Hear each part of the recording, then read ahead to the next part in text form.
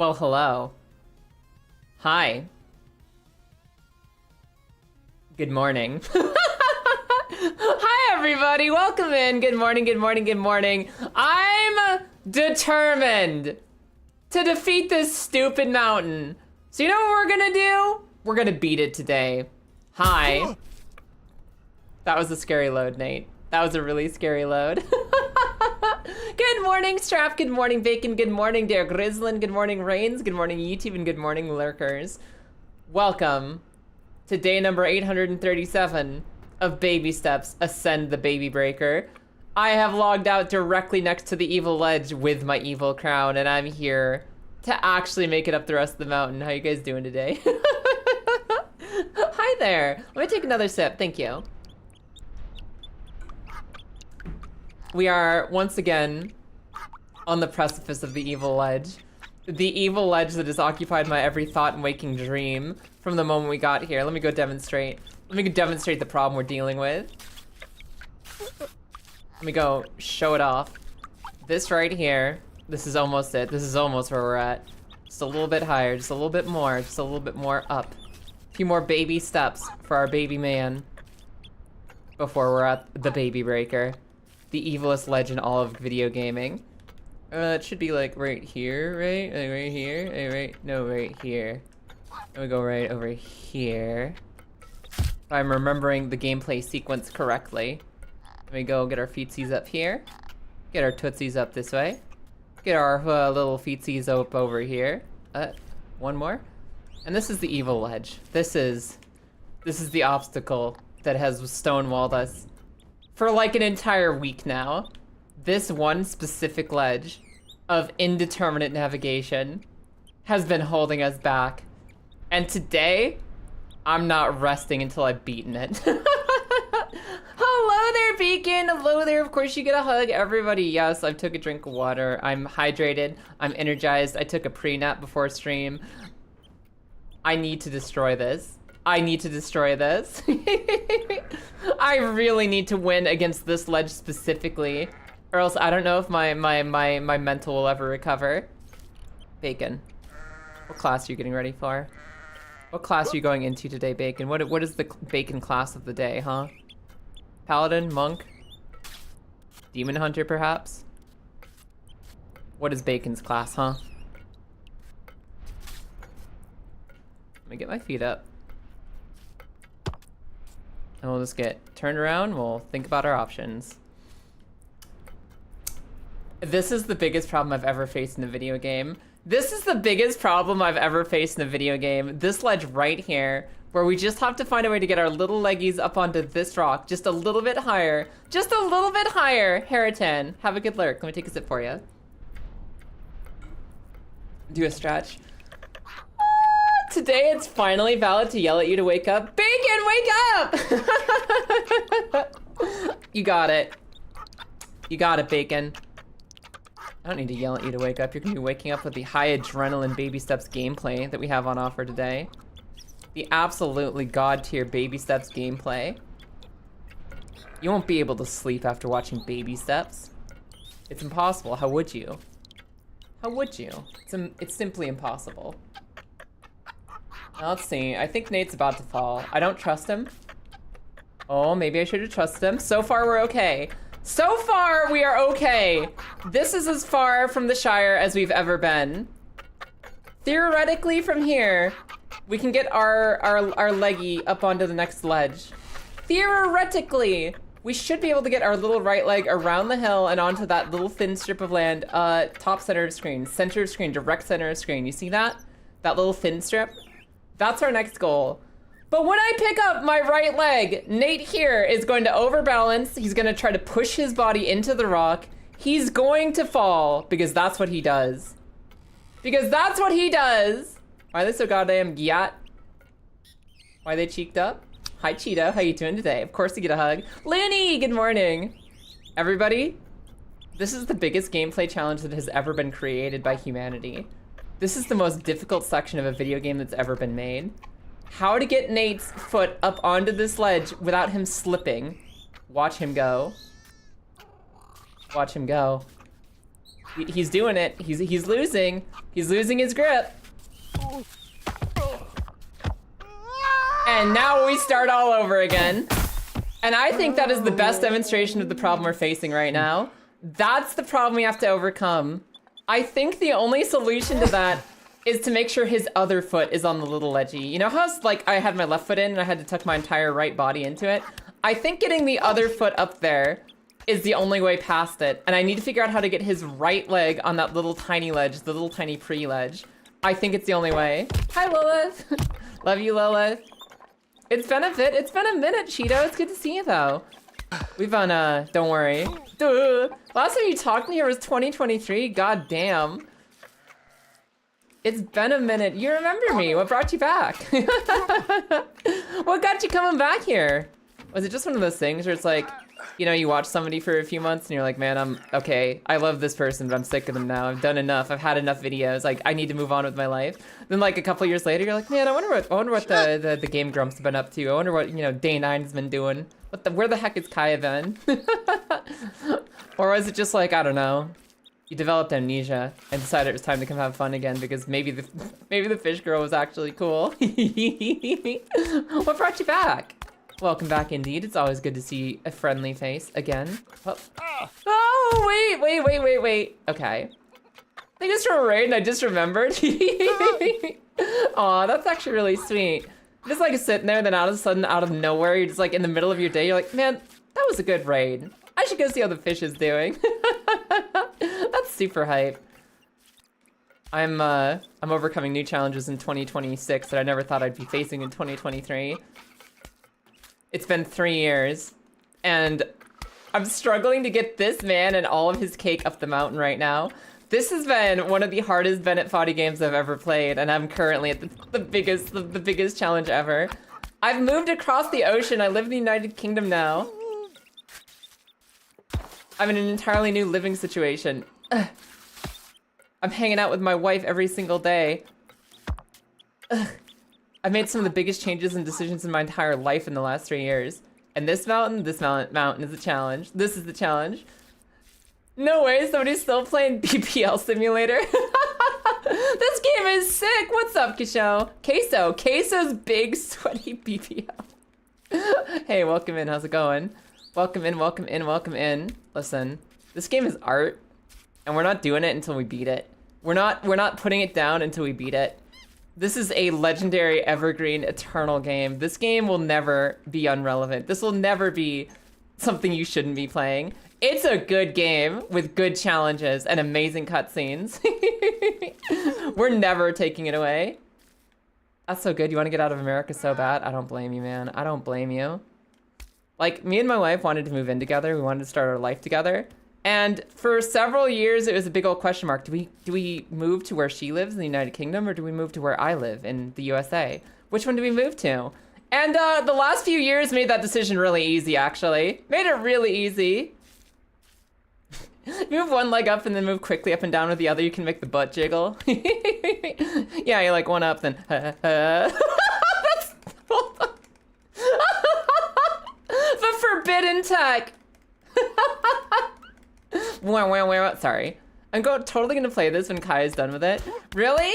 I know you were talking about you being interested in it, but I didn't know when you were gonna be interested in it. And I thought that maybe having watched me play it, you just like you wouldn't be interested in playing anymore since you've seen the whole thing kind of on and off in bits and pieces. I don't know if you're still gonna play it sometime. I'd love to see you play it, Lilith.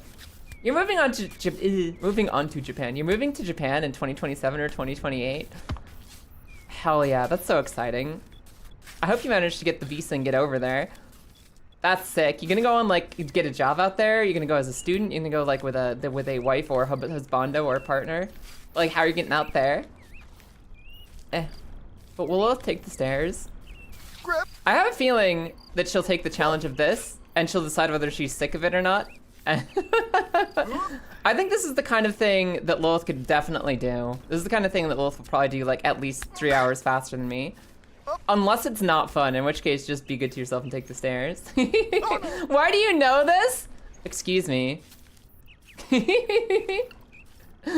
Queso's big sweaty BBL clearly is an expert at this game. Oh, knows all the forbidden tech, knows all the hidden exploits, knows all the speedrunning strats, and knows, most importantly, how to activate Nate's incredible jiggle physics. How could you play this game and not know the jiggle tech? I'm honestly ashamed that I've gotten this far without realizing that's the best way to jiggle the wiggle. I've been taught today. The jizzle physics? It's not the first time I've said that. Every time I say jiggle physics, there's like a 50% chance I say the wrong thing. Don't you worry about it, Marissa. Don't you worry about nothing, okay? We learned new jiggle tech today. That's all that matters.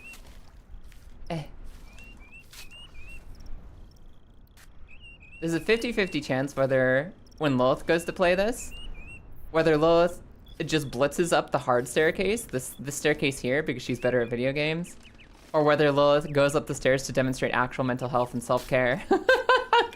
It's one or the other. Both are a style, I think. I think either you style on someone by taking the staircase better, or you style on someone by showing that you actually care about your mental health and you just take the regular stairs. I think those are the two paths afforded by this adventure.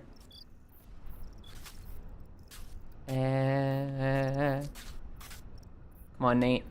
Come on, Nate. Okay. So I think I need to get my right leg out onto the tiny ledge, which means I need my left leg. Ugh. Do I need to go in sideways a little bit? Like, how do I do this? How do I actually do this? I'm gonna do something crazy. I'm gonna turn Nate around. I'm gonna attempt to turn Nate around.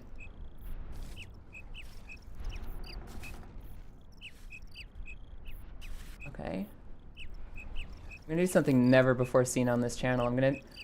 My next goal is to get, you see that little tiny lip? That little tiny lip, lower left corner, little tiny lip of rock. I wanna try to get Nate's right foot on that so he doesn't turn himself into the rock going past it. That's the next step. It did not work. Watch the crown, watch the crown. All right, we got it. I think that might be, if I can do that successfully, that might be the only way to get him up to the next step. I think that's the only thing. I have nothing to prove. Lil says she just goes up the staircase is the one possible outcome. Exactly. You either have something to prove and you prove it, or you have nothing to prove and you frickin' go for it. It's one or the other. There's no in between. Presto Changer, of course you get a hug. How you doing? All right. All right, I have not yet figured out the secret tech to getting past that climb. I think I'm starting to get further in my research. I'm putting on my lab coat and my scientific method today, and we're gonna test some things out. We're gonna test some things out, and we will find our way through. Where'd the crown go? Crown wants to be in the grass because I don't see it on the ledge. All right, hup. Oh crap! Come here, crown. It's got to be like a little bit over in the grass here. Come here. Hup. Dang it! No way anyone would survive that. It's okay, we got isekai'd. We got isekai'd into the afterlife. There's no death anymore. We're actually safe. We're actually safe and fine. Thank you for the follow. Hope you're doing good today. All right, so we're going back up. We're going back up. We are going back up. Our goal today is to do the science necessary to overcome the evil ledge, which means not wasting our time climbing up a million times. Good morning, Darius. How's it going today? GM Darius, Jarius. Hello there. I was gonna ask, and I might have asked this before, Darius. Is the GM for like Grandmaster, like some kind of PvP league, or is the GM for like Game Master? Is that like a tabletop thing, or is that like a... Is that like you are a Grandmaster of something? Game Master, gotcha. Like tabletop, yeah, makes sense. You do have the intrusive thought of how hard this must be in first person. You know, do you remember, Marissa, there's actually a GoPro hat. There's like a GoPro helmet with a camera on it that puts you in first person mode. And you could play this entire game in first person without needing a mod. Which to me sounds disgusting. Sounds disgusting. Hold on, Nate. Settle down, buddy. Please? Ow. Is this Benny? Yes, this is Bennett Foddy's next game immediately after getting over it. This is the first thing he did. There's also, I need to start remembering, there's 2 other devs who worked on this. This is a 3-dev game, so it's not just Bennett Foddy. It's not just Bennett Foddy, but yes, this is also his work. This is something he got in on. VR baby steps. You know, I don't get motion sick during VR. I've never gotten motion sick during VR, so I don't think that this would start it for me. But if I was gonna get sick during any VR game, this would be it. This would be the one. I don't know, I played racing games just fine. I played like parkour games just fine. I don't trigger epilepsy I didn't know about when I'm playing Beat Saber. I think I'm actually just immune to VR problems. VR ragdolling. God! No! Get me off this filthy machine! Duh! Okay, we're good. So it's a game with 3 Bennett Foddies. Yeah. No, Bennett Foddy is actually one of the characters in this game. There's this guy named Jim who is voice acted by Bennett Foddy and is basically just Bennett Foddy. He's great. He's disgusting stairs, baby. Disgusting stairs, baby. Filthy. The game immediately after Legless game is in fact Legs game. Legs only. Legs only in this one. She took the stairs. The stairs took me and I got away from them. The steps took me and I got away from them. Let's see. Listen. Listen. So basically this game is timeless art. Yes, I'm still playing it. And now that I've discovered this challenge, I don't want to quit until we overcome it. I need to figure out how to cover that evil ledge. I need to figure out what the actual answer to evil ledge is. There's only 2 possible outcomes I can think of. Imagine this little rock. I need to get my foot on this little rock, right? Imagine there's this little tiny rock here. So I either need my right leg on it, so I can swing my left leg up without crushing into the wall. Or maybe there's one other solution. Let me see if I can demonstrate my other potential solution for tiny rock evil ledge. Tiny rock on evil ledge. Up here, up here, up here. Whoop. Up here, up here, up here, up here, up here, up here, up here. Back, back, back. Where's my tiny rock? There it is. When did this game come out? 2025, like April? I think it was April this year. The other potential solution to tiny rock is getting one toe on it. Get a toe out on the edge, right? Like just out on the edge. And then getting my other toe out on the edge. Maybe if I get both feet just tippy-toed on the ledge. Which will also be difficult, like tippy-toed like that. There's a chance that we can stay on the little rock and get up safely. But it's gonna be hard to do. It's gonna be hard to do with the way that lip hangs out and just pushes Nate around. Where'd my crown go? Where'd the crown go? Because one of the major goals of this playthrough is to get all the way to the top with the crown. I might not be super challenging myself to the hardest difficulty of this game, which is first person mode, but I'm definitely making it up with my crown because the crown is what I care about more than my own life. The crown is the most important part of the climb. If you don't ascend with the crown, you aren't worth nothing in my eyes. April hasn't even happened this year. That's what I meant. April of 2025. I keep forgetting we've already had a 2026. It's been 2026 for a second. Who keeps track of these things anyway? Nate. Nate, be careful. Nate, be careful. Okay. Good. It's September anyways. It was September? Really? No way. Today I learned. I could have sworn it was earlier than that. Hup, hup, hup, hup, hup, hup, hup. No! My hat. Why? Where is your crown? Yeah, it was a little high up. It was a little high up. Calendar printers, they want to keep us buying. Filthy. Filthy. I can't believe that time was invented by calendars as a way to sell us more calendars.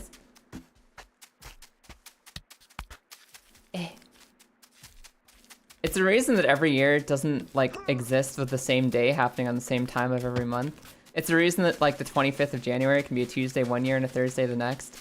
That was specifically engineered by calendar corporations to make sure that you had to buy different calendars every year instead of just using the same one. Printers were a mistake. Ty, what's happening? Is this a work time fire? What's happening to make printers a mistake today? I mean, yes, they're the worst part of anything, but time is a lie to sell clocks. Nothing today, just in general. Just that was your first thought this morning. Printers were a mistake. Yeah, that's fair. Just wake up, your like eyes shoot open at 6 a.m. and you're like, printers. Printers suck. Yeah, same. Hi, Mr. Oddity, welcome in.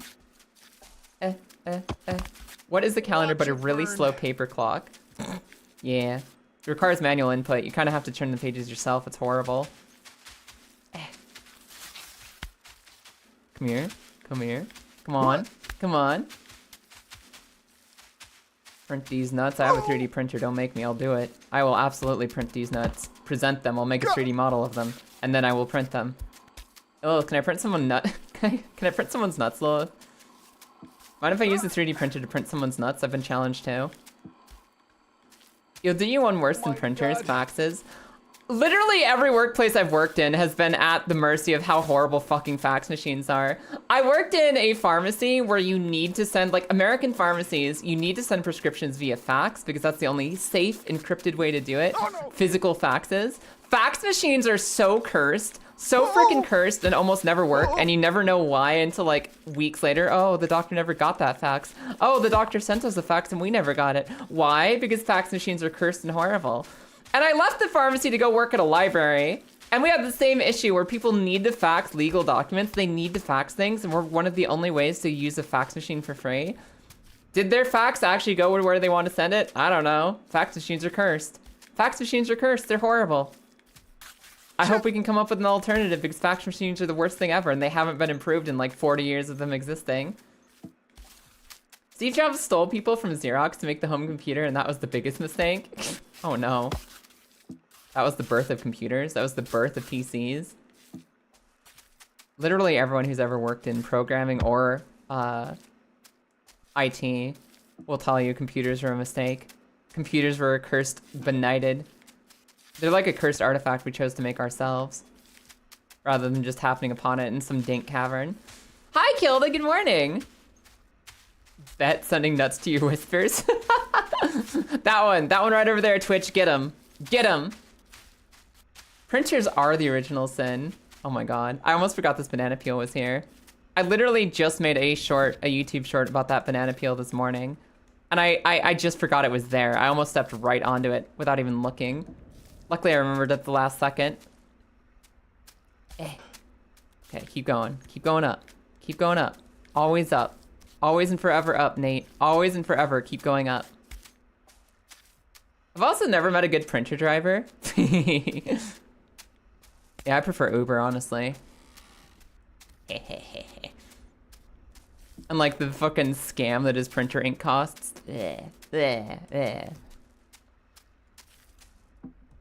Finar, what are printer ink cartridges made out of? Octopus gold? Probably. Letters are scans created by dictionaries. Some are dictionaries. Yeah, the English language and any language as a whole. Mostly invented by dictionary companies to sell more copies. What's wrong with nuts? We got peanuts, cashews, walnuts. Can I have some hazelnuts, please? I wouldn't mind some hazelnuts. Hazelnuts are good. I guess the hazelnuts are mostly good in chocolate. They kind of suck on their own. I've recently discovered that pistachios are amazing. I never trusted pistachios because they're weird and green. But then I had some pistachios. I was like, I've been a fool all my time. All my life. I was judging a book by its cover, like a fool. Pistachios being green has nothing to nerf their power. They're actually incredible. What? It's weird, okay? The nut is green. Most nuts are not supposed to be green. If you have green nuts, you see a doctor. If you have green pistachios, apparently it's okay. I didn't trust them. What? I wish I had cashews. Cashews are kind of nice, but I don't know. I burn out on cashews quickly. Cashews are one of those things, it's like gummy bears. Or if you have like 3 or 4, it's like, that's nice. If you have more than that, you're like, that's too much. I need to slow down, man. Cashews are too rich for me. You were convinced by the Grinch's salty green nuts. Eventually, pistachios became okay for me. I like them. Hi, Trevor. I almost said hi, Panda. Hi, Trevor. How you doing today? Hello. Good morning. I'll take a drink in just a second, Trevor. Let me just get up on this ledge real quick. Okay. All right, let me take a drink. Almonds are green when they aren't too old. Really? Do almonds start green and then eventually like ripen into just being almond colored? Hazelnuts are the worst ones. They're good in chocolate. They're kind of lame by themselves. What is the worst nut? Walnuts have the same problem as cashews to me. There's a little too much. Like walnut, I like a little bit, but not all at once. I can't binge on walnuts. Almonds are a little boring. Almonds are a little plain. Almonds are like, I'd rather have anything else. Almonds are very, very, very like, it tastes like nothing to me. Peanuts are very good. I like peanuts. I'm a peanut slut. I love peanuts. Cashews are good, but not too many at once. And the other thing. Pistachios are just, I think pistachios are actually the best nut, even though if they are weird and green. Even if they are weird and green, oven-baked walnuts, okay, fair. If you bake the walnut is incredible. Absolutely oven-bake the walnut. Honestly, most nuts are amazing when you roast them. I've had the amazing street roasted honey nuts in New York City. I've learned the magic of the nuts cart. And those things are incredible, man. Those things are wonderful. Honey roasted nuts are so good. Okay, we're back to the evil edge. We're back to the evil edge. We've had 2 theories of how to get up here. We've had 2 theories about how to get up here. This little tiny, see like the shadow of Nate? You see the shadow of Nate's giant ass on this rock? You see how there's this little bit of white on that rock? You can stand on that. That's our yellow paint to say you can stand there. You could go left leg there, right leg on this tiny little nubbin, and then keep going up from there. But it's been really hard to get around this frickin' rock if we try that. The other way is to go up this right ledge and try to squeeze around the sides, which has also been disgustingly, horribly hard.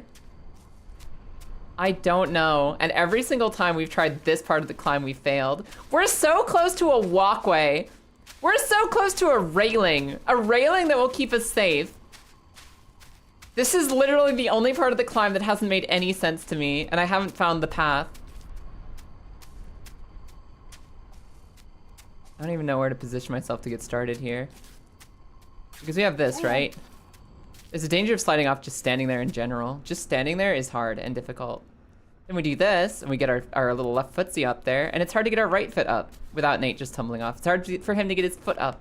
He can do it, we've done it before, but it's really hard. It's really, really hard. Sometimes if you really stretch, you can get it up there. But it's like not consistent, whereas we can oh. Now I just need to get his left leg somewhere meaningful. We just need to get his left leg somewhere meaningful. Shit. See, that's my problem, is when I do get my right foot up there, there's nowhere for the left leg to go. He can't curl it up enough. He can't curl it up enough to get on that next step. That's like really close to the right thing, but it's just not quite working. Hold on. Nate, were we cooking? Were we cooking, Nate? Were we cooking for a second there? And if we slip up, we go all the way down the mountain. If we slip up, we go all the way down the mountain. Can't you just climb the green thing? So here's the thing. I was looking at this tower of staircase from miles away for hours thinking, oh my God, that staircase, that's the promised land. We use that staircase, we just get to go straight to the top. It's going to be incredible. Then you get over here, you get to the staircase, and Bennett Foddy himself literally shows up in the cutscene to say, hey, I built these stairs for you if you're feeling like actually doing something easy for once, if you actually want to take care of yourself, if you want to be good to yourself.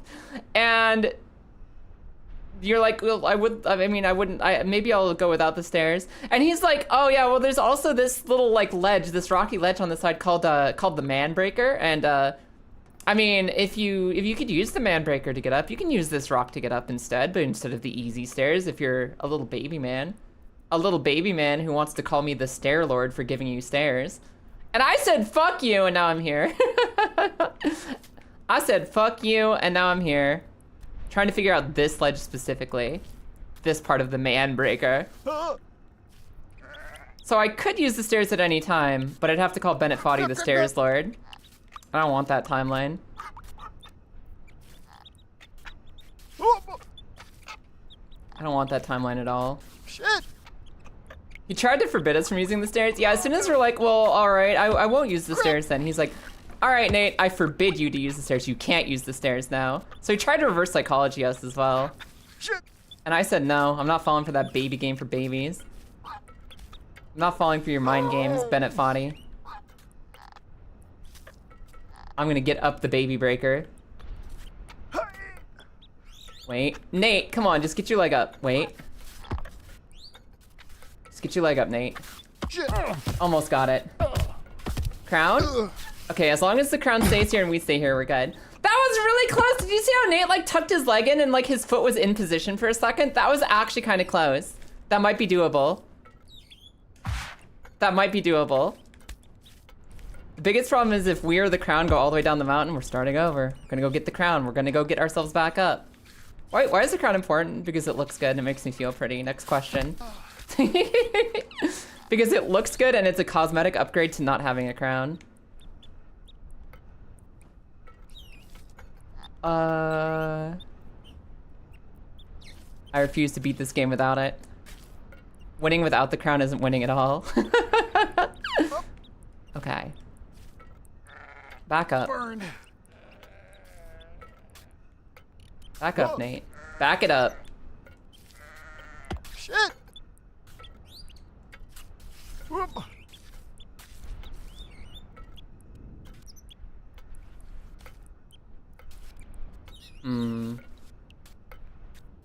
Wait.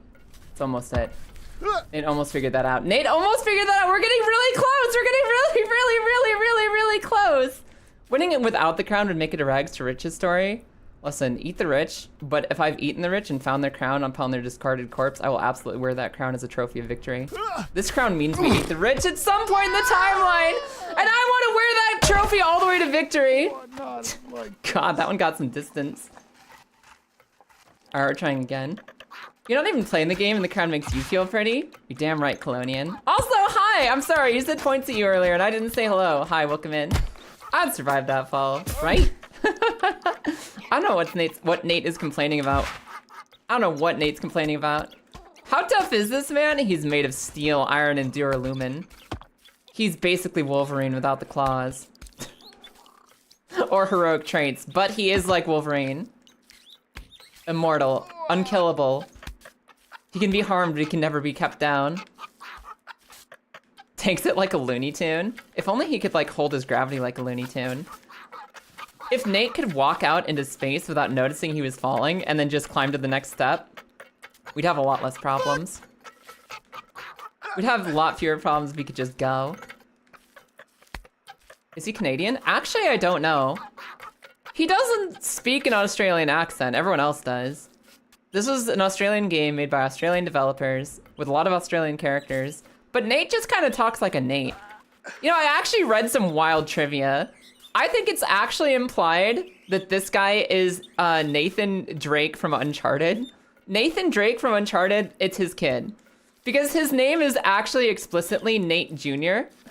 And I forget why, but there's like some little trivia at the beginning of the game that actually implies that this is Nathan Drake, Uncharted's kid, who died of pizza overdose in a basement and now woke up in Isekai Land. No. And I don't know where Nathan Drake lives, but I assume it's America or something. I don't know anything about Nathan Drake. I've never played Uncharted. I don't care about Indiana Jones treasure hunting stories. I don't care about Tomb Raider stuff, other than the art. So I've never been tempted to go play Uncharted, but everyone says those games are great, and they really like them. So I have to assume they're good games. I just don't know anything about him as a character. So wherever Nathan Drake is from is probably where Nate is from, because he is the one and only Nathan Drake Jr., rock climber extraordinaire, built for this in his jeans and his jammies. Nate can only be killed with emotional damage. It's okay, he's learning to overcome. Which is actually kind of cool. This game is like a little understated. It's like, oh yeah, look, you're little baby man for babies. But it's actually got a really sweet arc about him learning to be less socially awkward, to start challenging himself, to start fighting for meaning and purpose in life. It gets a little heavy sometimes even, and it's been really good. I like this. You're actually the biggest fan of games like this, actually? Really? Am I? First I'm hearing. Like the games like Uncharted and whatnot. I don't know. I've just never played. I've never thought like, man, I wish I was a wealthy fucking explorer raiding artifacts in Lost Civilizations. I've never felt like playing a game where you're just a person looting. You like him so much, you play him all the time. Damn, I guess I was wrong. I'm glad somebody knows me better than I know myself. Yeah, I don't know. I've never seen Uncharted and been like, man, I wish I could play that. I've never even seen Tomb Raider and thought, man, I wish I could play that. I don't know why. It's just like a genre that I have no interest in. Whoop. Oh, so this game, there's like a lot of cutscenes and quick time climbing events, and you're basically Indiana Jones. Okay. All right, that's it. There's nothing wrong with it. I don't got beef with it. I'm just like, yeah, that's a video game. That certainly exists, and I'm glad people like it and have fun. But like for me, I don't care. I just climb a video game. Probably doesn't help that I've never cared about Indiana Jones in my life. I had friends who grew up loving Indiana Jones. The only reason I cared about Indiana Jones is because my friend's obsession with Indiana Jones meant that he bought an actual literal whip. And then I got to play with the whip sometimes. So it's like, when he was like off doing other stuff, I'd just like borrow his whip and just go like whip cracking in the backyard. And I can tell you for a fact, there is nothing more satisfying than an IRL whip crack. Feels good.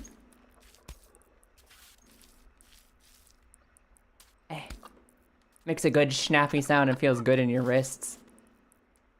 When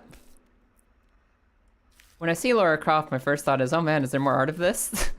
But usually not, do I want to play the video game? I'm just not a climbing, I guess I'm not a treasure hunting archaeologist girl. Ain't got no interest. Ain't got no interest at all. Okay.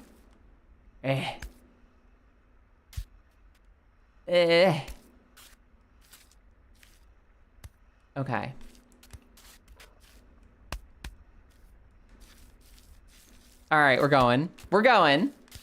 It's probably just my like ridiculously filthy, uncontainable normie bias, anti-normie bias, where I'm like looking at the games, I'm like, yeah, these look like games for normies, and that's a stupid, immature thought to have, but you know, sometimes we don't win against our intrusive thoughts. Sometimes we don't win against our intrusive thoughts and we just get stuck with those stupid biases. And that's just our life story for, you know, why we don't play something. You're like a roguelike and fighting game connoisseur. I like roguelikes a lot. Roguelikes are awesome. Fighting games, my favorite is Smash, and second is Tekken. And yes, Smash counts, platform fighters counts. It's like pretty much Smash, Tekken, and I actually really like 2XKO. 2XKO is awesome. I mean, it is awesome. I don't play it that much, but it's a really good game. The League of Legends Riot fighting game is pretty good. It's fun to be able to duo with your wife and have like the super tag team battle. Super co-op tag team battle with you and your wife kicking everyone's ass. We played during the beta for 2XKO, and people called us filthy E-daters when we won, which was hilarious. Filthy E-daters. Because they just couldn't handle getting styled on by two cute girls. Hey Pizza, how's it going today? Pizza pasta. You love visual novels? Your favorite is Staley the Princess? Man, I like Fault Milestone 1. My favorite visual novel is Fault Milestone 1, which is a really cool, unique little fantasy anime style visual novel that had a really good first part, and I think it had, yeah, and a really good second part. And they said, all right, the next part is coming out soon, and it's been that way for 8 years now. I don't think it's coming out. I think they fell apart. It was like an indie visual novel, and I think they're dead now. Not like literally dead, but I think the project is dead because we haven't heard from them in like 8 years. So I think that shit's over. I really liked Fault Milestone 1 and Fault Milestone Above, though. Really, really cute visual novel about some definitely just roommates. A royal princess and her lady bodyguard. It was really, really good, and I don't know if we're ever getting another chapter. I like visual novels too. I like visual novels, but like I feel like I never make the time to play them because I'm always looking when I'm playing video games. I'm looking for something action-y. Either action or potato. I either want action or I want like Stardew Valley. I want to play Dark Souls or Stardew Valley, and there's almost nothing in between. And when I'm playing a visual novel, I'm like, this is really cute and sweet, and I like it, but I want to push more buttons. I want to push more buttons, and I just never make time for it. They haven't released Doki Doki Literature Club 2. Were they planning a Doki Doki Literature Club 2? Really? I didn't know they were planning a second one. God. Okay. Oh, Nate, that was the wrong time to be Spider-Man. That was the wrong time to be Spider-Man and just jump to the side. You're supposed to stand straight up. You're supposed to stand straight up, not just rocket off to the side, bud. Yeah, Smash counts. Yeah, people who say Smash isn't a fighting game are missing out. That's like saying that, you know, Tekken and Tekken or Guilty Gear are not fighting games because they're not the same fighting game. There's all kinds of different fighting games. We got anime fighters, we got 2D fighters, we got 3D fighters, we got platform fighters. Smash is platform fighter and it's good. Was that a hard hat? Yeah, I got a hard hat down there. I brought over a hard hat from like a really difficult balance beam challenge because I thought I lost my crown, but I didn't lose my crown, so the hard hat gets to rot in obscurity now. The hard hat, like the stairs, will never be worn anywhere. We don't need it. That's a totally optional hat. Unlike my crown, which is mandatory. Is there a wrong time to be Spider-Man? Yes, right then. Exactly right there where I told him to not be Spider-Man was the wrong time to be Spider-Man. Your butt. Also, if you prefer to be Spider-Gwen. If you'd rather be Spider-Gwen, that's an absolutely there's never a good time to be Spider-Man. Cold. I still don't understand why Spider-Man is like one of my favorite heroes of all time. And I never think about it like as, oh yeah, man, fucking Spider-Man, he's so cool and inspirational and I look up to him and he's like my favorite character. But every time there's a Spider-Man movie or game, I'm just like, yeah, oh hell yeah, oh hell yeah. Like I don't consciously think of Spider-Man as one of my favorite characters, but literally every time a Spider-Man thing happens, I love it. I have so much fun with it. So I guess by default, even though I never think of Spider-Man the character when I'm thinking of favorite characters, literally every Spider thing has been so much fun, whether it's Peter Parker, Miles Morales, Spider-Gwen, literally anything Spider-Man. I'm just like, yeah, this is fun and I love it. So I guess Spider-Man is one of my favorite heroes, even if I don't really think of it the hero first when I think of, oh hell yeah, that person. I just know that every time they make a Spider-Man thing, it's really good. Let's see. It says coming soon after a 6-year hiatus. And it says this when the game came out in 2016. Oh my god, Doki Doki Literature Club 2 is never happening. Or Project, what is it called? Project Libitina? Yeah, that's not gonna happen. It's not gonna happen. The ledge is more villainous even than the Green Goblin. This ledge is horrible. Not this ledge, but the one up above that I keep falling on. This banana peel, manageable. Easy even. Goodbye, banana peel, fuck you. Down below, no problem. Up here, no problem. The ledge at the top, evil. Worst villain in any Marvel franchise. Fault Milestone. Oh, yeah! No, yeah. They had a game that came out in 2015. They didn't communicate for like 6 years. Then they're like, after 6 years, they're like, yeah, coming soon. We're actually gonna make the game finally. And then they haven't been heard from since they said coming soon. It's not coming. I love that game series. It's not coming out. It's just not gonna happen. I still have it on my Steam wishlist on the off chance it actually exists someday, but I don't think it's going to. I really don't think it will. The Ledge of Doom! Doom! Fault 2 Below. I mean, it's all the same series. It's all the same storyline. But they haven't had any updates on a new thing coming out, period. They're just, I don't think they're working on games anymore. I think they probably had some sort of personal life collapse that made it impossible for their team to keep going. What if you prefer to be Dick Grayson? The more power to you. You can be any kind of Robin you want to be. If I could be any superhero, I'd be like some alternate universe femme Nightcrawler, because teleportation is my favorite power. Teleportation is my favorite power, and being a cool little demon girl would be sick. Being a demon woman, imagine. Imagine that. With like horns and blue skin and everything. Pretty cool. Pretty much. Hey. Hello. Hello. Hi Colossus, welcome in, how you doing today? Yes, we are dealing with doom today. We're dealing with the doom of my climb. The doom of the entire climb up here. This is kind of a risky step because sometimes Nate messes it up. This is kind of a risky step. It's also the hardest to find the crown from. God. I didn't see where it landed, but there's no way it stuck to the side of the rock there. Give you Mystique or Plastic Man. You want to do shapeshifting and transformation? It's pretty sick. That's not a bad call. Transformation is a cool power. Be anything you want to be at any time. Isn't Plastic Man like the DC Mr. Fantastic fucking Plastic Man? Isn't he like broken? Isn't he like stupidly powerful? I remember reading that as like DC Comics trivia somewhere, that just the guy who's stretchy is like ridiculously strong. He's actually insane. Yeah, because like I didn't think he'd be that strong. Part of the reason Reed Richards is so strong is because he's just a smart dude who makes stuff. Plastic Man is just stretchy, but there's like some other stuff that makes him really broken, right? And he's also a smug asshole. Every time I see him, he just looks so silly in like 80s in his design, even silly in like 60s. And I have a hard time taking him seriously, but I hear he's an extremely strong dude.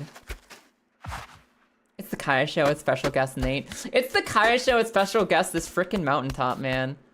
This frickin' hill. He's actually true invulnerable. Oh, okay. Reed Richards ain't shit. Plastic Man can control every atom in his body. Okay, fair enough, fair enough. And actually true invulnerable. What the heck? Whoa, whoa, whoa, whoa, whoa. Not Deadpool level. Let's swing it down a bit.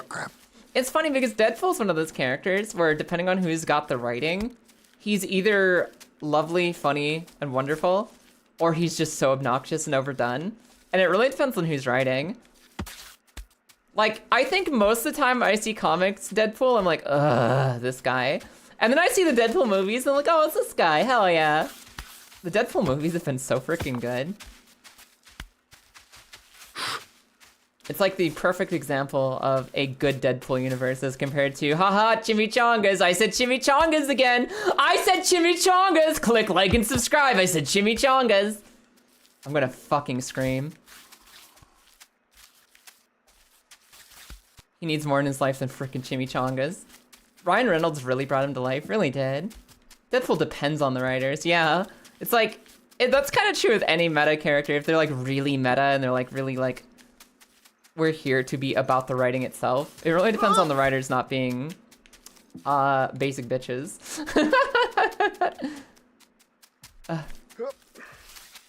Eh. Eh. Nate, hold on. Hold on, Nate. Controlled fall, controlled climb, controlled climb. Even better than controlled fall. Awesome. Good writing often makes or breaks characters. I mean, it's like, yeah, it's like saying the sky is blue, right? It's like saying, ah, yes, good writers write characters good. Yes, yes, let me stroke my chin in thought and ultimate critical thought. I'm so good at analyzing things. Good writing is good. But like, you know, even bad writing, there's some characters who you can get behind because they have a really strong personality or they have like something likable about them. Even when the writing is not so good, you can still like them. Some characters are just miserable the second they have even like 7 out of 10 writing. Deadpool is one of those where the second somebody's even not like immediately on point, he just becomes so obnoxious. Fork found the kitchen. You found a fork in the kitchen? Were you looking for a fork in the kitchen? Oh yeah, frickin' good writing good. Yeah, I got you. If you can't imagine your Batman saving a child, then that's not Batman, it's just another version of the Punisher. Yeah, I think that one of the weird things about like superheroes is that everybody has a different idea of what that superhero is. And some ideas are very close to one another. Like we decide Batman's a good dude who likes, you know, saving people. That's generally what people think of Batman is. Some people see the Batman part where he's like, fuck criminals, I hate criminals so much, and they're fine with him just being the Punisher because that's all they care about is Batman being like, yo, fuck criminals, I'm gonna beat him up. That's the only thing that matters about Batman. Some people only care about the fact that he's smart. And it's like, yeah, as long as Batman is the smartest dude who can like figure out how to solve anything, that's all they want. They just want him to be super inventor, I researched every possible outcome man. And it's kind of cool because it means that different people can bring different versions of a character to life. They can see different things they can care about, and they can make stories that really emphasize those things. And sometimes they have an idea about the character that has nothing to do with why you like the character.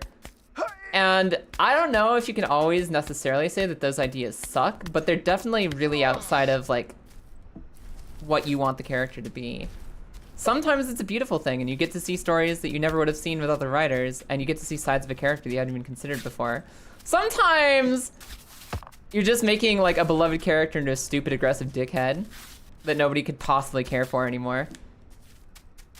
And whether that's like legit bad or just like an unpopular idea, I don't know, it depends. Depends on the writing. I'm definitely a big fan of like actual Batman, like actual like I'm trying to do the right thing for people Batman. Yeah, that was the quote we were just talking about, Kilda. If you can't imagine Batman comforting a child and you didn't write Batman, you wrote Punisher with a bat hat. Punisher with a silly hat. And that's the thing, is like, the ideas, the characters live this long.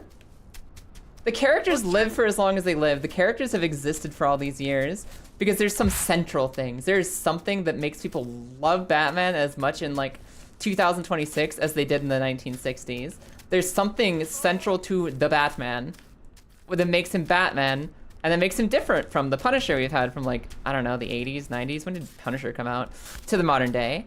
They're very different, and the things that have stayed the same over all those years are what we love them for. And if you start taking that away, they just aren't the same character any longer. It's weird, man. It's weird. It's just the way that we evolve and tell stories over time. Sometimes you get a cool new version of someone, and sometimes you get something that just does not feel sincere anymore.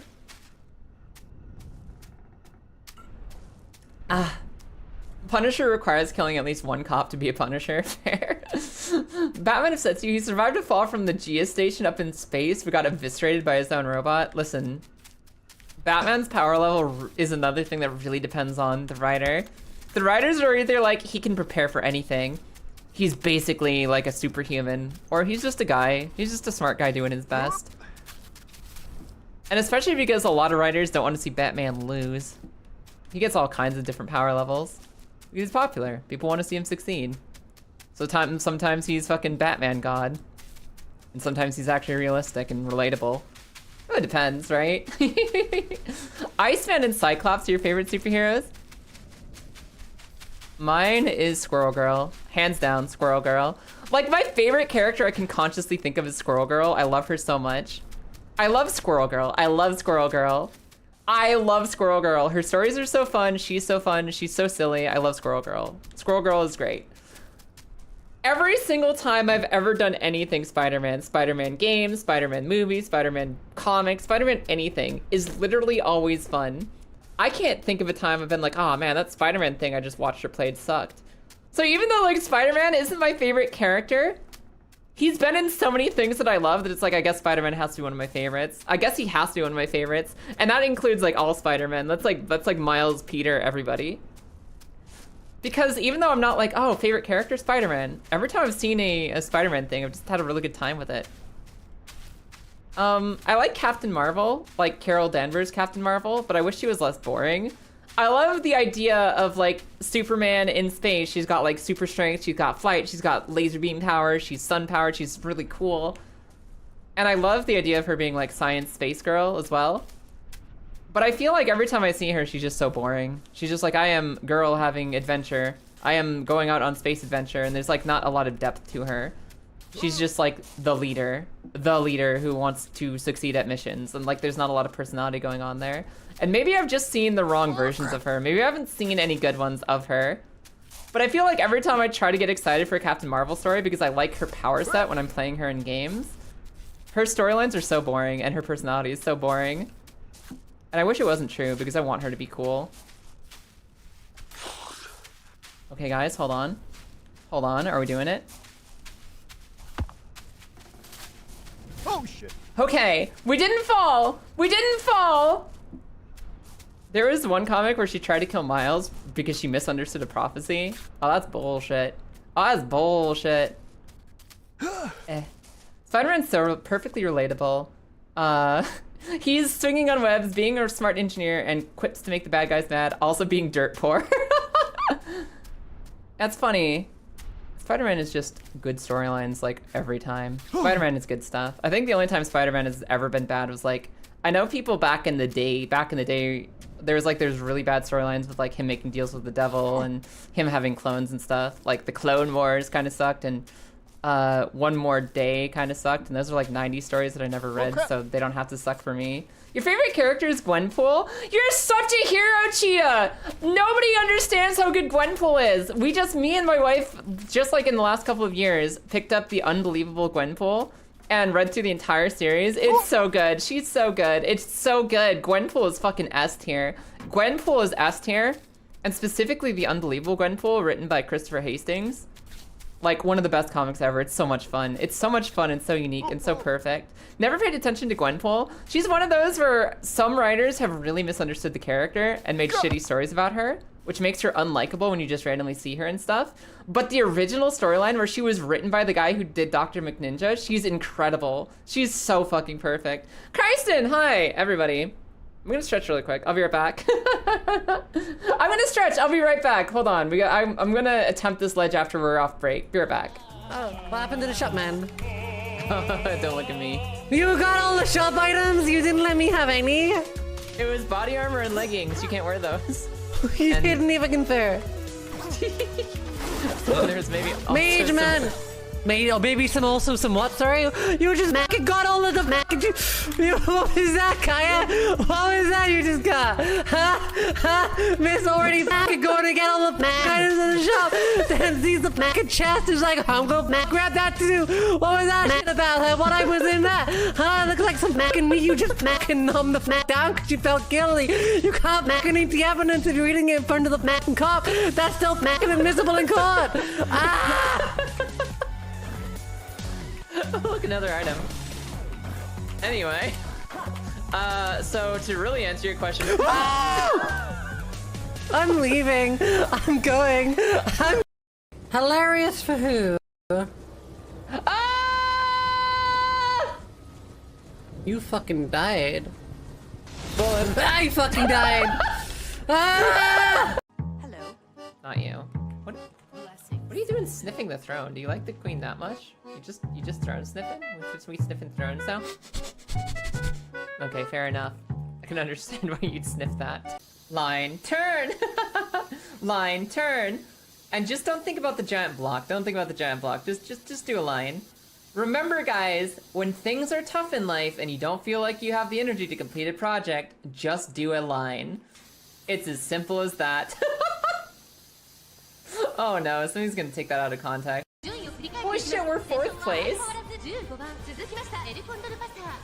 And you guys thought we were fucking cooked. You thought we were cooked.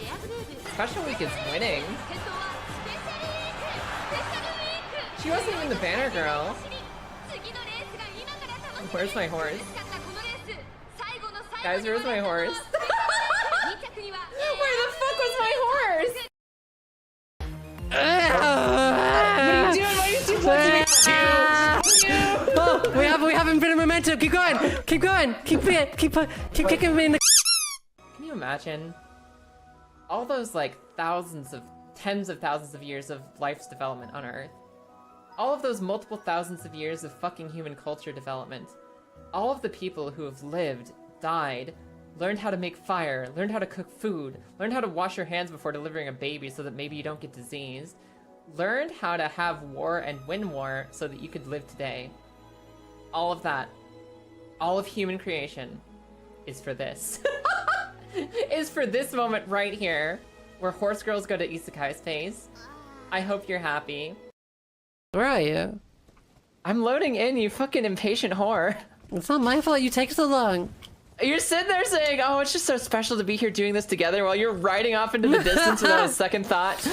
You're such a fucking salty kipper today. What's wrong with you? I wanted to hang out with you, you fucking butthole. Get over here. Yeah, well, that makes one of us. So fucking needy. Let me have my space. Yeah, get pulled. Fuck!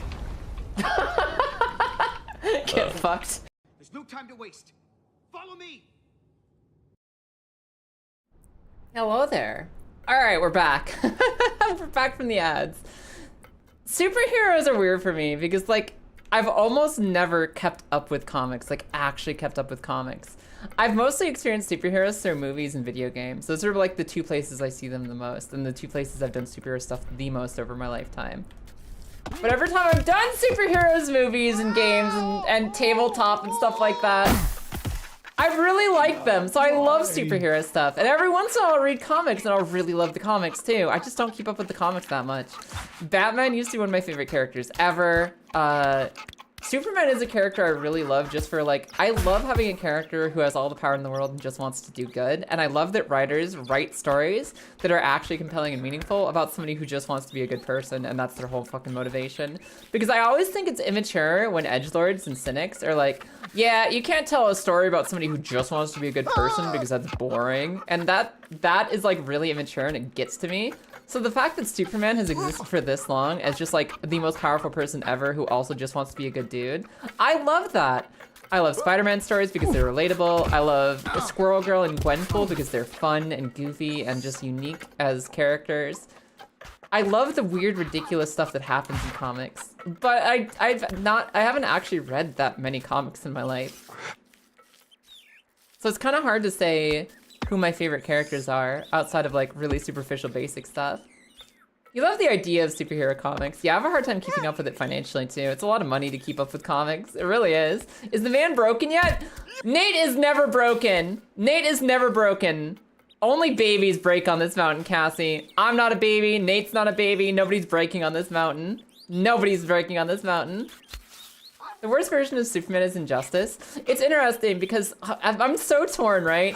I'm so torn because like I hate the baby idea that runs a lot of like what if Superman were evil comics. Like there's some people who write evil Superman stories because they're like, it's physically impossible for someone to have that much power and be a good person.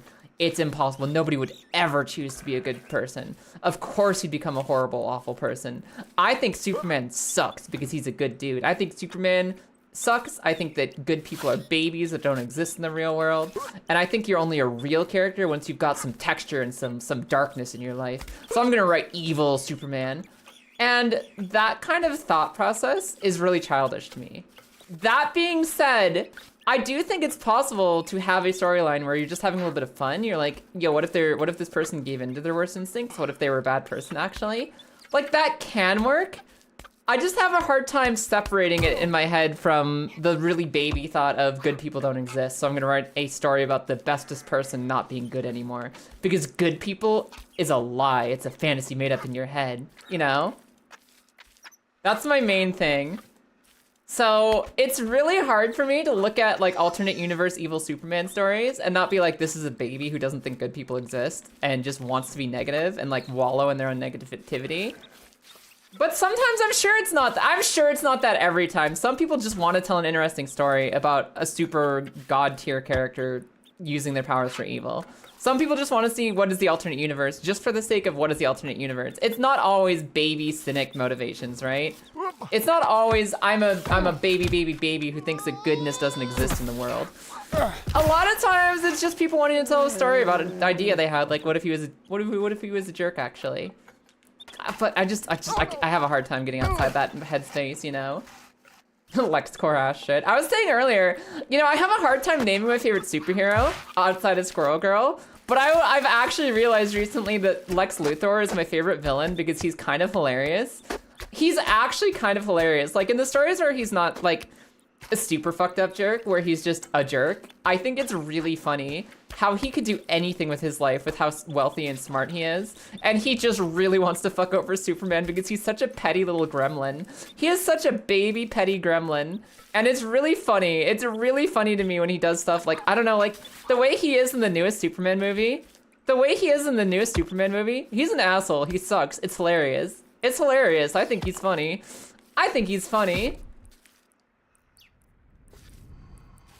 Hear me out. Injustice was actually incredible if you read it like it was coming out week to week. I mean, I don't know. We're talking about Injustice the comics or Injustice the games. They're both the same storyline, right? Alternate universe Superman is fun to show, but only when you know Superman is still there. Yeah, it's different. When you're saying like Superman is a good dude and that's fine and that's awesome and here's an alternate version of him, that's cool. When you're saying I think Superman's a stupid, non-realistic Boy Scout who shouldn't never be that person doesn't exist. So here's my story about how he'd really be. That's the difference between like a good alternate Superman and a bad Superman. A bad alternate Superman story. Again. Main universe Superman also came in and said, my duty to protect people won't stop at just my dimension. Yeah, they actually did have regular Superman show up in Injustice, right? And be like, yeah, I'm cool. I'm cool. Superman is the paragon of hope because of the folks around him. I love Superman stories, and I almost want to read, like, I almost want to read more Superman comics, just because I love the idea of writing a character who's just basically spits in the face of the idea that good people don't exist, spits in the face of the idea that stories about good people aren't interesting. You can have fun and create conflict with somebody who is immortal, invulnerable, and also just like a good person. That's actually, I will admit, that's hard as a writer.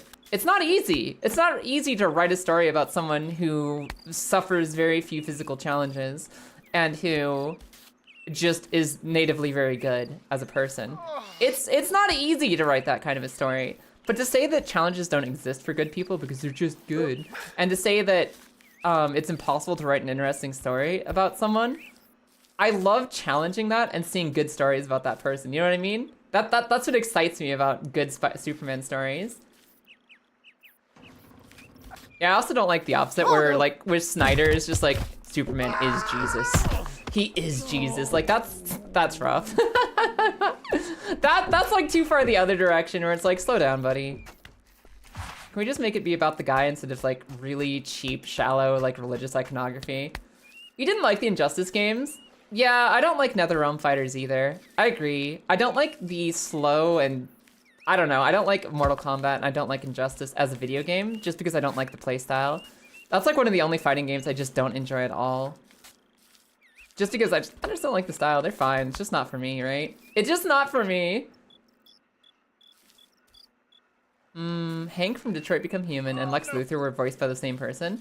I've never played Detroit Became Human. I saw like the first 30 minutes of Detroit Become Human and it felt like it was sniffing its own farts, so I'd never watch more of it. It felt like Detroit Become Human was trying to be Oscar bait as a video game, and I didn't like that. I didn't like the shallow, look, I'm so important and big and important and thoughtful, and I'm a very smart video game who's about the human condition. And I was like, yeah, this is Oscar bait, and I'm not gonna play it, and I'm not gonna watch it either. If people like it, that's fine, but it wasn't for me.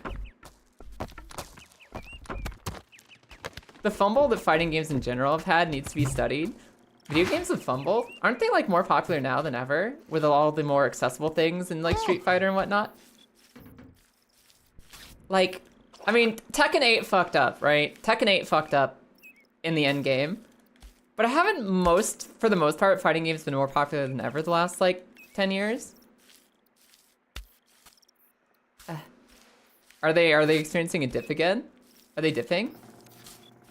Lex Luthor, Hank Hill, and, I mean not Hank Hill, Hank from Detroit, and Mr. Krabs was the same voice actor.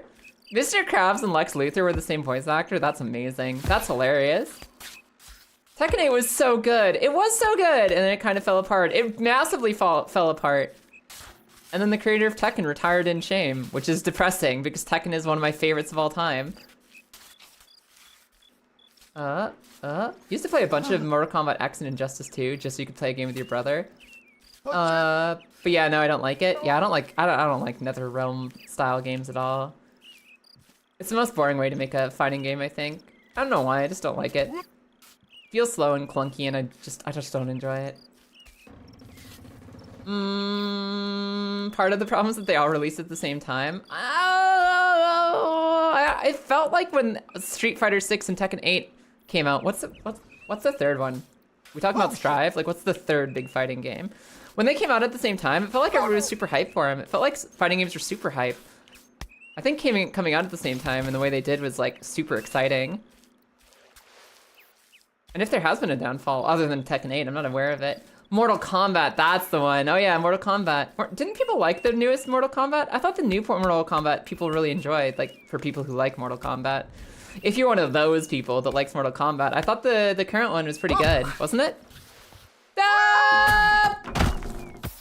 Ow. No. I wasn't paying attention. I was reading chat, I wasn't watching my steps. Much like Tekken, Mortal Kombat fell apart as it went on. Really? Isn't Street Fighter 6 still good though? Isn't Street Fighter 6 still considered good by people who play it? They canceled the future DLC for Mortal Kombat already. That's rough, buddy. That is rough. Trying to play Injustice on your iPad when it was the thing was mind-numbing. Oh no. Oh no. iPad fighting game sounds miserable. I was a child at the time. Fair enough. SF6 locals still get a lot of people. Oh, hell yeah. So one of the fighting games has survived. One of the fighting games is kind of surviving. It's funny because Street Fighter 6, like, I enjoy Street Fighter 6, but I don't enjoy it the way I enjoy Smash or Tekken. If you said, hey Kaya, pick 2 fighting games to play forever, it would be Tekken and Smash Bros. With like, probably Soul Calibur coming in at 3rd. Street Fighter 6 I actually have fun with, but it's not like my tippy top. It's not one of my tippy top games. I really like playing Cammy though. I'm a Cammy girl. Cammy's like exactly the kind of character I like playing in fighting games. And Azucena in Tekken 8. I love rushdown kicks. 6 just doesn't get a whole lot of patches, that's it. I mean, honestly, if a game's good, don't patch it for the sake of patching it, right? If the game's good, don't fix what ain't broken. Come on, Nate. Come on, Nate. Don't fall. Don't fall again. I think I left my crown up here. I think the crown got put up here somewhere. I don't know where, but I think it's up here. Actually, where did I fall last? Where did I fall last? Where did I fall and where did the crown go? There it is. Okay. Nate? Ah! Okay, at least the crown is with us. Oh. There it goes. There's no Jack 8 equivalent in Street Fighter? Really? Not at all? Fair enough. You don't like fighting games? Fair enough. The only things that haven't been self-destructing completely are Street Fighter 6 and Strive. Fair enough. I hear Rivals of Ether 2 is pretty cool too. You currently like Sonic's DC. Is DC Comics doing Sonic stuff? John Stewart, the Green Lantern, got empowered by the Wisps and did a massive rainbow power attack. What the hell? I didn't even know that DC Comics is doing Sonic crossover stuff. That's so funny. Strive is still going. Are there any Grand Blue enjoyers in the chat? I think Grand Blue has really fun character designs, and it was okay. It's like, it was a fun fighting game. We actually tried the Grand Blue fighting game. It didn't stand out to me like, I need to play this more. But it was like, yeah, that's a fun game. It's pretty good. You like playing the hot vampire chick in Strive? Okay, Baiken is one of my favorite characters in any fighting game. Guilty Gear Strive isn't the kind of game I want to play all the time because the inputs are a little too, like, non-intuitive for me. I don't like the fighting game style of Strive that much. I don't enjoy Strive's fighting game style. Baiken is one of my favorite fighting game characters ever. I love Baiken. I love fucking cool gunpowder samurai woman. I love her so much. She's such a badass. And if I could play Baiken in every game ever, I would. The first time I ever saw her, she was in a crossover on a gacha game. It's like a turn-based strategy, like, JRPG game. And Baiken was a collab character who showed up, and I was like, who is this? Who is Baiken? And my friends told me that she's from a fighting game series. I was like, she's from a fighting game? I need to play it. And I tried it, and it was okay. Guilty Gear's okay. I respect Guilty Gear, but I don't think it's the kind of style I want to play all the time. But Tiberius, Professor Tiberius in chat did teach me how to play Baiken. Because he knows how to play Baiken real good. So, I like Baiken. I think she's cool. I don't play a lot of Guilty Gear. If I could choose one character from any fighting game to exist in every fighting game forever, I'd choose Baiken. She's my favorite. She's a hero. Someone told me that Sonic's gonna be in Fortnite. I mean, do you have a confirmation of that, Ty? Do you think it's gonna be like the cursed Sonic skin you had in Fall Guys? Remember the Sonic skin in Fall Guys back when Fall Guys wasn't trash? Man, I miss Fall Guys. That game was incredible. Fall Guys was such a fun game. I miss it every day. Hi, Berserk Jerk. How you doing today? What a fun name. What a fun name. What the hell?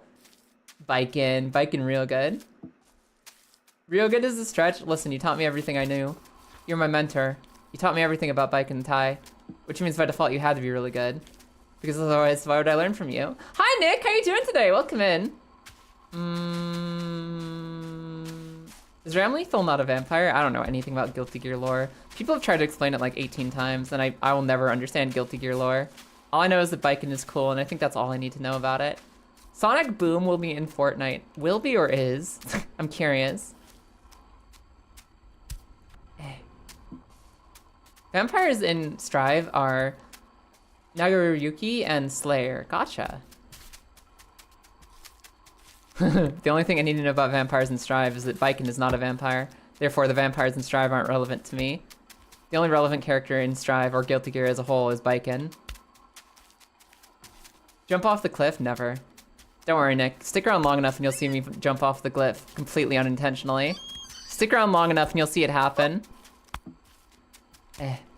We're trying one of the trickiest climbs in the entire game right now. It's known as the Man Breaker, and we will defeat it. Bikin from what game? It's literally always the same Bikin! Lucy is a character in Strive? Yes. I love Bikin so much. She's so cool. Badass samurai lady. Fucking love Bikin. I made her my top tier, the best fucking character in the game unit in a gacha game that wasn't even about her. It wasn't even about her. She wasn't even a character from that universe. And I got her in a collab and I made her the strongest thing ever because I loved her so much. You want Bikin to beat you up? Pause. See, this is the difference between bottoms and me. You want Bikin to beat you up. I want to get into a 1v1 where either one of us could win, and I want to see who's the best, who's the strongest. I want to train every day against my rival and become the strongest one there is, as we both become strong together. That's the difference between being bottom and being a top who respects tops. Hey yo, top for top. Hey yo. You're a dead ass bottom, it happens. Wants to be the very best like no one ever was, and I respect people who can challenge and push that bestness. Exactly. Sarin gets it. Sarin understands. The only way to get the best is to fight the best. I want to constantly be fighting the best as my rival, which is why I respect extremely strong women. Not because, oh, step on me. That's not me. That's allowed to be you. Don't get it twisted. That's fine for you. For me, I want a challenge. I want a constantly evolving challenge is what I want. Which is why I respect the strong. Because in interacting and living together, we will learn to be strong together. Bikin's always had a super open shirt. I like how that's the first thing on your list. That's the first thing on your list. She's always had super open shirt, always wanted to avenge her family and her village, and for some reason there's a one-eyed, one-armed awakened samurai who can fight on even footing with even Kai Kisuke. Yeah, she's cool. She's sick. You say it like she's power scaled pretty high for what she is. Does that mean she's like Rock Lee? Or she's just like a normie in a world of gods and demons? Trying to be the strongest at being samurai girl? Sick. Sick. No, actually, Akua, Bridget, they like in old lore, like they said that Bridget was just like a cross-dressing kid, but recently they've decided Bridget is like canonically a trans girl. So Bridget is a she. Bridget is she, her. And Gold Lewis is fiercely protective of her and her rights. Because Gold Lewis is the badass. My hat! Yeah, I think that's recent as of the most recent Guilty Gear, right? They finally made it the thing. Bucket, brisket. Bucket brisket, there's a town inside me. Exactly.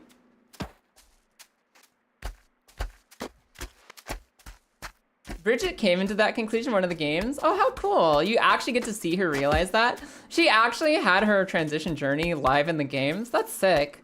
I thought it was like a decision that was made between games. What if that's not the way to do the climb? What if that's not the way to do that climb? What if you, are you saying like, what if you told me, or what if you found out that's not the way to do that climb? There's 2 paths to do that climb, and either one of them could be the correct one. I don't know which one's the right one. What if that's not the way to do that climb? There's no other path. Okay, let me show it off. Let me go back up there, because that's literally the only way forward. That's the only way up from that angle. And there's 2 different ways to do it, and I've tried both of them multiple times. I don't know which one is technically more stable and more consistent. And that's what we're trying to science today. That's what we're trying to science out. Oh! It is like an actual lore part. That's so sick. Yeah, I didn't realize that like Bridget was on that whole self-discovery journey like in the game itself. I thought it was something she just realized between games. She felt pressured by a village curse, but eventually realized that's not her. Oh, that's so cool. Did you look it up because it looks so wrong? No. I mean, if you want to look it up, you can, but let me show you, Ty. Let me show you. Hold on. Let me get back up and I'll show you the equation that we're dealing with right here. I'll show you what we're dealing with. Because, like, there's no other path. There's a couple different ways I can approach that step specifically that I've labbed out, but there's no other way to go from there. There's literally no other way. The question is where I put my leg to get up there. And there's 2 completely separate ways we can approach it from that point.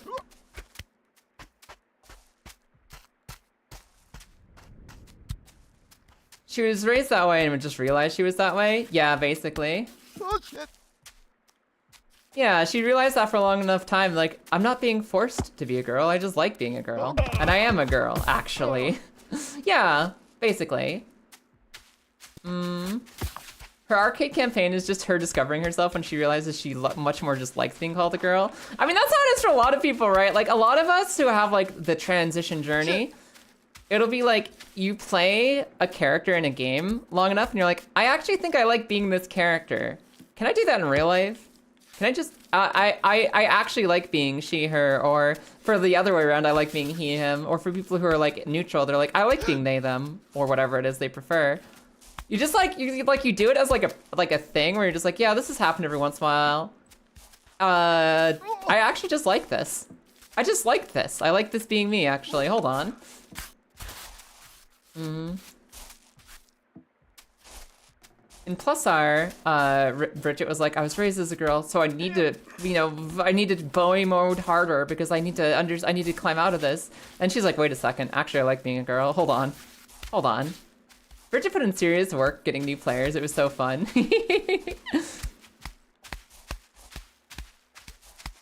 Yeah, it's actually cool to see. It's weird that of all the places to have like a legitimate coming out and learning that you're trans storyline, a fighting game was one of the first places for it. Because not many video games actually tackle realizing what your gender is and going through transition. Not many games go there. I wouldn't expect it in Guilty Gear, but apparently that was one of the first and best stories of it. Ugh. Is a trans character in Guilty Gear before Bridget? Really? Because Testament is new. Who's the other one? Who's the other trans character in Guilty Gear? I only know about Bridget and Testament. Testament is not new. Oh, okay. Was Testament before Bridget, or are you thinking of a third new character? Testament has always just been Testament. Fair enough. Testament is from the first game. Okay, fair enough. I didn't know about their history. For some reason, I thought Testament was literally just Strive. Testament is non-binary? Yeah. Which is a form of, which is, depends on how you define it, is a form of transgender. Has always been non-binary. Yeah, exactly. But that means that technically, yes, there is a character who could be considered transgender because they transcend gender and they are non-binary. But they didn't have like a full storyline about discovering themselves the way that Bridget did. And Testament is just Testament. Just very Testament. You certainly consider being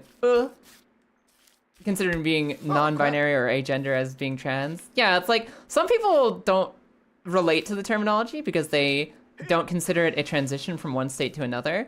And other people are like, well, yeah, no, it still counts as trans because it's not what you're like, it's not the traditional concept.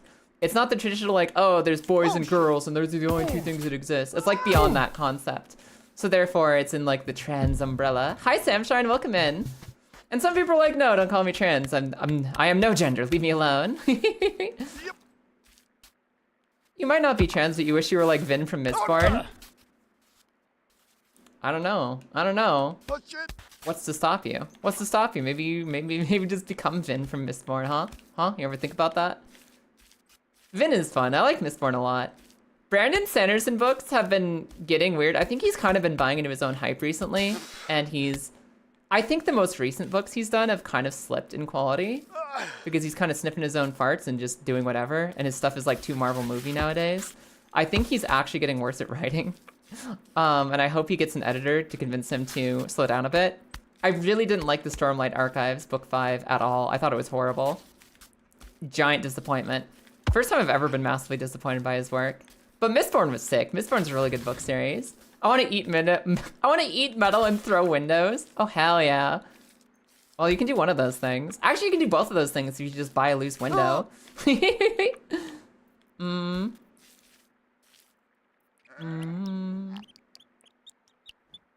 series creator has also said, like me, Testament transcends gender. Oh, that's cool. I didn't know the series creator was also above and beyond gender. Our weak concepts of what is normal. How cool. You want to throw a window with magic? Well, what if you throw it with your hands? That's the magic you can access in your real life. How are you? I'm doing awesome today, Samshine. I'm doing excellent. I'm still struggling with this frickin' mountain puzzle.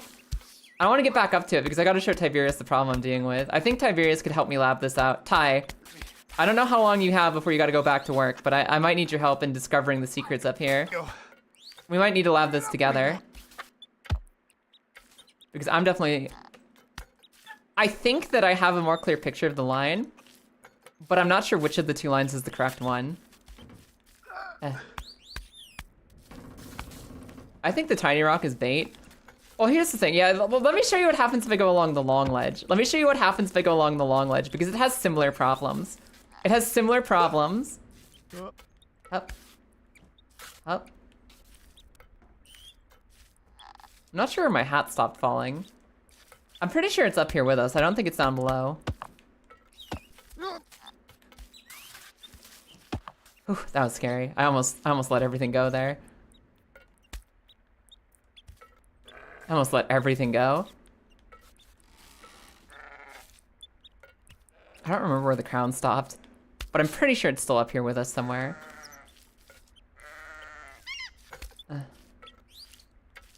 Clearly you've never watched Mashal? Yeah, I've heard the name Mashal a lot, and I keep forgetting to go watch it. I've heard good things about it, but I don't really know anything about it. Need to read more books. I've only read 3 this year. Me too.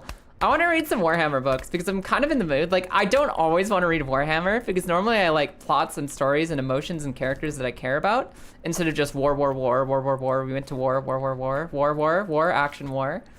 But sometimes you just want that action book. You just want aliens and guns and war. And like, maybe that's all I need right now. And I'm kind of craving it. So I think I might just read some like nice, soft, light Warhammer books. Just some chill, brain off action books.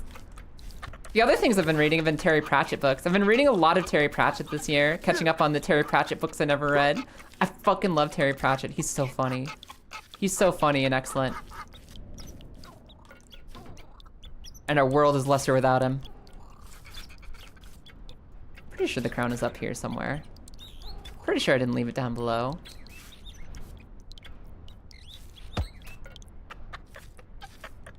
Okay. I'm pretty sure it's up here somewhere. Go back down for it in a second. Up. There's the crown, cool. Alright, this will allow me to demonstrate my point, Tiberius. This will allow me to show it off. Mashal was fun. The second opening gave you the Dan to Dan opening, which you're grateful for. Interesting. I don't know nothing about Dan to Dan. Dan to Dan, Dan, Dan to Dan. Maybe you'll reread WoW Arthas's book. There's an Arthas book for WoW. I've read some of the WoW books. The WoW books are fun when I just want like brain off action fantasy as well. When I want like, this isn't a super great book, but it's fun. I like WoW books for that. I like WoW books for that a lot. Ah, hell yeah, Kilda. You overexerted yourself with dumbbells in your armor store? Shouldn't it be gone by now? You might have sprained something. It should hopefully fade off soon. I hate the WoW books for existing outside the games. That's the big problem, is that they're like, yeah, I hope you read the book to know why this quest is happening right now. Like, I wish that if they're gonna do story, it should be in the books and in the games, not one or the other. I agree with that, Ty. Also, hey, what's up, Matt? Okay. The Infinite and the Divine, I was actually looking for that at the library the other day. I couldn't find it, but I remembered you guys recommending the Infinite and Divine, so I'm gonna see if I can get it through my library system at some point. Okay, oh, Tiberius, look with me, research with me. Research with me. So we've got two options here. We've got this, which allows me to get a step up here, get a leg up on that tiny ledge on the right side of the screen. And then I've always struggled, I have gotten my foot up on that little ledge right there, but then I struggle to get Nate's leg up on this second ledge. That's hard. If I go over this way, we have different problems. If I go over here, we have different problems. Let me see if I can do it correctly. Like, just getting over there is really risky in the first place. Just getting over there is really risky. It's hard to get over to that long step. If you do successfully get onto the long step, you basically have a ledge at tummy level that pushes you off if you try to sidestep up to the next area. I'm gonna try to demonstrate it, but since I fell, I can't really show it off. Let's see. I think you need to stare at it and shimmy right. Like, the problem is once you're up there. I'll take a look at the right side. I'll take a look at the right side next time we're up. I'll take a look. Because I'm pretty sure you need to go up to the left side. Around to the right, there's just a wall. The ledge abruptly ends. If you go to the right side of things, it does cut off. But I'll take a look next time we're up there. Yeah, I've heard that Infinite and Divine is a really good Warhammer book. And I think that the libraries in Wales are all linked together. I think it's one of those library systems where even if your library doesn't have a book, they can get it from another library. And I need to see about ordering the Infinite and the Divine. Or just seeing if I can get it as an ebook to read, because I've heard it's really good. I also have a big, fat Minkalensk book, because I've heard Minkalensk is also really good stories. And I have her first book on my shelf to read some good Warhammer when the time comes. Fuck. Nate, please. Nate, please. What British foods have you gotten into that you didn't think you would like? You know what? British beans on toast is actually pretty good. Everybody makes fun of beans on toast. Everybody makes fun of beans on toast. I had the cheesy beans on top of toast once, out of curiosity, and I don't like beans. I like the cheesy beans on toast. I thought it was tasty. Other than that, I like food in general. I almost never hear about a food and think, oh, I won't like that. Most foods, I'm like, hell yeah, sign me up. It has to be something real out there, like a century egg, which is like a really fermented egg. It's like something like that for me to be like, I bet I won't like that. Normally I'm like, oh, hell yeah, food. I love food. Beans on toast, I don't like beans, so I didn't think it was gonna be any good. But beans on toast is legit, and it's tasty, and it's actually goated. Actually goated. Have I tried Marmite yet? No. I thought Marmite was Australian for some reason. I thought Marmite was like a Australian thing. I don't really know what Marmite is. Another thing is that a lot of people will shit on haggis. Haggis and blood sausage. Both those things get shit on by people who haven't experienced them before. I've had some really amazing haggis that Angie, who's actually Scottish, prepared for me. Really tasty, really good. Blood sausage also tasty. Australian is Vegemite. Gotcha. I thought Vegemite and Marmite were the same thing. Are they related to each other? Is Vegemite like veggie Marmite? Yeah, no. Haggis is something a lot of people baby out about. Sheep innards? Yeah, everything we eat is innards. It's pretty tasty. Haggis really good. It's like tasty. It's like really, really, really, really well-textured sausage. Hey, Nanog, welcome in. I desire haggis. I'd recommend it. Haggis is good. Haggis gets 2 thumbs up. Trayson is goated. Hell yeah. Also, like, everything else is like British cuisine. I've really freaking loved. Like, fish and chips. Fish and chips are so sick. I love fish.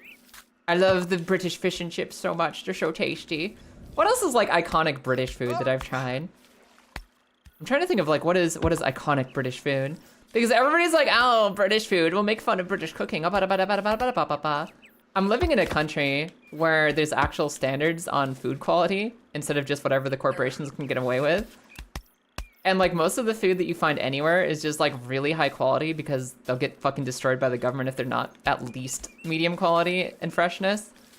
So most food out here has been incredible, even cheap food. Like you can buy chicken nuggets, refrigerated chicken nuggets in the store for $1. They're called refrigerators. It's just little refrigerated chicken nuggets. 1 pound, $1. And they taste amazing and tender and well seasoned and well cooked, and they're really nice little snacks. And that's talking about $1 chicken nuggets in the refrigerator.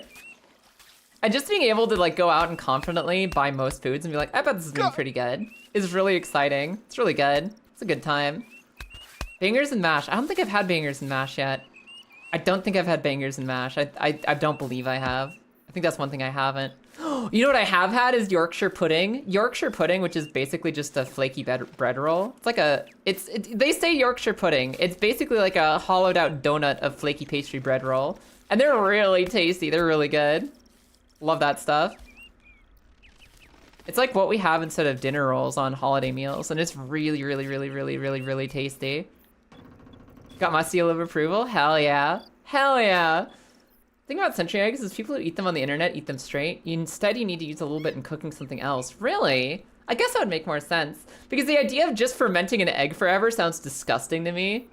Just because I don't like fermented foods at all. Like kombucha. Ugh, kombucha makes me want to throw up.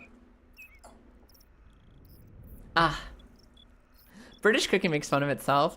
Honestly, a lot of the flavors have been really good. That's actually, okay, that's, wait. That's the other thing I'm thinking of.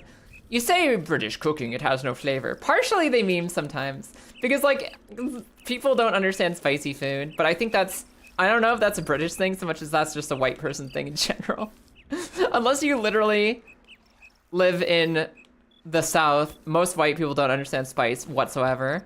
I get that. I understand where those memes come from. Oh no, ketchup is spicy. I don't think that's just a British thing. I think that's just a thing that people believe about white people. But obviously that's very specific to who likes spicy, who doesn't like spicy. Talking about no flavor, blah, blah, blah, blah, blah. You know what is amazingly popular and all over the place out here? Meat pies, meat pastries. Literally making pies or pastry slices or flaky, crusty things with meat inside of them. Meat pies are so popular out in the UK, out in Great Britain. And I wish we had adopted all that in America. It's so good. You just go out and there's pasties, which are delicious little like meat pockets. They're like little meat calzones. It's like if you put a stew inside of a pastry crust. There's sausage rolls, which are just sausage inside a flaky pastry crust. There's meat pies, there's meat slices. There's like everything. Put a flaky, delicious, buttery pastry crust and put any meat inside of it and it exists out here. There's corned beef, there's steak, there's chicken and mushroom. They're so good. They're so good. I love meat pies. I'm getting one of those when I get there. Hell yeah. And it's like so common. You can go to bakeries and get high quality ones. You can go to the grocery store and get medium quality ones. You can go anywhere and find meat pies. And as somebody who loves meat and baked goods, I'm in heaven. I'm in absolute food heaven out here. I freaking love meat and flaky, flaky goodness. People don't understand how good that is. Ha ha ha, let's make fun of British cooking. Have you ever had a meat pie? Then shut your fucking mouth. That stuff's delicious. Delicious. Dang it, you're making me hungry. Sorry, we're talking about cooking. Y'all get to be hungry now. Happy morning. Okay, Ty, let me see if I can get up there. Let's see if I can get up there to demonstrate the other problem with the sign. Jellied eels. Okay, I haven't had jellied eels yet. I've heard that's a thing. I haven't had British eels. I've had Japanese eels, like sushi eels, but I haven't had British jellied eels or British eel cooking at all.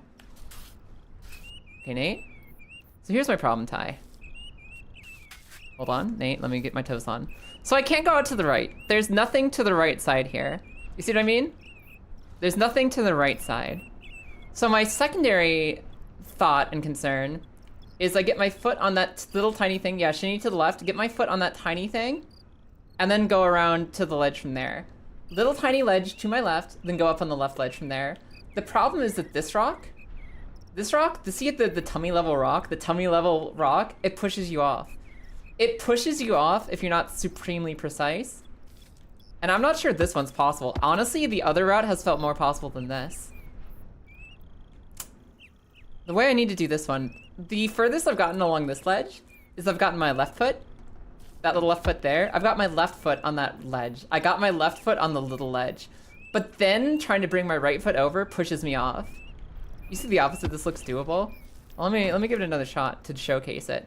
The biggest problem with this one is that once I get my left foot on the little ledge, there's no way to get my right foot on it together. There's no way to get both feet on the tiny ledge.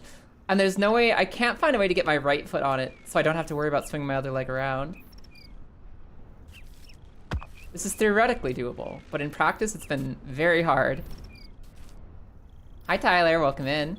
How you doing today?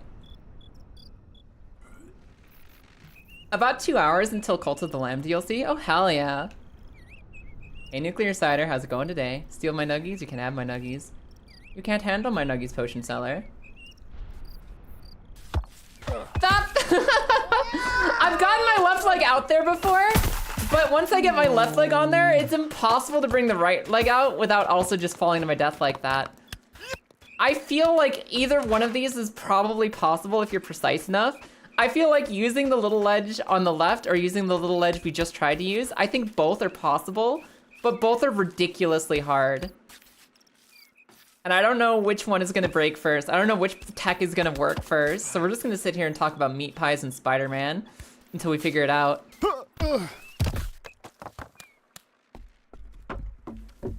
They're yours now because you licked them? Joke's on you. I'm not afraid of cooties. I'm not one of those baby bitches who's like, ah, you licked the same straw that I licked, an indirect kiss, ooh. I don't give a shit. Those nuggies are still perfectly fine. Unless you actively have a disease, I don't care. I'll eat every nugget on the planet.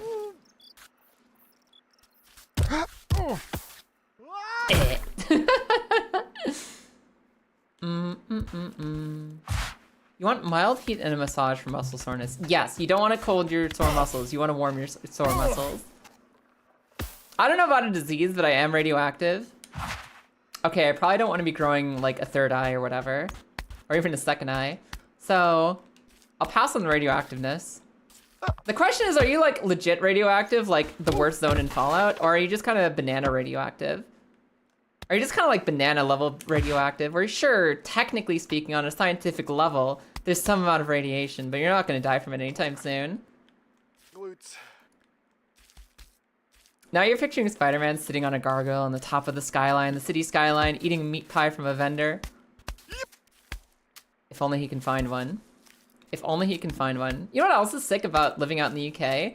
Is there's a lot more like direct Indian immigrants, which means you get and like generational stores and restaurants and stuff. So you can get really legitimate Indian food out here. And I freaking love Indian food. I love Indian food so much. Even though my favorite meal is the basic girl meal, the basic girl kitty meal where it's chicken tikka masala. I do like other Indian food too. And you can get really amazing Indian food out here. My wife does not like Indian food, so the only time I'll ever have the legit amazing Indian food out here is when I'm eating separately from my wife, which is very rare, but one day I'll discover. One day I'll discover the actual Indian food. You can find meat pies in NYC, fair enough. Man, Ty, there's this pierogies place I went to a couple times with March. There's a pierogies place in New York that I freaking loved. They had a really legit pierogi restaurant. Did we go there when we were out visiting New York? Like the really cool pierogi place? God, I love pierogies. Okay. Grip. All right, Nate, let's go. Veselka, yeah, Veselka. Veselka in New York is an awesome place to go get pierogies. Pierogies. Which are not meat pies, but they are delicious little pockets of flavor. And they're perfect and great. Spider-Man could easily swing to the United Kingdom. Yeah, just swing to the United Kingdom, just across the entire ocean. He would need an insanely sick glide using his glide suit to get across the entire ocean.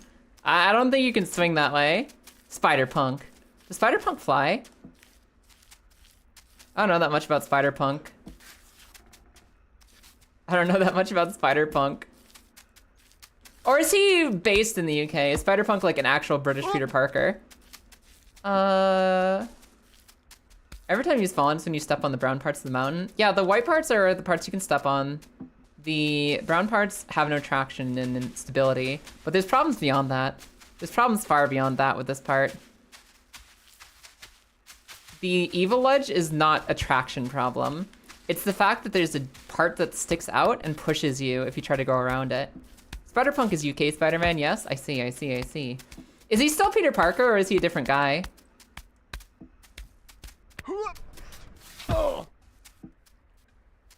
Hobie Brown, gotcha. Fair enough. Do. They're on an S before, Spider-Spunk. Somebody's been on Rule 34 forums. No. His real name is Hobie Brown. Yeah. I remember now. Thank you. Up. I am dying to see the next Spider-Verse movies. The Spider-Verse movies have been so good. I can't wait for the new Spider-Verse. I'm so excited. I love Spider-Verse stuff. Some of the best frickin' superhero movies ever made. Hobie Brown is the best Spider-Man? Really? Oh, hold on. Okay, the crown's still here. Okay, I had to turn around. Hi, Magpie. The crown returns, never left. I temporarily lost it, but it's never left us. We've only left it. I have occasionally misplaced the crown, but the crown has never left us. It is only our weak, frail gamer bodies that have lost it on occasion. Oh. He's the Spider-Man we need right now. I guess that makes sense. We kind of need punk rock everything right now. You were saying, as I said, we sometimes misplace ourselves, but we never misplace the crown. We only find ourselves diverted from its light. Only find ourselves diverted from its light by mistake and accident. This game is so freaking hard.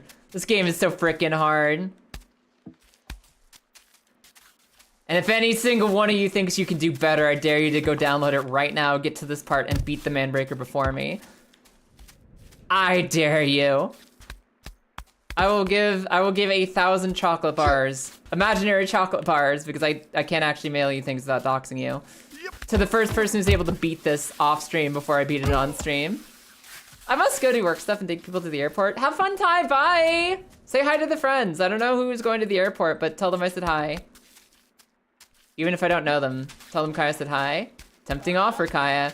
Alright, Ty, show me the footage. Somebody send me a recording of them climbing this mountain. Show me. You will tell her, she'll be confused? Good. Good. Thanks, Ty. Up. It's 30% off on Steam. I will, if somebody goes and plays through this game themselves, gets to this part, and beats this climb before I do, I will officially give you a VIP badge in this channel and call you the Stair Lord, or Lady, whichever you prefer. Like, even if you want a different title, the Stair whatever you want. I will call you the Stair whatever. Deal?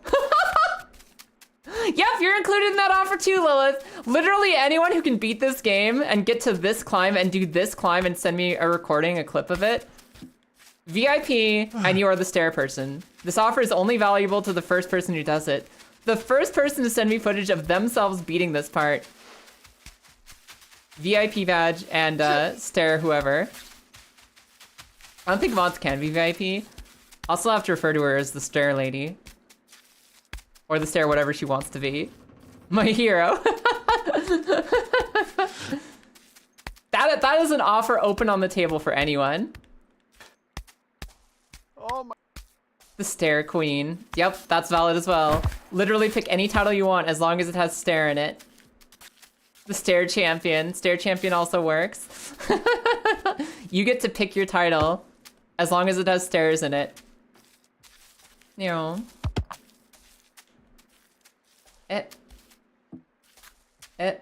The Master of Stairs also works. That one's valid too.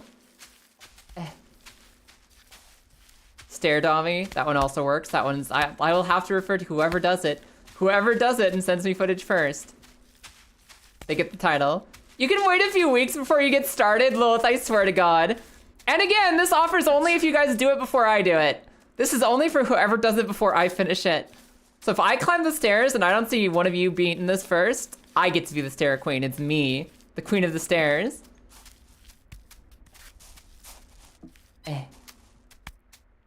Lil thinks she has a few weeks before I beat this. I think I can do it today if I'm Where's the quad? careful. Yeah, a few weeks. Fuck you. Fuck you.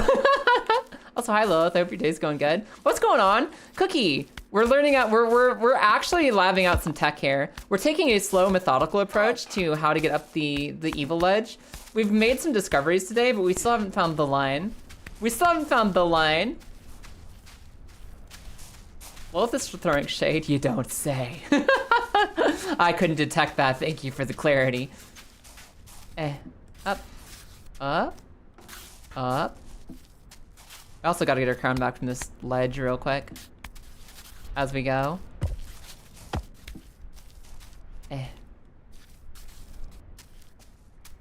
Should be just around this corner, I think. Yeah, it's right there. All right, Nate, don't lose your life here. Just grab the crown. Just grab the crown, buddy. Good crown. Good crown. The line is hiding. It absolutely is. So, you know, we're just talking about meat pies, food that we find delicious, pierogies in New York City, why Spider-Punk is the best Spider-Man, according to some, or at least the one we need the most right now. And we're trying to find the line on the evil ledge. Don't fall. I've also made an open offer to anyone who beats this climb before I do. If you take footage of yourself buying this game, beating this specific climb, and you do it before I do it, and you send me a clip of it, I will give you a VIP badge, and I will call you the Stair, whatever you want to be. Stair Master, Stair Dami, Stair Queen, Stair King, Stair Lord. The first person to send me footage, if they beat me to it, gets the reward. The Stair Wizard. You like Noir Spider-Man? Spider-Man Noir? Oh, hell yeah.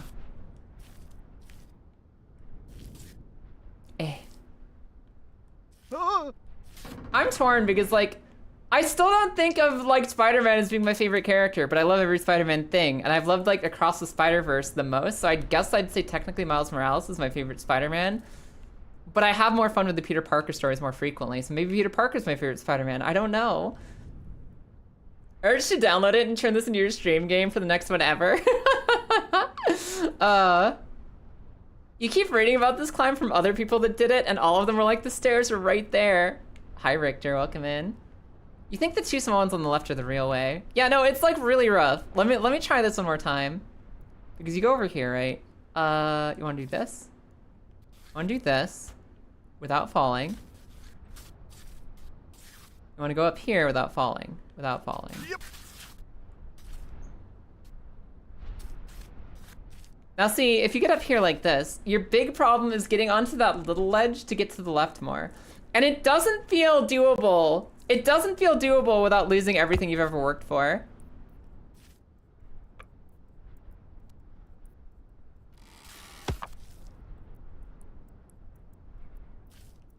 Maybe if I shimmy facing this direction.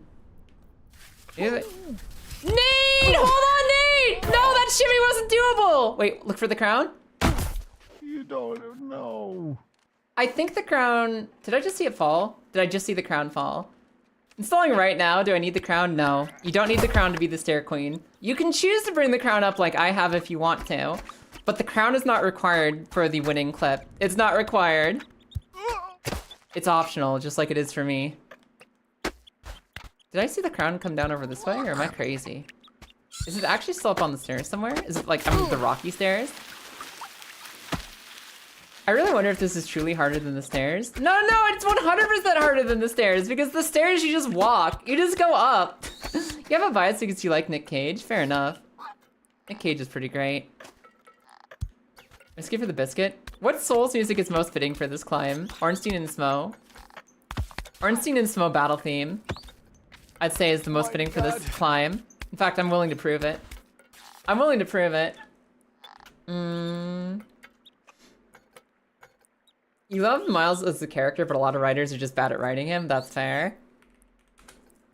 Yeah, I'd say I like Miles Morales and Peter Parker about equally, and I don't know enough about Hobie Brown. Yeah, Spider-Punk, I don't know enough about him. Dark Souls, Ornstein, and Smo OST. Let's see, let's just get this in the background on a loop.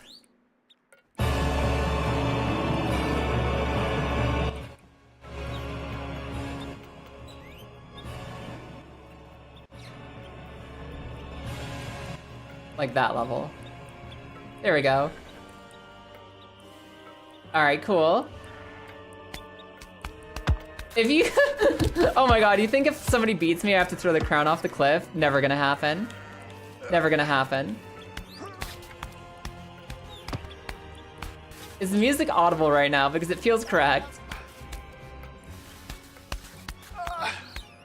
I feel like this is the best one. Okay, it's good. Ah! Nate walking towards this mountain. Why do I hear boss music? This is the music. This is the soundtrack for this game.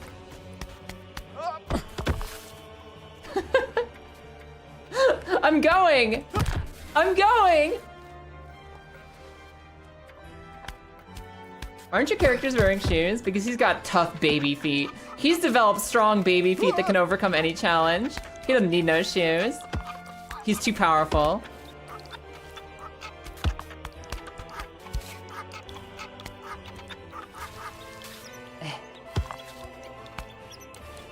Dum dum dum.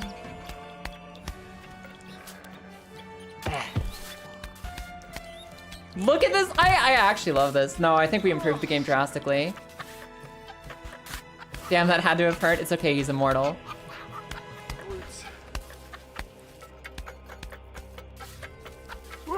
Ah! As soon as the Twitch ads hit, I'm gonna go stretch. Nate has a lot of work still to get the Smo aesthetic. He's honestly, he's not on the same level as Smo yet. One day he might be. Peter Parker's #1 to you because of Tobey Maguire. Fair enough. The Tobey Maguire movie's really fun. My favorite Spider-Man is the most current one, the Tom Holland ones. I think he's great at it. Oh, damn. Okay. I want to get up a little higher, then I'll go stretch. Then I'll go stretch. I'm sorry, the music is hyping me up so much I don't even want to stretch. I just want to keep climbing. But technically, I should take the opportunity to go pee and like work out my leggies a little bit.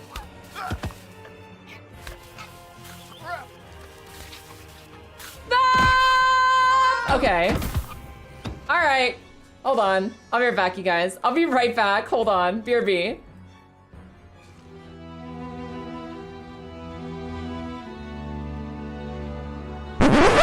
He's alive! What the hell? I thought he died! Wait.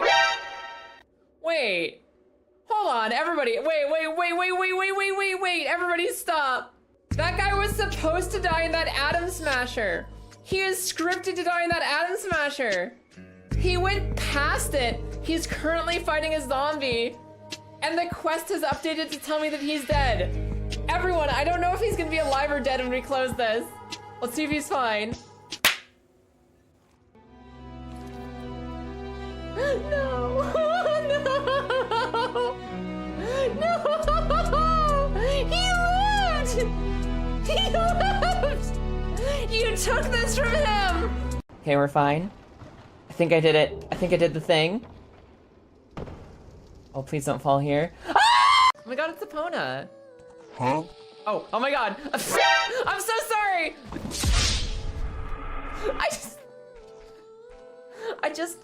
I was an instinctual reaction upon seeing my doppelganger. Or would it have minimal impact between the two of us? No, I don't want to die like that. I was right at the shortcut. No! I was at the shortcut and I wasn't focusing. No! Horses and now trains. It's ridiculous. It's ridiculous. Ah! What happened? What the fuck? How did I do that? Wait a second. How did I do that? What happened? What side am I stuck on? I can't even tell. It's like directly in the middle. What happened? What did I do? Hey, just keep talking about Arnold Schwarzenegger getting pregnant. I think it's helping.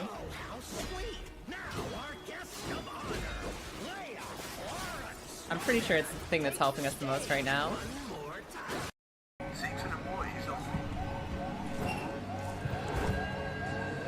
You'll never find me. Woo!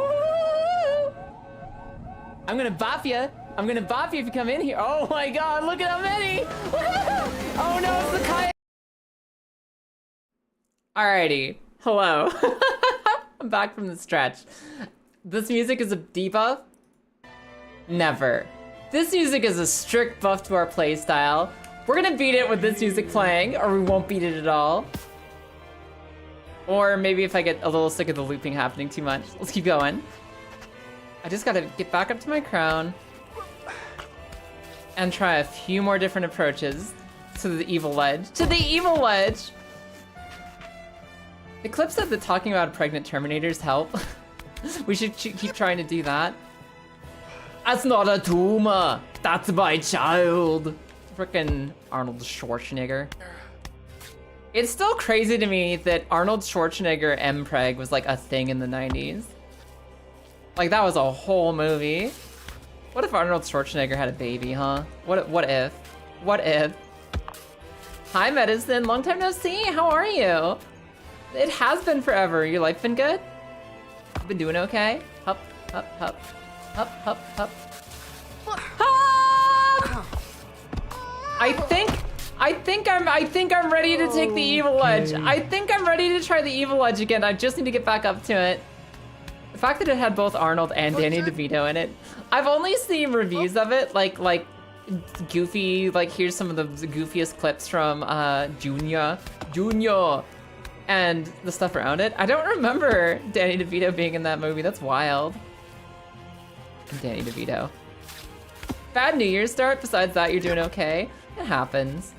Listen, we put so much emphasis on how the new year starts and like making resolutions and doing everything right this year. If your good year begins in February, then just take it. Take the win, take the dub. It doesn't matter if the beginning of January sucked, if we can make the next day better. Oh. Wasn't that Twins? Both Twins and Junior had both of them. I've never heard of Twins before. Oh. Maybe I've seen an Arnold quip from it. Maybe not. I still remember there was some really like horrible, stupid 90s movie. It was like one of the worst movies I've ever seen in my life. It's called Look Who's Talking, and it's about a baby. It's about a baby who can talk in New York City or some shit. And it's like I don't know, it's like one of those like adult comedies where everything's like all like cussing and swearing and having mature humor and whatnot. And it's about some fucked up talking baby. And it starts with a bunch of sperm swimming through a fucking vagina while the music go around, I go around, like that kind of song. And I just remember that was the worst movie I've ever seen in my life. Me and somebody I was dating at the time were just flipping channels on TV, and we randomly tuned in to this horrible ass 90s movie from the very start, and we couldn't look away. We couldn't look away for like 90 minutes, and my brain's erased most of what that movie is. But I guess if you like train wreck, horrible, awful movies, and you want one you haven't heard of before, go try Look Who's Talking. I don't remember it being so bad it's good. I think it was just bad. But like sometimes you just want to see that too, right? Like a lot of people say Morbius is not so bad it's good, it's just bad. That makes me want to watch it more. I'm so curious how something can be so like irredeemable, so horrible that you can't even recommend it as a funny bad movie. It's just bad. Like that's almost impossible technology. That's almost impossible to develop, and it makes me more curious how you got there. I think if I remember right, Look Who's Talking is a 90s baby movie that's so bad I couldn't even recommend it as a bad movie. So I don't know if that kind of train wreck interests you, try that one out. And then there's Rubber. I've never heard of Rubber. Is that another bad one? Arnold and Danny DeVito's 90s movies were surprisingly fun. Mighty Honestly, yeah. If you could give me a movie that has Arnold, Danny DeVito, and Nicolas Cage in it, you have like the entire 90s collection. You have everyone you could ever want in the same movie in one place. Sounds worse than Shark Exorcist. Shark Exorcist?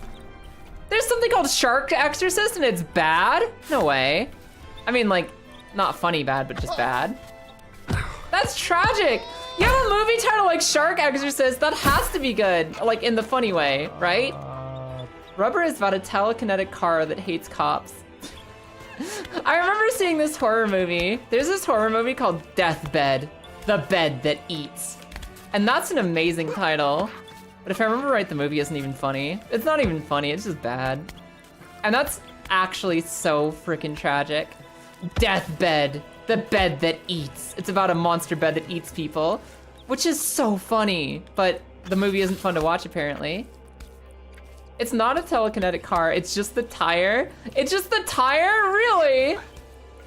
A telekinetic car tire, I missed that second word, what the hell? Would you want to watch a movie? Why would you want to watch a guy bully Australian ghost sharks? Is there such a thing as ghost sharks, really? I know about goblin sharks, I've never heard about ghost sharks. What about Velocipaster? I've heard that title before. I forget whether people talk about Velocipaster as like this is a funny movie or it's sad that it's not funny. I forget which one that one is. Is Velocipaster good or bad?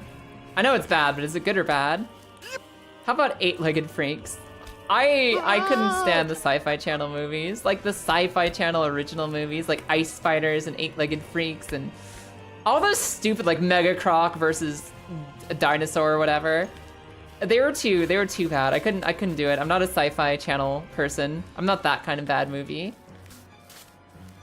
You're pretty sure the sentient car tire, the telekinetic car tire from Rubber just blows up a police station at some point? Good on you, Tire. I found Tire to be stupid funny. My favorite example of like bad fun, my perfect example of bad fun is Deadly Premonition. I love Deadly Premonition. I love Deadly Premonition. It's a video game that's one of the best video games ever made. Is it good? In an objective way, no. In a subjective way, it's one of the best video games ever made. It's so good. It's so good. From what you've heard, Velocipaster is pretty good. Oh, hell yeah. I'll have to watch Velocipaster sometime. I'm down for something that's like dumb good. I'm down for something that's bad and good because it's funny bad. Velocipaster is made as a joke. I mean, most of these are made as a joke, right? Sometimes the joke isn't funny. Sometimes the joke lands. You're gonna hurt my soul. You like the Sci-Fi Channel? I liked Stargate and The Expanse. I liked the handful of good things the Sci-Fi Channel did. I couldn't do it. I couldn't do like their monster movies. The Sci-Fi Channel monster movies, I did not enjoy. The movie about the killer car tire is actually fun. Plays it up a lot. Why are you doing all this? And then the tire just says, no reason. Because I felt like it. I respect that. I respect that. The tire was basically Jack Horner from Puss in Boots: The Last Wish. I love Jack Horner, the fucking stealing your magic pie guy from Puss in Boots, because he's just an asshole because he wants to be an asshole. And it's been a while since we've had a villain who's just a dick because they want to be a dick. And it's so funny. It's so funny as a motivation. I think more movies should embrace, yeah, this person's actually just terrible. It's amazing to have a villain who has a really complex backstory that makes you understand why they fall into the depths of despair that they're in. Sometimes you just want a guy to be a jerk.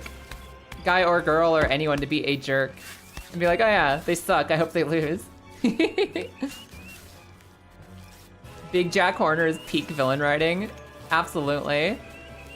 100%. He's just a jerk. Heard the audience comments in the movie, in the Killer Tire movie? Really? Were you in the audience when that movie was in theaters? Up, up, up, up. Up, up, up. I still think the funniest time I ever had watching a bad movie in a theater was the... What's the name of the last Star Wars movie? The Rise of Skywalker? The most recent, like, trilogy movie? I think it was Rise of Skywalker, right? I was in the theater for that, And hearing everyone in the theater lose their soul with every single scene. Every scene in the movie had people screaming in agony and pain from how bad it was. And watching that live with everyone suffering was so freaking funny. That movie sucked ass. But listening to like 100 people in the theater be like, no, like every single thing that happened made it so much fun for me. I had fun with that. That movie sucked. It's the worst Star Wars movie they've ever made. But like sitting there with other people suffering just as much was so fun. There's a movie about a pair of killer jeans. I think I've heard about that one. I think I've heard of that one, but I don't remember what it's called. That tickles a vague memory in my brain. All right, Ornstein. All right, Smo. Let's get going.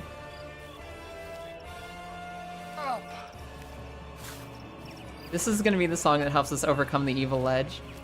This will be the song that helps us overcome the fucked up evil ledge. In the Rubber movie, there's scenes where they talk about watching the movie. Really? Gotcha. Kind of like Mystery Science Theater, whatever the last part of that title is. Mystery Science Theater 3000, I think? Kind of have like those little cuts in the middle. Or they're just people talking about the movie they're watching. Up, up, up, up, up, up. Okay, keep going. Maybe don't lose our patience. Maybe don't fall over backwards, because I've been really impatient going up this part and I've fallen over a couple times. Slacks is the name. Slacks with a double X. Slacks is the evil jeans name. That's so dumb, I love it. Am I understanding? Yeah, and they're also killed by the tire. The audience gets killed by the tire too. Okay.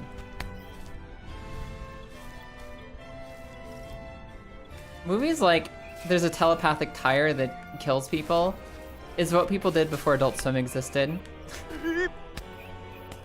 The saddest thing about these movies is when they have a really dumb joke that they want to lean in on, like there's a psychic tire that kills people, but they don't put any effort in it. Like those dumb like Winnie the Pooh horror movies that just came out recently. They sound like really bad, and not bad because it's meant to be bad, but bad because they're bad.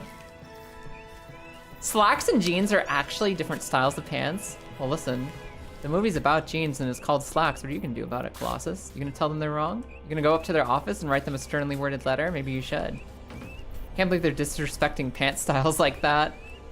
Absolutely uncalled for. Oh yeah, I need to, you actually reminded me. Magic Magic Snifoo. Thank you so much for reminding me that I need to go actually message my friend, Magic Mallow, okay? Because they said, please at me the next time you're doing this game. Magic, Magic. Oh, I am baby stepping currently. Magic, I am currently baby stepping. All right, I'll let them know. Thank you, Snifnoo. Are we talking about the horror movie Slacks? Yes, we are actually. I've never seen it, but somebody else has, and they were telling us about it. We were learning about the lore of Slacks from Cookie. I've never seen it, but I'm learning about it now. I'm getting the deep lore.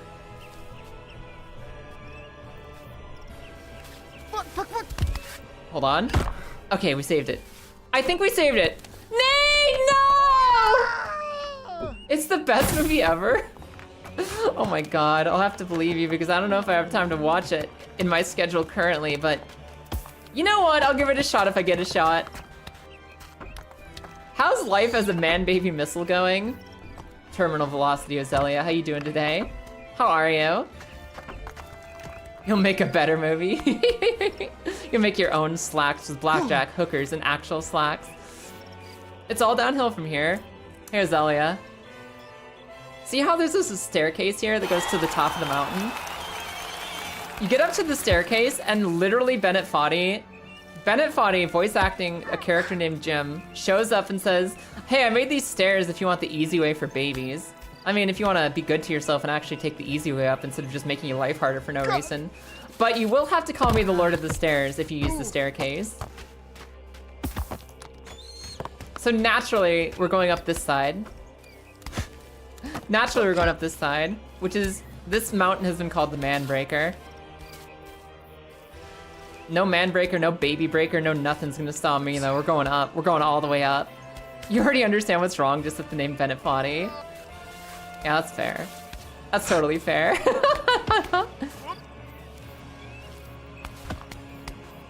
I refuse to ever staircase. I refuse to ever staircase.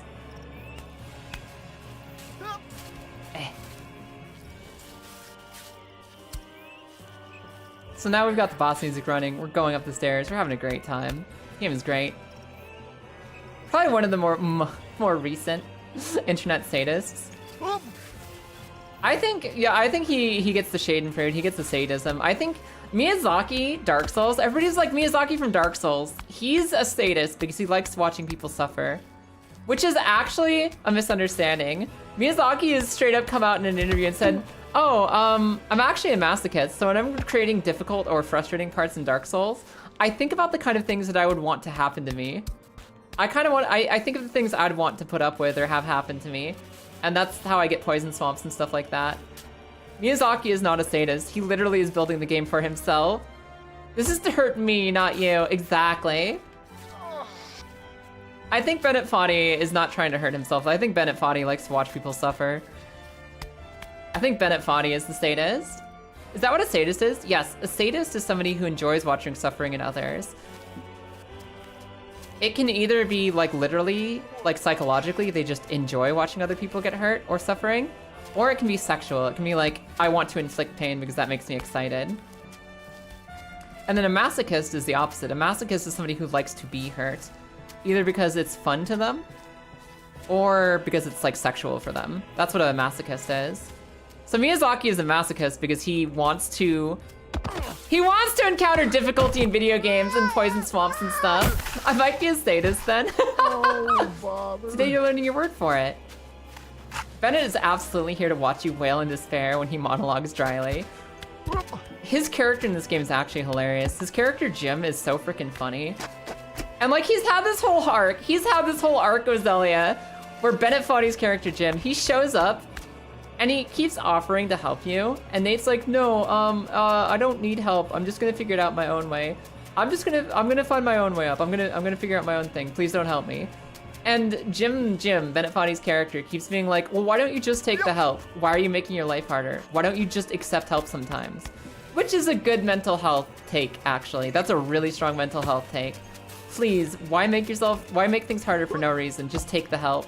And this staircase is his finally getting sick of Nate's shit, finally getting sick of Nate and saying, you know what, screw you. I'm gonna make the easiest staircase in the game and give you shit for not using it because I've tried to legitimately help you so often that now that you haven't listened to me all game long, I will call you a little stupid baby man if you use my stairs. This is his mental breaking point where he's like, all right, Nate wants to make things harder for himself. Here, have a staircase. And you know what? I will give you crap if you use it. And even though I am recognizing that the staircase is the correct mental health option, I think if somebody offers you a staircase in real life, you should take it. Because life is hard enough without you making it hard on yourself. And if people want to support you, you should accept it instead of just making yourself miserable for no reason. But I refuse to call him the Stair Lord. I refuse to call him the Stair Lord, so we're going up regardless. Here with Bennett here, just suffer. How is Nate not dead? Oh, he is dead. Spoilers, I guess, but this is actually an isekai. He died eating pizza, and now he lives, this is the afterlife. This is his afterlife purgatory, where he's learning to be a big, strong man who faces challenges. But also, he did kind of die of pizza overdose in the real world. And, we're currently finding meaning in the afterlife. Nate is learning how to overcome challenges since he didn't ever quite develop that skill in life. Nee, you get to choose whether or not to show the nudity? Yeah! I had to censor the game for Twitch, but you don't have to if you don't want to. There's a whole censorship option you can just turn off. Here's hoping there's a truck that just takes him out again. No. Nothing takes Nate out. He's strong. He's strong and powerful. He's the biggest baby. He's the strongest boy. And he's going to overcome all of his little insecurities and struggles. and climb to the top of the mountain because he is an inspirational story. He might be the Stair Lord, but I'm gonna be the Step Lord. Like I said, I've got an open offer now. For anyone who beats this climb and records it before I beat it on stream, and you can work offline if you want to. If you go play this game this weekend as much as you want and you beat it, send me a clip of you beating this climb specifically, and I will call you the Stair Lord or the Stair Queen or the Stair, like, the Stair President, the Stair Dommy, whatever you want to be called. Well, I don't want to waste my time on this shit. Fate is canceled, now only baby steps. Lilith, no! We gotta have our tabletop. We gotta have our tabletop. Nate cheeks, he does have strong cheeks. He does have really strong cheeks. Oh, no. Hup, hup. Hup, hup, hup. Eh. I'm getting a little impatient and going up a little too quickly on some of these climbs. Nothing should be beating me right now other than the evil ledge, but I'm getting so impatient on the way up for no reason. I'm getting into like chat mode, which is good, and I'm not getting in focus mode, which is bad. And I'm just kind of going and slipping off stuff that should never defeat me again. Was Nate watching One Piece at the start? Yes. Nate was watching One Piece when he died. He was watching One Piece and eating pizza because he's a real champ. He might have made a lot of decisions in his life that were not correct, but watching One Piece is the correct choice. That is one thing he did correct 100% in all timelines. Kiss the Stair Lord? Never. Never. Either Bennett Foddy is the Stair Lord or Nate is the Stair Lord, and I ain't kissing either one of those. Hey, No Take, welcome in. Of course you get a hug. Let me stretch. Let me stretch.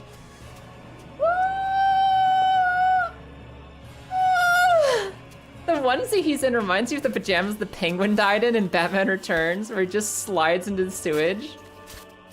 Probably intentional. Probably intentional. Fun bit of trivia too.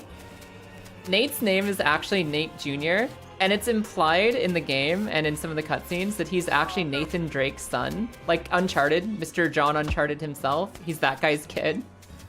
And this is the result of his adventures.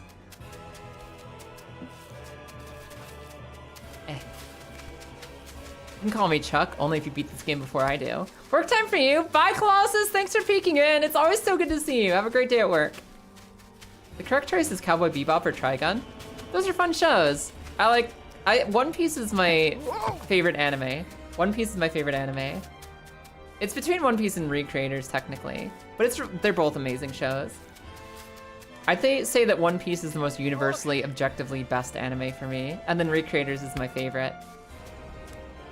And Cowboy Bebop and Trigun are really fun. I enjoyed them. I enjoyed Trigun when it was out, and Cowboy Bebop I never really got. I respect that people like it. It's okay. It is okay. It's okay to be wrong. But I didn't see the point, man. I couldn't get into Cowboy Bebop. It was just like a bunch of random stuff happens. The show for me. You forced Loopy to watch Hinamatsuri yet? No. Me and Loopy don't hang out often enough. We don't hang out often enough. We're almost always like playing group games or whatever instead of just like going off to watch anime. You'll choose Yu Yu Hakusho? Your favorite is Yu Yu Hakusho? Oh, hell yeah. I only saw a few episodes of that growing up. Like, I'd catch an episode after school. I'd be like, what's happening here? This seems dramatic. This seems cool and dramatic. Look at all these people having anime fights. This looks cool. But I never watched a lot of it. I only saw parts. I'm pretty sure I only saw parts of one tournament and I thought it was cool.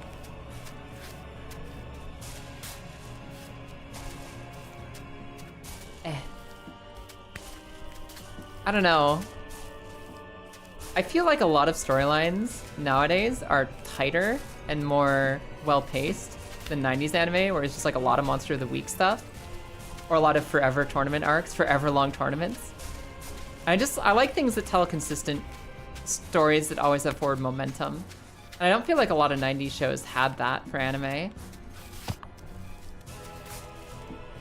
They didn't have stakes or momentum, they just kind of stuck in place forever. Like, I watched the fuck out of Inuyasha growing up. I watched so much Inuyasha growing up. That show sucks. That show sucks. No one ever grows or develops or changes. It's just they're the same people forever. Nothing exciting ever happens. It's just, oh, we fought a demon for 18 years or whatever the fuck it ran for. Oh, my crown! Hey, there's my crown! The Dark Tournament arc is peak. That was probably what I saw in Toonami. Yu Yu Hakusho Dark Tournament. That sounds correct. That sounds like what I was watching. You're still on Nichijou for your favorite. Nichijou's really good. Nichijou's really good. Cowboy Bebop is basically an RP group playing a dysfunctional space bounty hunter campaign. Yeah, like Cowboy Bebop was light. It didn't click with me, and sometimes that's just how it is. Sometimes there's nothing wrong with something, it just doesn't click with you. I'm not gonna write you like a 1,000-page video essay on Cowboy Bebop actually sucks, because I don't think it does.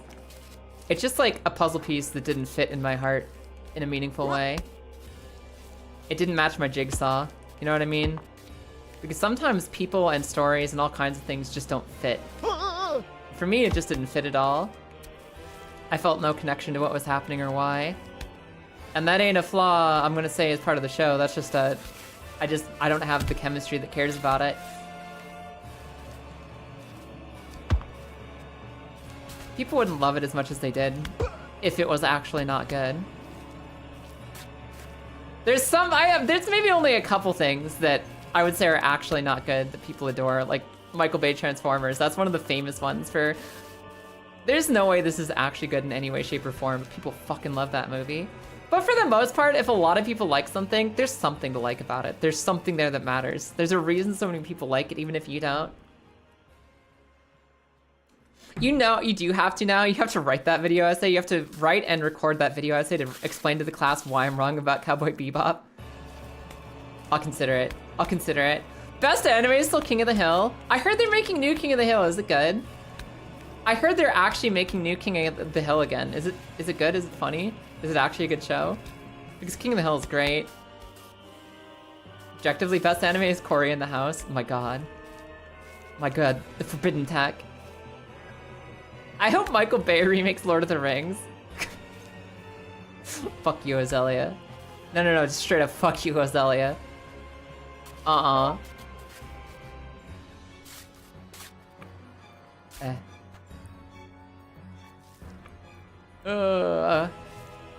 don't expect you to write a 1,000-page essay. I expect you to write 1,001 pages on why you hate Cowboy Bebop. And then I'll act it all out in video for YouTube. I'll get canceled by the anime community on YouTube with a rage bait Cowboy Bebop video. Lord of the Rings did not have enough explosions or lens flare. There could have been so much more lens flare. Like, the power of the sun and light itself is good in the Lord of the Rings universe, right? So where the heck was all the lens flare? We only got like one when Gandalf rode in to save Rohan. Helm's Deep, that was like our lens flare finale. And it all went downhill from there. There wasn't enough lens flare, really. At some point, sitting here and ranting about Michael Bay is gonna make me an old lady. Because he's so not relevant that at some point, you're gonna say Michael Bay, and everybody be like, who are you talking about, Grandma? Guy doesn't make movies anymore. Why are you complaining about things that weren't relevant when they came out 10 years ago? Have you seen Fullmetal Alchemist? Yeah. I like Brotherhood more than the original. I'm a Brotherhood girl. I like Fullmetal Alchemist Brotherhood the most. Ugh. It's my favorite. It used to be my favorite anime of all time. Before things like Madoka and Recreators and One Piece and Symphogear took my place. Is my favorite part the dog? No. No. My favorite part is probably... You wanna know my favorite part of Fullmetal Alchemist? My favorite part is the storyline with Scar and Winry. And... like, okay, let me see how I can... For anyone who hasn't seen Fullmetal Alchemist, how can I take these spoilers out of this? My favorite part is that Fullmetal Alchemist is a series about war and fucked up government conspiracies and all this horrible messed up stuff. And Fullmetal Alchemist asks the question, can you forgive someone? Can you forgive someone who has committed literal war crimes? When two people have committed literal war crimes against each other, can they ever forgive each other and move on? And it comes to that. It asks that question, can people who have committed war crimes against each other ever move past it? And the answer is, no, I won't forgive you. I will never forgive you, and I will never forget. But I don't want the war to keep happening, so we're gonna keep moving forward anyways. I don't want the war to continue on. I will not forgive. I will not forget. But I want the war to be over, so we're gonna work together anyways. Even if there's no forgiving, even if there's no forgetting. And I think that is so fucking cool. I think that's one of the strongest parts of the entire Fullmetal Alchemist story. That's such a fucking, like, power stance. That's, as you call it, a base take, a Chad move. And everybody's like, oh yeah, no, not the dog, it made me sad. That's not the best part of Fullmetal Alchemist. The ultimate stance on forgive and forget, and how the characters who've lived through literal war crimes together deal with that trauma is the best part. Nate! You stinky baby man! Hey, I'm off the fence. Yeah, great name, we beat the fence, and now we're on the next boss. How you doing today?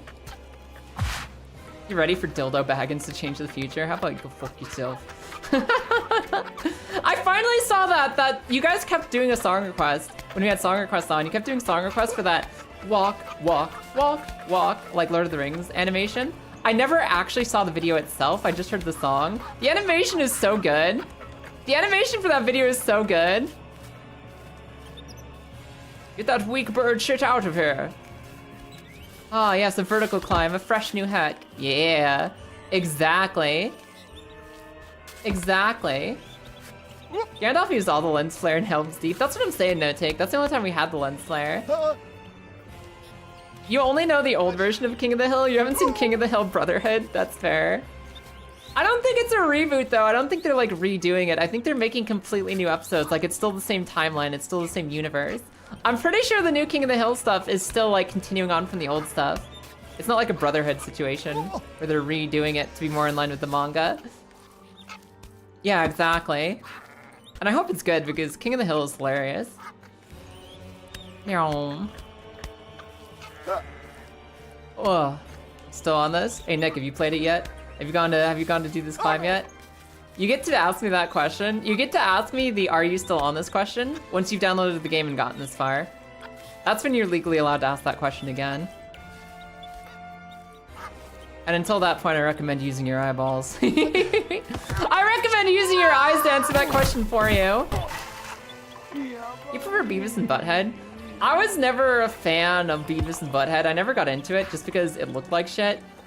And I know for some people that's like a drawing point. It's like, it doesn't care about looking good. It's just like the gross, dumb looking comedy that's just like, it's just rough and that's what it is. I don't know, my aesthetic senses need something a little bit more than that. I don't like the way it looks. It made me uncomfy. It's like, I just don't like this. I don't like this at all. This isn't appealing to my eye. And I never really saw any clips that made me think it was funny either. Which is, you know, kind of an important thing.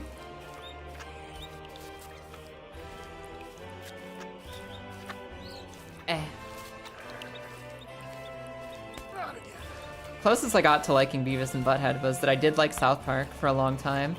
There's sometimes that like South Park is like really good, and there's sometimes that South Park are pathetic little babies who don't want to take a stance on anything. They just think that all people are stupid equally. Which I understand how you'd like feel that way some days.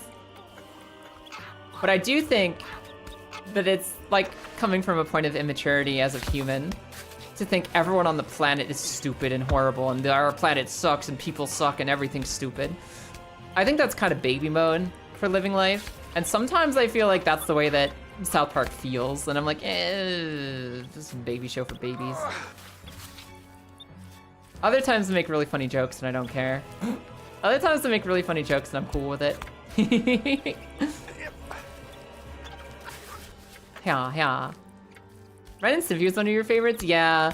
I was never somebody who got into Ren and Stimpy or Beavis and Butthead. I wasn't like a gross out humor or gross out art style kind of person. Also means I only liked half the shows on Adult Swim. The half I liked, I really liked. People who consider themselves enlightened centrism can be really lame and arrogant. Yeah, and like, that's 100% what they think of themselves as, and that always bothers me, that attitude, but they still write really funny episodes and really funny jokes sometimes, so it's not the end of the world. It's just hard to unsee South Park, those South Park creators sniffing their own buttholes sometimes. I feel like the silent part of everyone is stupid is, except for me. Yeah, and like, it basically makes me not respect them or their opinions at all. And it only makes up for it when they actually make a funny joke. Which, you know, happens. They've had good seasons, they've had bad seasons. I think they're always arrogant and sniffing their own buttholes, and sometimes they make a really funny show anyways, you know? You're gonna be lurking in sleep? Aw, good night, Cheeto. Thanks for peeking in, it was good to see you again. Have a good sleep. Lurking always welcome here. I prefer when someone has some self-awareness and says everyone is stupid, especially me. And that's the thing, like, it can be a thing to just like, you see a lot of silliness in the world. Make fun of the silliness, the stupidity, the goofiness, the mistakes, the nonsense. Make fun of everything a little bit, sure. Because everything should be made fun of on some point or another. But it's like when you get to the point that like, I see that everything's stupid, therefore I'm the smartest one, that it bothers me. And everything is so stupid that nothing means anything is also, I think, like a baby take for babies. That's a baby thought process. So when they get to the level of nothing matters because everything's stupid, I think you've engaged in giving up on caring about your life. And I think that you're a child. I think you're an actual child instead of an adult human being. And don't get me wrong, I get it. Life is hard. It's hard to care about things all the time. It's freaking exhausting. But, like, you kind of got to anyway. You gotta care about things. Otherwise, why are you even here? Have we conquered the evil section? I have exciting new thoughts about how to tackle it, but it's been a while since we've been up there, actually. I've been kind of struggling with this part of the climb. But I just got it, so we should be good now. Careful, Nate. Careful, Nate. Don't make me a liar, Nate. I want to go back to the evil section because I do have thoughts and ideas about how to do it. I had a couple stumbles on the way back up there, but I think I have tech that might work. We were laughing it out with Chat and Tiberius earlier. We have some exciting new ideas. No,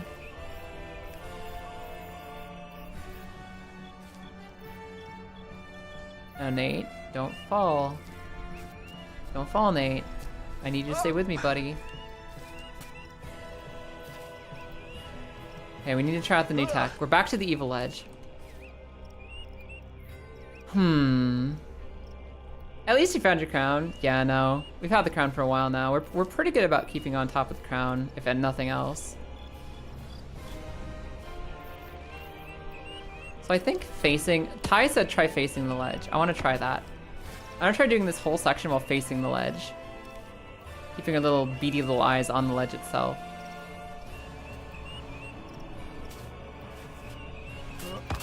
I think that is probably a good thing to do. I think I messed up the execution there, but I think facing the ledge is probably the tech. How are these controls so borderline good? See? Marissa gets it. Marissa has downloaded the game, is trying to get to where I am, and just like take the title of Stair Queen or whatever title she prefers. She's playing it right now for the first time. How are these controls so almost good? That's what makes Bennett Foddy games actually good. I'm telling you, you guys are on crack if you think this is a miserable waste of time. It actually feels really good to learn how to play this. It feels incredible. It's almost good. Yes, it's difficult, but it's good.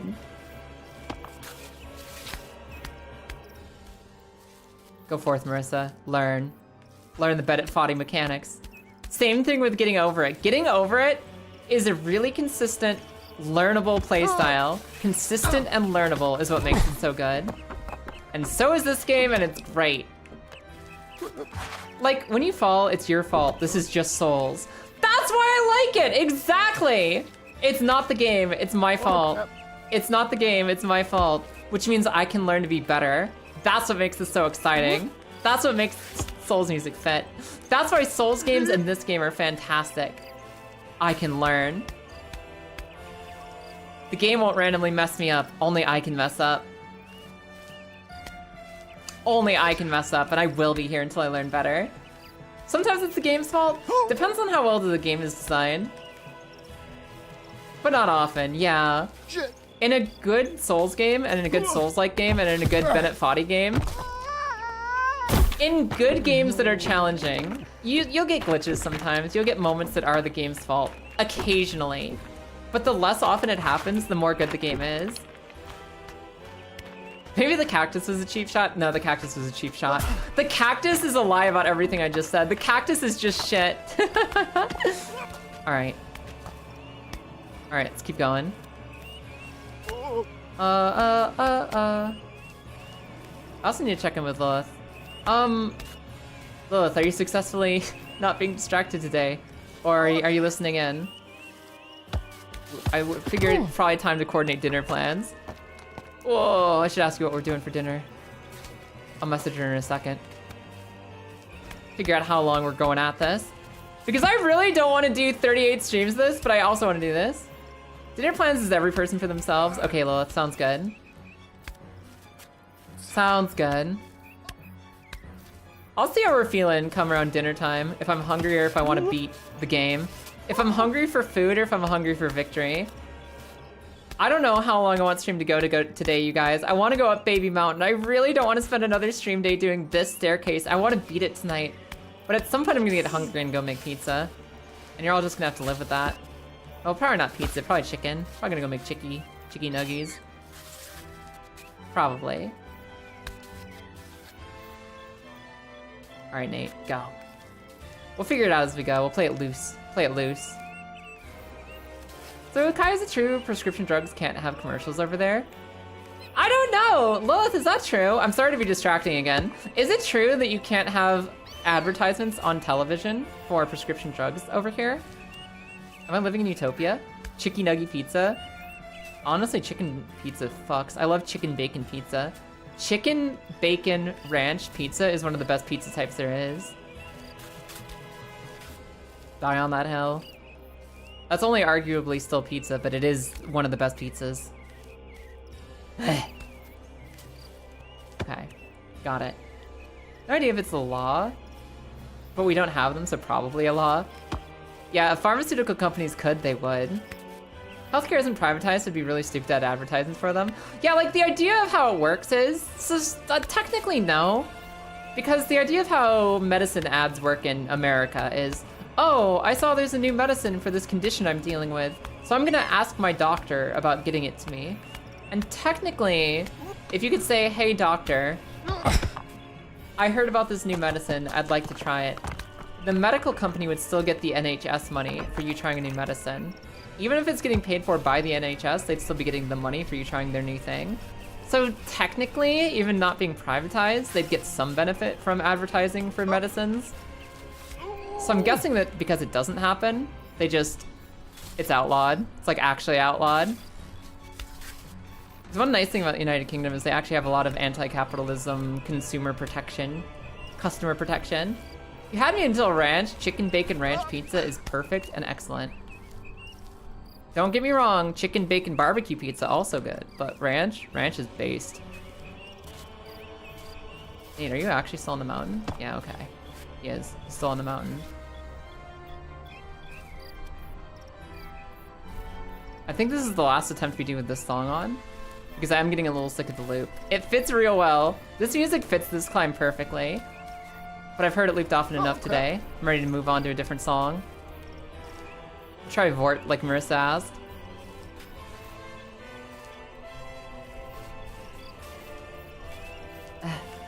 I think Tom Scott said they're supposed to advertise to doctors, not patients. I mean, technically it's kind of fucked up to be advertising medication to anyone. But, yeah, I don't know. The main idea is, hey, use your medical money to try this new thing that we promise will work better than the other things. Or at least we say it will. Or at least it's new. It does the same thing, but it's new. Therefore, we want you to spend your money on it.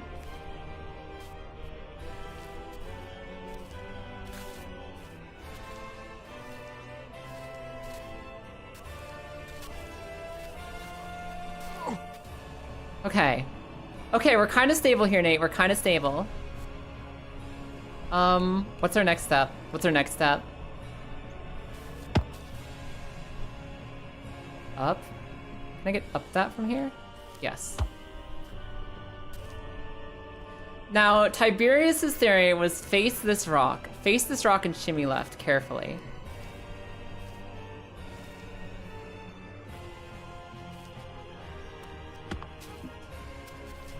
without Nate putting his feet off the mountain.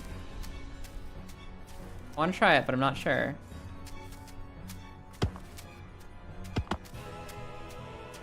Oh! Scary. The benefits to taking this medicine probably outweigh the side effects. Probably. Probably. Probably. Okay. This is really scary, you guys. This might be the way to do it, but it is horrifying.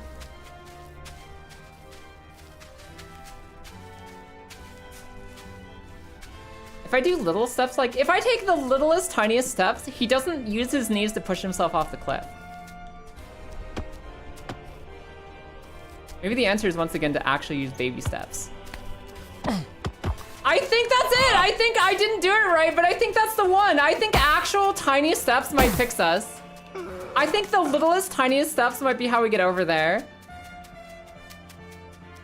I think we actually have to use baby steps to get past that part.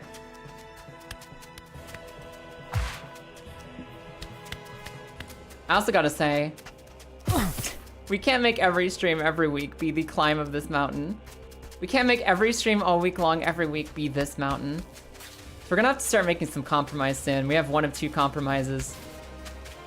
We either keep on this mountain until we beat it. We stay on this mountain until we beat it.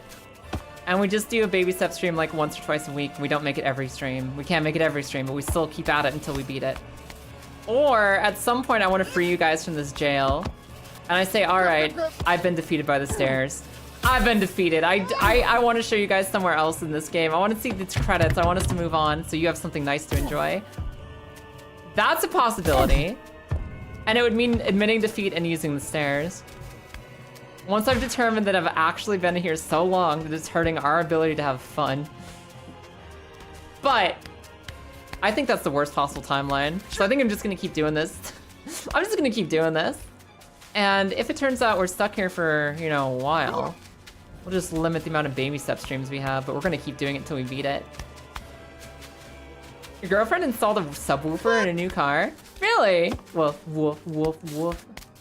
You got the wubs now? Hell yeah. Is it you? Are you the subwoofer? Is that, am I picking up what you're putting down? Congratulations on your new installation. Up, up. Blam, blam, blam, blam. Okay. No!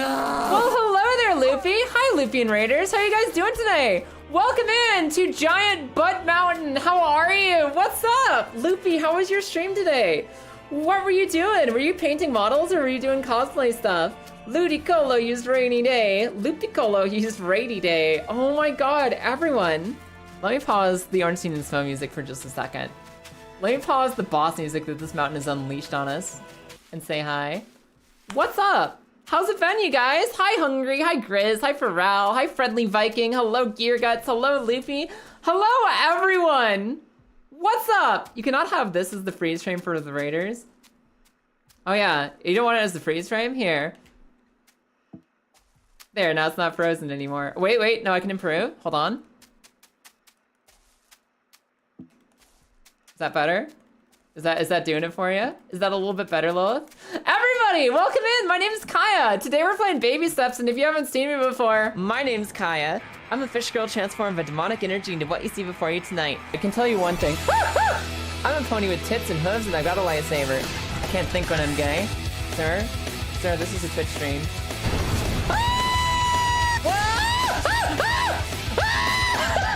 Let's see some Paul here. Hello. What are you doing? Kill! Ah! Woo! Woo! Woo! You're a lot of clams! If I can steal your wife next. Oh, fuck, she's hot! I just need to be like a little bit more careful in any. Ah! Ah! Woo! Ah! Ah! I'm alive!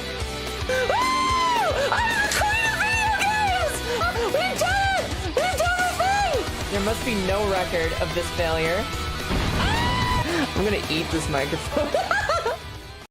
Hi, hello everyone, welcome in. My name's Kaya, that's me. I'm currently playing Baby Steps, where we're trying to get Nate to the top of the mountain to prove that he's the strongest baby that ever was. Loopy, have a good time with your noodles. And everyone, if you're rating in from Loopy, you had a really good time on her stream and you just want to like chill, you maybe don't want to watch another streamer for another 5 hours of Journey, that's fine, go take care of yourself. Otherwise, get comfy. We're fighting the hardest part of Baby Steps. You know that game Getting Over It about the guy with the pot who's trying to climb a mountain?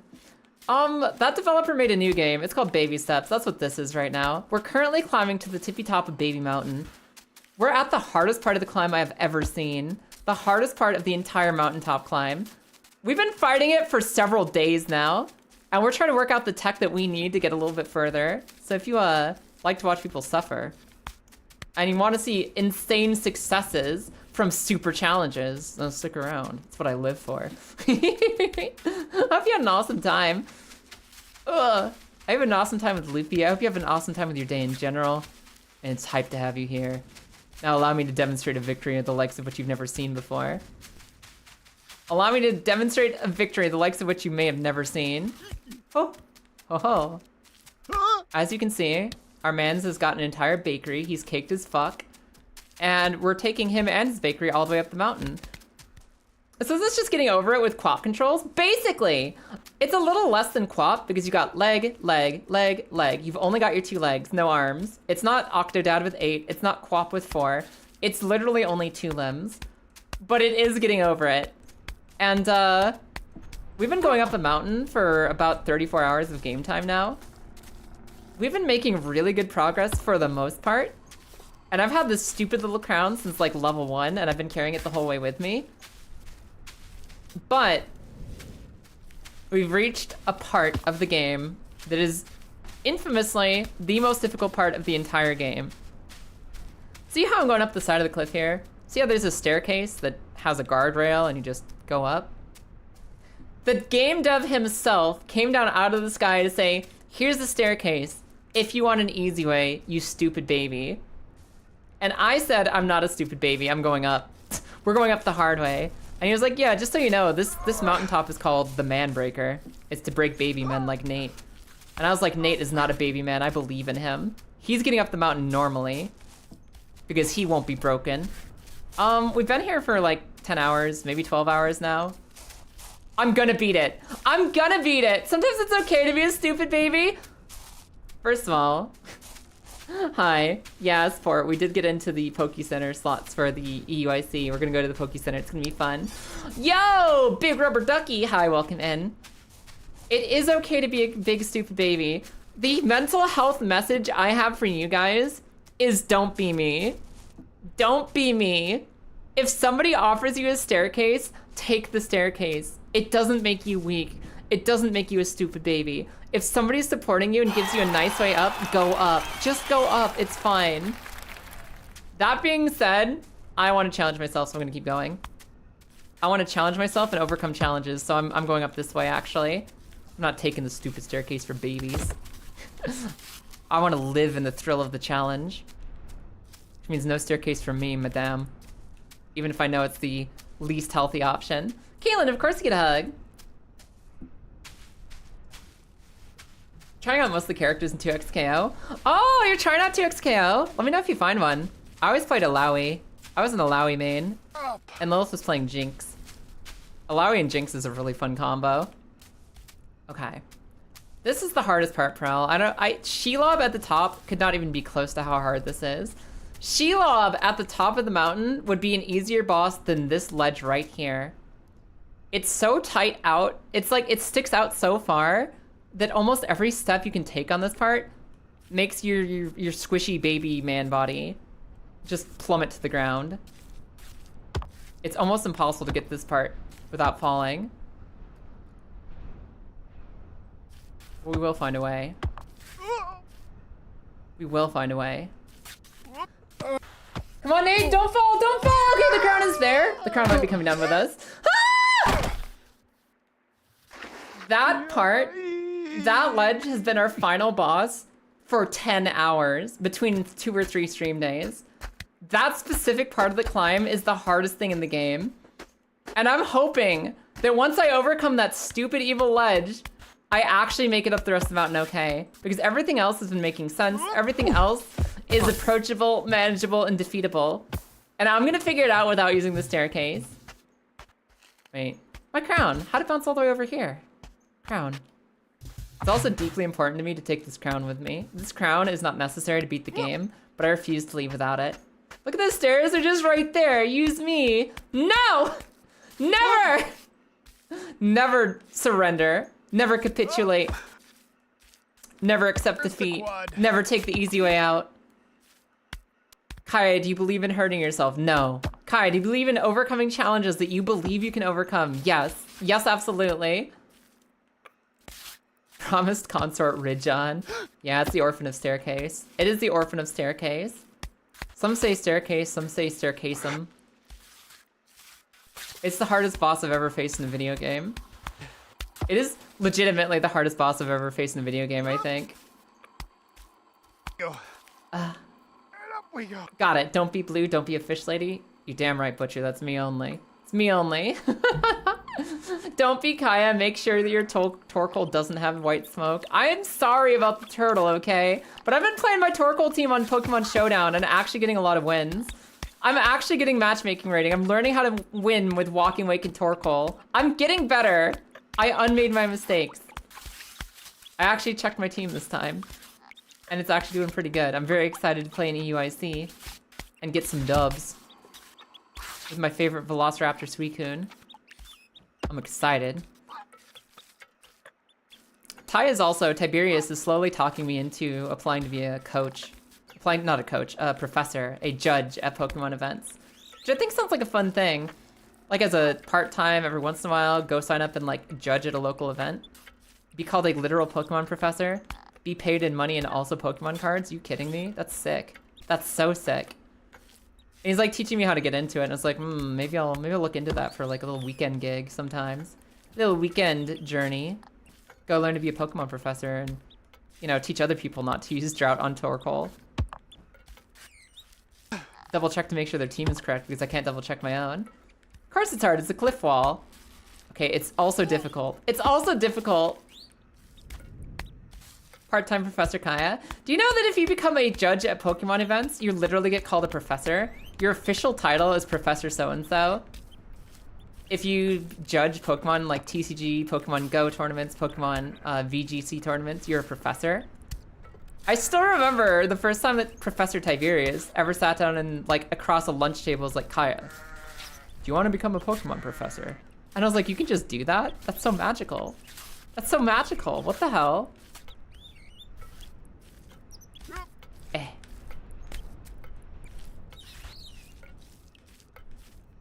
There's already a Professor Willow, isn't there? There's a Pokemon professor who's Professor Willow. Because I think Willows are my favorite trees. If I had to pick like a tree name, I'd want to be Professor Willow, but I think Professor Willow's already taken by someone. Pretty sure there's already one of those in a Pokemon game. You're back? Welcome back, Magic. Hello, hello. Going up. We're almost back to the evil ledge. We're almost back to the learn the way up ledge.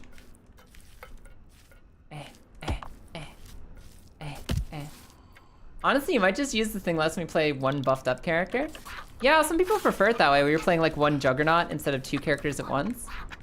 I don't like tag fighters solo, so I would play solo mode if I didn't have a cool wife to play games with.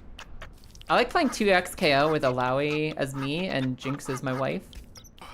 Because playing together with Lilith is so much fun. But if I had to play solo, I'd probably play Juggernaut mode instead of tag fighter mode. Prefer to be Professor Cock. What kind of tree is a cock tree? Guess it makes sense. It is wood related, isn't it? Still wood related. Still counts. And I'm sure there's a forest of cock out there somewhere, just waiting for someone to discover it. Okay. This is the evil ledge. Do you see what I gotta deal with here? Everyone who's new from the raid, look at this. This ledge comes out flat. It comes out flat to the side. It pushes your squishy Nate body off if you try to sneak over to it. It's been the hardest thing I've ever faced in a video game. We're trying to learn it today.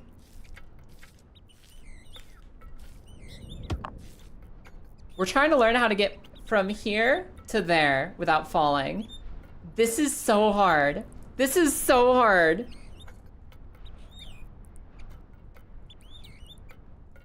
Professor Willow is the Dill from Pokemon Go. Professor Vine? Professor Vine would be kind of sick. Professor Kelp? I can take Professor Kelp. So we gotta get over here without falling. Without letting Nate make mistakes. Too great for us to recover from. Okay. Okay, that was really scary, but we lived. Go back up, please. That was really scary. But so far, the closest we've gotten has been with this baby step technology, where we take really small steps and try not to fall. I think that's the closest we've gotten is when we do that. Are you new to VTubing? I've been VTubing for 4 years, actually. Welcome in, Nate Royal. I'm actually new to YouTubing. I haven't been YouTubing for very long. I'm just now learning the best way to do shorts, the best way to do video edits. I've only just started doing YouTube live shorts or YouTube lives in the last like few months or so. So I'm new to YouTube in general, but I've been on Twitch TV and VTubing in general for 4 years now. And I've been working on this stupid frickin' mountain for like 12 hours. Good job. Professor Mangrove? Doesn't that one already exist? I'm pretty sure there's already Professor Mangrove. Also, Professor Mangrove is just another name for Professor Cockforest. Basically the same idea. Hup, hup, hup. Doom, doom. Up, up, up, up, up, up, up, up, up, up, up. So my goal right now is to try to get that ledge climb correct. Because there's actually a checkpoint just above it. You can see a handrail. You can see a handrail that is a checkpoint above that stupid ledge climb we just fell off of. Once we can solve that problem, once we have the movement tech down, I think we get a whole new section of cliff that should be a lot easier to climb. We should be in the clear once we get past that. I don't need to get new water. I have plenty of water. I don't need to pee. I don't want to stretch. So I think while we get stuck in Twitch ads, while we are buried in ads on Twitch, I'm going to keep climbing up. Because obviously it's going to take more practice. It's going to take more practice, so I'm just going to keep going for the last break of the night. I'm going to keep powering through it. Rather than going AFK for it. You have a good tip? What's up? What you thinking? This game is making me want to go climbing. You want to actually go climbing with your functional human limbs instead of the completely non-usable arms in this game? I mean, it's kind of nice. Like, it's a good game, isn't it, Marissa? Like, you're playing it now. Isn't it a good game, actually? It's, like, really good. Don't fall. Damn. I didn't even think about that. I didn't even think about that. Fuck, you're right. Up, up, up, up, up, up, up, up. It's oddly enjoyable? What do you mean oddly? It's just fun. It's just fun! A lot of people looking from the outside are like, how can this be fun? It just is. It controls real well. Shit. It's very satisfying to learn. Everyone who thinks this is pain doesn't understand this is actually learning is what this is. What this is learning the video game. Just like every Souls game. Just like every Souls game. I think you nailed it on the head, Marissa, when you said, you feel like when you messed up, you messed up. It's not the game messing with you. It's just like a Souls game. It's also like a Souls game, and the whole gameplay is learning. It's learning how to beat the game, and it feels so good. Nathan Drake Jr. doesn't look too healthy. It's okay, he's already died. It can't get worse for him. He died from pizza overdose. And now he's living in an immortal isekai realm with an immortal body. He doesn't need to get healthy. He's immortal now, as you can tell from the fall. Oh, that was hard to watch. That was brutal. That was an impact. That just proves my point. Don't worry about it. Don't worry about it. He's got all the time in the world to become healthy now. I'm convinced that he's going to, from his dedication to actually becoming a better person and climbing a mountain he never thought he could defeat before, God. for his story arc of learning to be the best climber after spending a life eating pizza, I think he's gonna get superpowers. I think he's gonna be super fit by the end of his journey in the afterlife. I think he's gonna go through a training arc and be like basically super fit. But it might take a year. Might take a year or two. He's gonna have one of those before and after pictures that's gonna make you jealous. Did give him a good ass though. Look at that butt. So that's a butt. That is a butt. Is there an in-game reason you can't use your arms? Actually, no. No, I think the only in-game reason I can think of, Kaylin, is that he's really bad at walking because he hasn't done it a lot. He spent most of his adult life just sitting on a sofa. So I think it's like kind of the in-game reason and the joke is just that he doesn't know how to walk too good. He doesn't know how to walk too good because he hasn't really done much of it. There's a reason he's dressed like a baby and the game is literally called Baby Steps. It's like his first time consistently walking in years. And I think that's the only idea behind it, is that he just sucks at walking. It is literally like a baby trying to walk. And you can see the babies take a while to figure out they can use their arms too. You wish you had the map. You can't get the map. You can't get the map, Marissa. You gotta find your own way up. You gotta find your own way up if you want to be stair queen. If you want to be the queen of the stairs, you gotta get your own way up. Crap! Heck, you want a title of your own? I'll even call you Marissa. Dark Souls 2 is the best Souls game, Stairs, if you want that. As long as Stairs is in the title, you get it. This is gaming. This is literally gaming! Everybody's like... It's so easy to hate, it's so easy to hate, it's so easy to talk shit. It's so easy to talk trash. But like, non-ironically, this is 100% like the perfect picture of gaming. This is the perfect metaphor for gaming. This entire game is excellent. What is it? It's a big open playground. A big open playground with like a million different routes you can take, million different ways to get up, a million different little things to see and play with and explore just because you want to go see what's over there. It's an engine to explore with your curiosity all the weird little stuff that's just there for the sake of being there. It's also a challenge in learning. It's a challenge in learning how to control a new person in a new world. It's about learning the story behind what's going on. It's about learning how to climb better and how to be patient with yourself as you do that learning. It's about challenges and learning how to be better at those challenges. It's about facing bosses and defeating bosses. It is the central idea of what makes a game good. And also, it's a good metaphor for sometimes there's a staircase. Sometimes you should just summon your Mimic Tear and be good to yourself. You want to fight a fight and like, you're sick of fighting it yourself. You want to fight with your cool Mimic Tear friend, even if it makes the game easier. Oh, Mimic Tear makes the game easier. I don't want the game to be easier. I want to prove I'm hardcore. No, if you'll have more fun killing a boss easily with a clone of yourself, summon the Mimic Tear, have fun. This staircase is the Mimic Tear. If you have more fun climbing the stairs, then please climb the stairs. Don't push yourself if you're legitimately salting out and not having fun. But I'm not salting out, so we're gonna keep going. I'm gonna keep going until this actually makes me feel salt. Stairs moment, exactly. I'll climb the stairs when there's actually unhappiness in my heart. When I'm actually feeling like I'm not having fun anymore, you guys. I'm actually sad and angry. That's when you'll see me on the staircase and not a second sooner. And I'm legitimately unsinkable, so you'll never see me on those stairs. Except for that one time I fell and hit my head on the staircase. You wiped out badly, but it led you to a fruit, probably. That was most of my fruit discoveries. A lot of the hidden fruit in this game, I feel like I found them after I wiped out on some climb.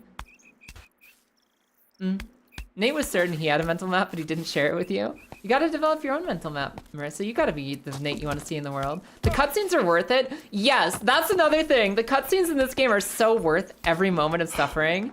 They're so worth every moment of difficulty. The cutscenes are so good. The cutscenes in this game are so freaking funny. I know it's been a while since we've seen one, but I'm still taking you to the promised land where there will be more. I'm still taking all of you to the promised land where there's gonna be more of these.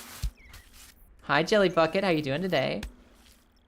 A staircase? A case of what? A case of books? What do you mean staircase? I don't understand the word either, Jelly Bucket. I don't understand what a staircase is. I only understand the mountain. I only understand the mountain. It's the only place for me. Hey, Jelly Bucket, how you doing today? Case of beer? No. No. Beer is the worst alcohol. I'd be torn between like a dry red wine and beer as being worst alcohol. I don't like dry reds and I don't like beer. Beer tastes like puke to me. It legitimately does. I don't like the flavor of hops. I like mixed drinks. I like tequila. I like rum and vodka. I like gins. I like cream liqueurs. I really don't like beers, man. I can't do it. Feeling personally attacked, I'm so sorry. So sorry, but I can't change my taste buds. Beer ain't it. Beer ain't it. And same with red wines or dry wines in general. I want my wine to be sugary or don't mess with me. I want my wine to be sugary or don't mess with me.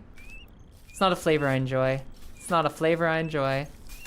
If it tastes like juice, I'm happy. If it tastes like wine, I'm out. I wonder where the crown went. I haven't seen the crown in a second. I don't know where it stopped. I'll find it again though. Oh, it's close. Nate's senses are tingling. It's over here somewhere. He's reaching for it. I don't know where. There it is. Awesome. Cool girls don't look at crowns they're picking up. They just pick them up. I think I'll open the nice sake I was saving. Sake is good too. Sake is really good. Depends on the beer. I've never found a beer I like. I have never found a beer I like. The closest I've had to a beer that I could say I kind of enjoyed is that there's these drinks out here in the United Kingdom called Desperados. And Desperados are like half beer, half tequila. They're like half beer, half tequila. And those taste okay. I still don't like the hoppy flavor, but I'll drink them willingly. So that's not like the end of the world. That's like the closest to a beer. Or like some ciders. Some ciders are okay. Some ciders still taste hoppy and I don't like it, but mostly I'll take ciders instead of beer any day. All right, we're back up. We're back up. Japanese beer. Actually, I've never tried Japanese beer. Maybe I'd like Japanese beer. That's a beer I could maybe like because I haven't had a single Japanese alcohol that I don't like. Every time I've tried Japanese drinks, I've been happy. So maybe Japanese beer is okay too. Hey, Gene Slicer, how are you doing today? For a while there, bars would just put a shot of tequila and Landshark beers. I've never heard of Landshark before. I've never heard of Landshark before. Lagers for you? I feel like I've tried a lager. I feel like I've tried it. People always, when you say you don't like beer, when you say you don't like beer, I'm sorry. When you say you don't like beer, everyone jumps up to tell you what kind of beer you should try to actually like it. What one should experiment with. And I appreciate the enthusiasm. I appreciate wanting to share something you love with someone that you're sure they'll like it if they just try it. I've tried every format of beer under the sun, and not a single one has spoken to me. Not a single one has worked. They're just not me, man. They ain't me. I'm not a lager. I'm not an IPA. I'm not a beers girl. We could suggest beers that you know I'd hate. Okay, go for it. Hit me with the beer that you know for sure I would hate the most. Kirin is the best Japanese beer. All right, I'll keep that in mind. That'll be my next experiment in, is there a single beer on the planet that Kyle will drink? If it's Kirin, good luck, you win, Marissa.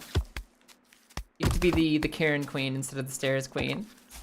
But I have my doubts. Even with Japanese drinks, I have my doubts that there's anything I'm gonna like. IPAs are extra hoppy. I bet you I like IPAs the least then. I bet you IPAs are probably my least favorite. Mountain Time is the best worth seeking out. It's hardly hoppy at all. If it's really specifically American, I bet I can't get it anymore since I live out in Wales now. Maybe I could order it on Amazon or something. I don't know. I don't even know what my options are out here in the United Kingdom. I'm still new to it. I went from not drinking beer, went out for a meal, to Asahi with the meal. I'd be willing to try Kirin or Asahi. A dry Irish stout. Ooh. I bet that's horrible. I'll give it a shot. Not like objectively horrible. Nothing wrong about the drink itself, but I bet I would hate it. I bet you're right. That sounds like something I'd hate. You feel like we should stop, like, narrow down the definition of beer so we're not calling everything beer when they're so wildly different? Fair enough, Krysten. You can't find Kirin reliably, so you tend to get steel can Sapporo instead. Sapporo is the one I've heard of the most often. Sapporo is like the Budweiser of Japanese beers, where you just hear about it everywhere. It's like the most common one. You see it in the animes all the time. In your Japanese animes, you see the Sapporos.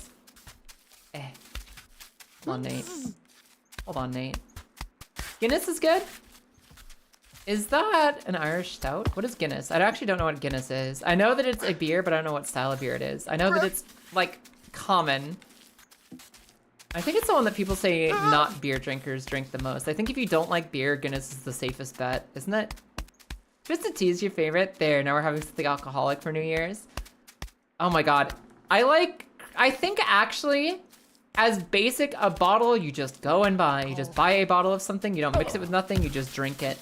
I think cream liqueurs are my favorite. I like cream liqueur. If I could choose any pre-mixed or just buy the bottle drink. Especially Eggonog.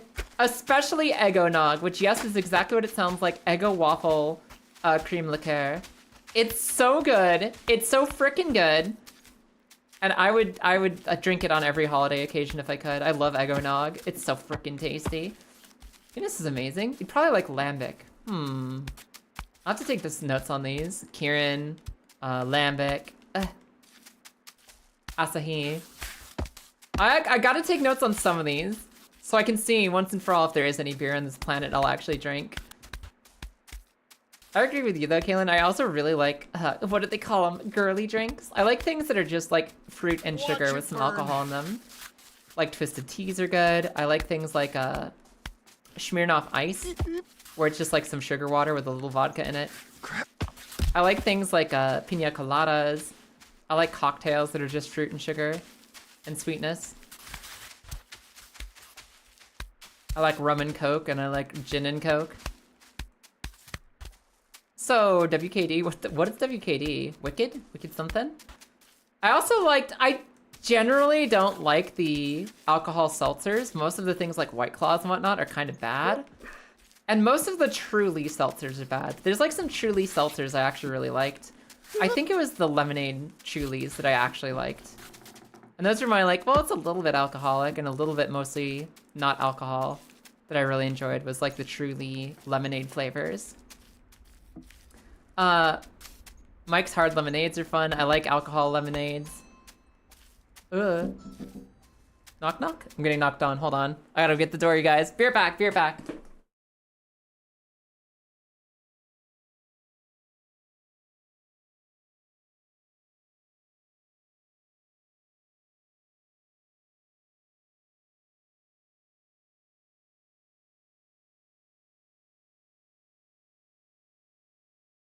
God, my office, my stream office is directly next to the front door. I have a window that literally looks out onto the front doorway, and the mail delivery person actually knocked on my window like, "Oh my God, streamer, get out here! I have something for you." And I didn't know if anyone else in the house was available to get it, but luckily Loopy got it for me. Luckily Loopy was the hero we needed right now. But I got, like, they actually knocked on my window, so I was like, oh God, am I the only one here? I better go. I better go. This sounds like an urgent delivery. Up. I feel like I've suddenly become a middle-aged, like, bar person. I feel like I've become, like, a 45-year-old bar person. Because we've been talking about beers for the last, like, 15 minutes. And I'm about to talk about how much I can't stand the IRS. And I think at some point I became a 45-year-old, like, bar and grill girl. What an intrusive delivery driver. They literally, like, bump on my window, Lilith. The second they saw lights on in this office, just immediately bump. So, I sent... Okay. At the end of 2024, December 2024, I got married to my wife Lilith, and a few months later, I moved out to the United Kingdom. So my 2024 taxes are a little weird. I'm suddenly married instead of single. I'm filing joint instead of independent. I'm sending my taxes in from the United Kingdom instead of just turbo-taxing digitally, because you can't do them digitally if you're international. If you live internationally, you have to mail it in physically. So I mailed in my taxes last May, and long story short, they haven't fixed my taxes yet. They haven't sent me my taxes back since May of last year. And for the longest time, it's been this long, stupid process that it's a lot of complicated details. The last thing we heard in October of 2025, they still hadn't fixed things, and they said, okay, we're gonna send you a letter. Okay, October 2025, we're gonna send you a letter. It takes 30 days to get there. By the end of November, you'll have a letter that can fix your taxes. You'll be all good to go. Everything will be fine. We're sending it to you now in October. It'll be with you by the end of November. Okay, cool. We heard nothing about them for months. And just the other day, I called them up again to see if we could finally figure out what's going on. And they're like, oh yeah, that letter that we were supposed to send you in October, we sent it out last Tuesday. We mailed it to you on January 14th, 2026, when we told you we would send it to you in October of 2025.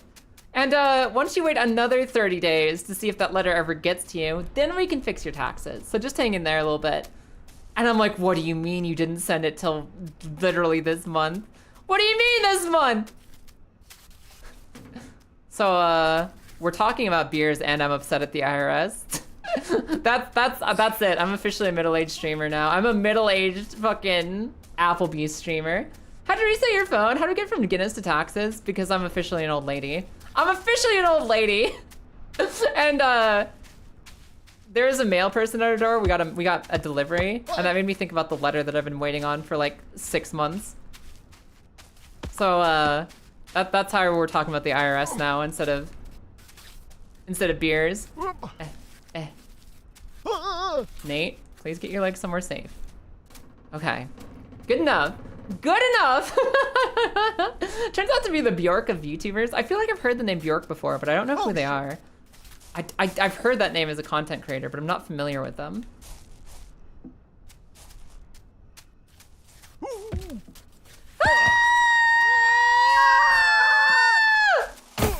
You will always and forever have to do US taxes. I think so, because even if I'm always gonna be paid on Twitch.tv, and Twitch.tv is always gonna have US taxes.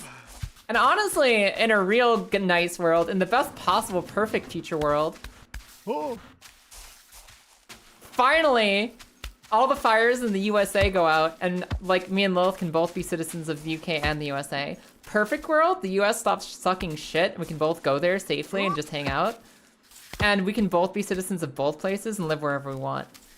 So ideally, I'll fucking be stuck with the IRS forever, but we'll see. We'll see if the fires ever go out over there.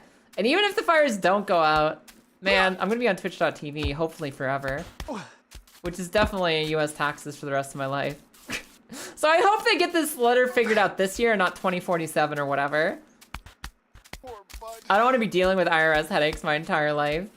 Hopefully just easy, simple, straightforward. Here's my letter. Take my money. Let's continue with life. Let's just move on and never speak to each other again. Okay. You and me, IRS. Let's never speak again, please. Yeah, as long as I have a USA password, I'll always have to do it. Always and forever, as long as I have a US citizenship and passport, which I do. And hopefully I will, because I like my friends and my family, and I want to see them again someday. I want to see them again someday, so I'm gonna be, you know, we're gonna be big vibing, as long as I can. Up, up, up, up, up, up. Yeah, I actually need to look up what my expectations are, because I'm in the United Kingdom on a visa. I'm on a marriage visa. I moved in with my wife visa. And I don't know how my tax situation works out. I don't know if I pay taxes this year, or if I don't pay taxes until I'm a resident. I don't know. That's something I should look up. Because actually our tax deadline for the United Kingdom is kind of soon, and I have no idea if I pay them or not yet. So I should look into that. Gotta check on your neighbors' cats. I hope they're amazing. Tell them I said hi. Hup, hup, hup. Hup, hup, hup. I appreciate the enthusiasm, Grizz. I will be the one who breaks this mountain. I will be the one who breaks this mountain. I just need to be a little bit more careful on stupid evil ledge. I have no idea how long I want to stream today. I have no idea how long I want to keep going. I'm not hungry yet, even though there is something delicious smelling outside my room door currently. And I'm not ready to throw in the towel on the day yet. I'll tell them a random woman on the internet says hi, thank you. Give them scritches. I have a kitty, her name is Farah. She's a dumb little butthole and I love her more than anything. I don't know where she is right now because she hasn't meowed since at least 2 p.m. But she's somewhere around this house. You could ask your aunt. Aww. No, yeah, no, I mean, honestly, I should probably Google it. I should probably Google the answer and figure it out before you have the time to message your aunt and hear back from her and then get back to me. I should just Google it because that's a pretty straightforward Google question, but I appreciate the offer. Quick search for UK tax. You pay UK tax on your worldwide income if you're a UK tax resident. Usually starting from arrival date on marriage visa. I am self-assessment. Non-residents only pay UK tax on UK income. I don't think I'm a resident yet. UK are one of the countries that has the treaties you're not paying double tax forever in the US. Cool. Yeah, and I don't think I'm a resident yet. I'm pretty sure I'm not a resident yet. I think I'm just a visa Whoa! visitor. Absolutely resident? Okay, so I gotta figure out my taxes then, huh? I gotta figure out my taxes then, don't I? Not a naturalized citizen, not technically a citizen yet. Oh shit! Naturalized or otherwise. So I need to look up how to pay my own taxes? Okay. I figured that out since we're on a time limit for that.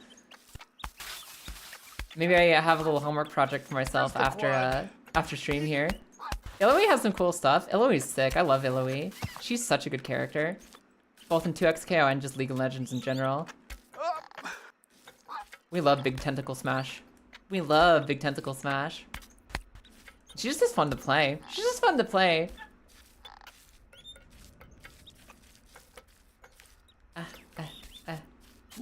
Anyways, that's been tax and beer hour with Kaya. We've been taxes and beer hour with Kaya while playing baby game. But We don't have to be adults anymore. We can go back to baby game if you guys want. Go back to being a baby. Wife tax figuring out bonding time. I don't think it'll be a problem for you though, since you aren't in the UK for the tax year that's due soon. Yeah, because like I got here in April. So technically I got here in April. I was there in 2025, but I wasn't there the whole year. So I don't know. I don't know. Resident just means you live there. Fair enough. Hence why Claire is in Resident Evil, because she lives in the evil mansion. Yeah, that makes sense. That makes sense. Also not earning anywhere near the minimum. Yeah, I'm not in any kind of tax bracket right now, except for the lowest one possible. I'm earning the lowest tax bracket possible on global income, so I don't know. I don't know. I might have some exceptions in place. Nate, hold on to your crown. That's all I ask of you. Don't lose the crown. How? Okay. Okay, cool.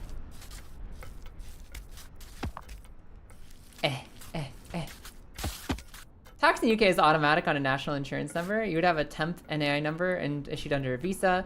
Any income is auto taxed, unlike the USA system where everything must be done by you. Yeah, when we mistakenly get slapped by being $10 wrong. I love that joke from, is it George Carlin? Who's like, how does US tax work? Hey, how much money do you owe us? Oh, no, we're not gonna tell you. Guess. You got it wrong.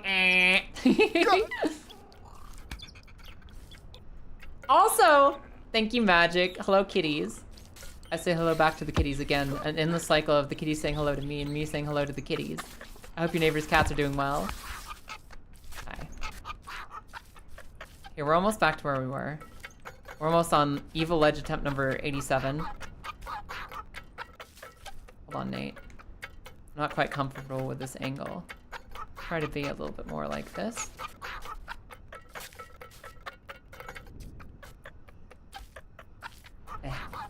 Okay. Here we go! Self-employment, yes. You run your own business? Ooh, what's your own business? What kind of business do you run? That's super hype. Only business I run is content creation. shit. I'm learning that as we go. fuck! Okay. We're up! We're up! 3D printing? Hell yeah. Hell yeah. Why do you hear Ratman from Portal? I don't know. Yeah, Twitch is self-employment. I don't think it qualifies as contract work, but it is self-employment. Oh my god. Yeah, it is technically self-employment income. Oh my god. Oh my god. Why am I not getting it for stripping? Oh man. That's because we don't have proper law is in place almost anywhere to actually protect sex workers, strippers, and other people who work in adult entertainment professions. And we deserve to live in a world where strippers, hookers, and everyone get protected by the law correctly. Ah! Not a mom and pop gene slicing stop? Nah. Dang it! Oh, I want to get up that hill so badly. We're getting further and further every time. Like, that was further down the side of the cliff. That was closer to defeating the evil ledge. But we're still not doing it. If I get up there just once, we beat the whole mountain. If I can get up there just once, we beat the whole mountain. This is kind of gray area. In most cases, you don't have to declare income till it's a certain threshold. Yeah, I mean, isn't that kind of how like all self-employment works? It's always like a certain threshold of income. Especially since it's global income. It's technically like US global income stuff. Yeah, expat may be different. Yeah, I'll look into it. We'll do like some actual research instead of just like Twitch chat research. We'll do some peeking around. I appreciate the thoughts on the matter from everybody. We'll make sure we know what we're doing about it for sure. Ah, I'm okay. Nate. Okay. I've spent so much time up on the evil ledge today. We've actually been making it to the evil ledge pretty consistently. And I think we found the tech. We just need to execute it now.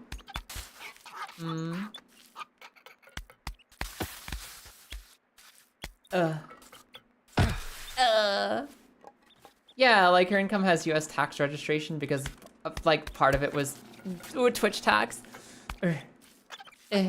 That's your problem. You're trying to beat the mountain instead of understand the mountain and being one with the mountain. Shit. Listen, I've said before that one of my favorite life philosophies is Taoism. The philosophy of Taoism where life has a flow and you need to embrace the flow.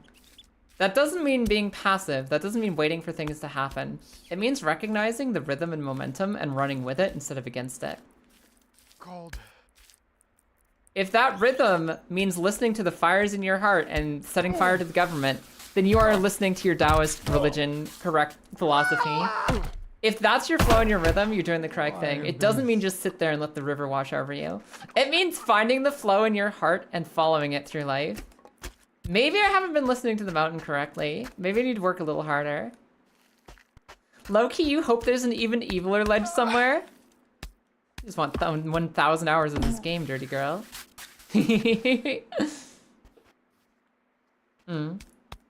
Captain Kaya is climbing a mountain. Why is she climbing the mountain? I'm glad somebody remembers the Captain Kirk is climbing the mountain video because I thought it was just me. I thought it specifically was just me. Okay, Aaron Burr, specifically from the hit musical Hamilton. Listen. I'm just biding my time. I'm just biding my time. Also, Aaron Burr's song about like just waiting for his moment and like biding his time and gaining strength. My favorite song in the entire musical. I've somehow forgotten the title of that song right now. But the Aaron Burr song where he's like, I'm gonna be great one day. I'm not lying. I'm not wasting time. I'm lying in wait to become the best version of myself. That song fucks. It's so good. You have 3 different BattleTech World War II board game replacement parts. You got sick of seeing so many games thrown out because you're missing game pieces. So do you reprint pieces that people might be missing from their games? Or do you adopt games with missing pieces and complete them?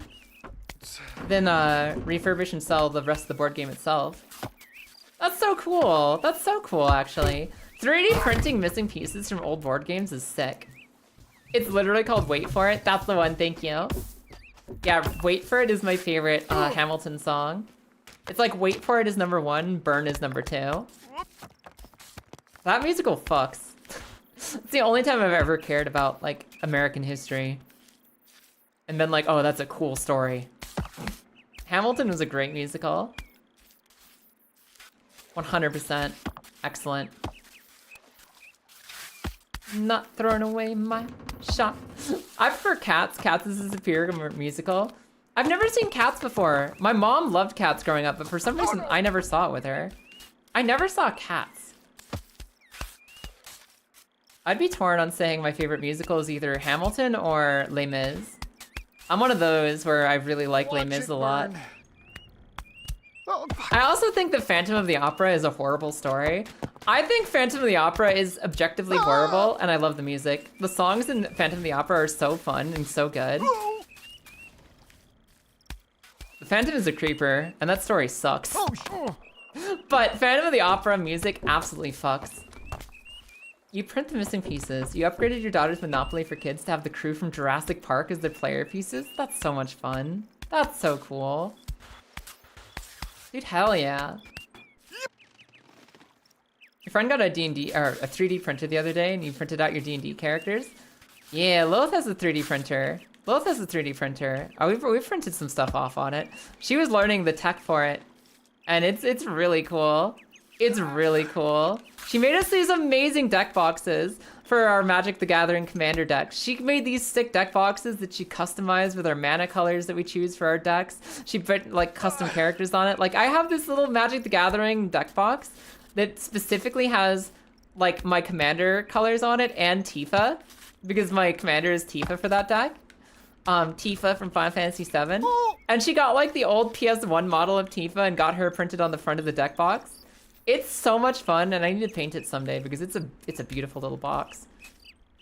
I want to figure out how to make it nice and colorful too. It is the perfect home for my perfect Commander deck, Tifa Lockhart. I love Punch Girl. The Phantom is a creeper. Oh man, we're back in the mines. We're back in the mines. We're mining our craft. Okay, hold on. Up. Recommend you watch 2019 Cats movie. I'm curious. I know almost nobody liked 2019 Cats. Almost nobody liked it. So is this a sarcastic, hey, go watch the 2019 movie Cats? I bet you'll love it, tee-hee-hee. Or are you like the champion of Cats 2019? You're like the one who believes in it. You're the one who absolutely thinks it's amazing. You like it because it's bad. Okay, fair. I suppose I should have known that since this is the same person who came in for Slacks. I should have known. I should have known, but I was still curious. I was curious if I had found somebody who really liked it. Like, because it's good in their eyes. I wanted to know. Fair enough.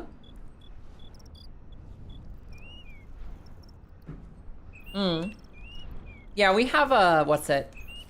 We have a filament printer. There were thoughts of at some point getting a resin printer, but it's not really in the budget right now. And we're definitely gonna be careful with the fumes and ventilation if we ever get a resin printer.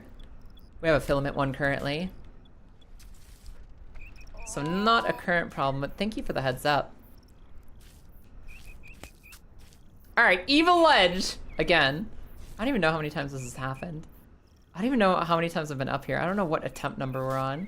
Killer Clowns from Outer Space is also a great movie. I know they got a video game recently.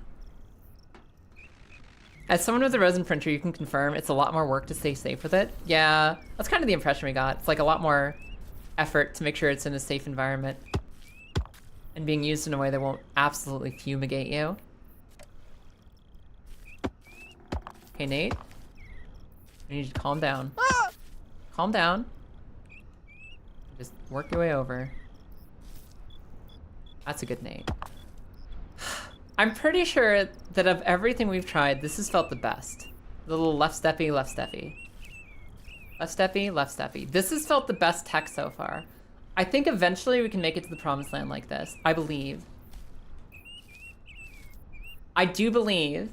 I'm just a little scared. I'm just a little scared. It's way too easy to get sidetracked in this game. Like, there's a part of me that has gone and explored every single part of this game. There's a part of me that's gone to see every side distraction. And we've actually got 2,000 hours playing, but, you know.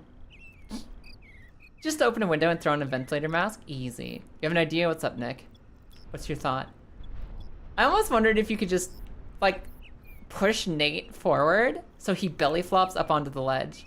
I was thinking, what if you belly flop up onto the ledge, but I don't trust Nate enough to do that. I really don't. I just don't trust him. We're slowly making progress this way. You would be wrong about clowns. You're allowed to hate clowns. Step down and move over so you can step on the far left ledge you're currently on. We've tried that before. It's not very consistent because it's hard to get the steps right to get up from that point. Ugh. Because we've tried that before, and it's really difficult to get Nate into the right position to succeed from there. Okay. As long as I can control my failures to the point we don't fly off the mountain, I'm happy. Controlled, steady failures that we can recover from. Controlled, steady failures that we can recover from. I wish you knew the Clussy quote number. Don't worry about my Clussy.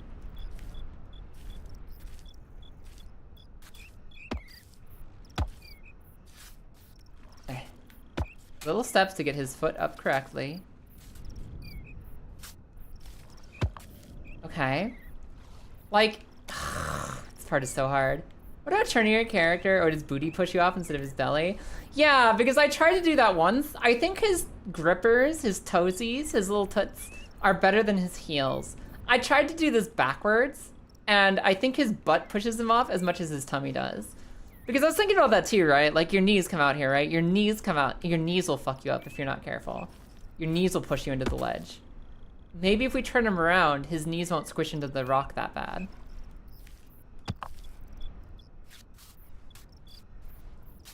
But I haven't seen it work. I haven't seen it work. I haven't seen anything work. I don't believe anything works up here.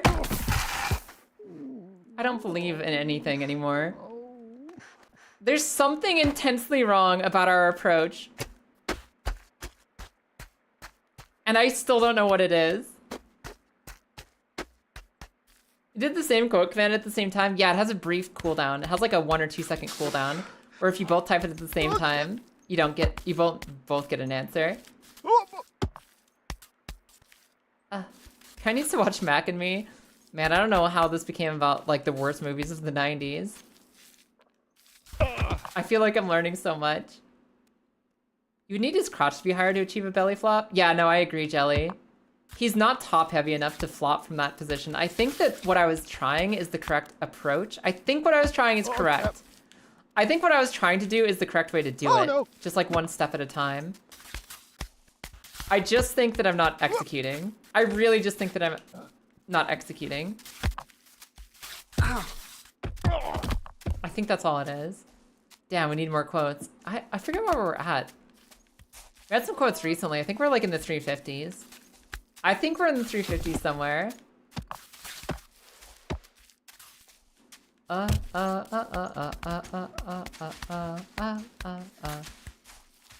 We're not in the 350s yet, so we're in the 340s. It's gotta be like 345 or something is the last one I saw. As long as we don't get ha-ha'd in the bathroom, yeah. Okay, yeah, we're really close. 345 or 346 was the last quote, somewhere in there. We're in the 340s, the mid 340s. Okay. We're not to quote 420 yet. We're not all the way up to the massive, throbbing heights of 420.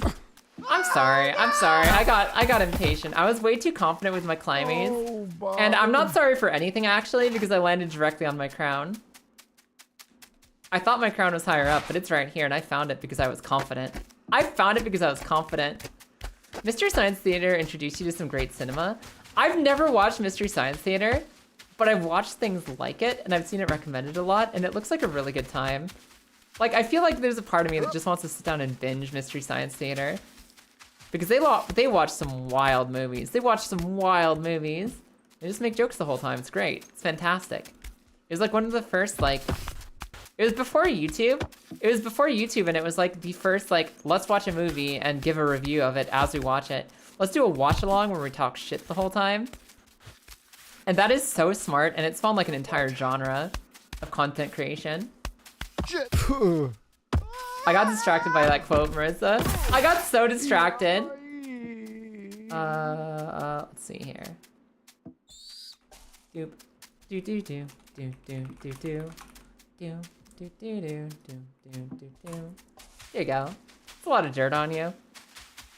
He's been through it, man. He's really been through it. He has been through it. No. Mystery Science Theater is the original Kids React. It was kind of like the first React thing, wasn't it? It was like one of the first ever React channels, but it wasn't a channel, it was just videos they recorded.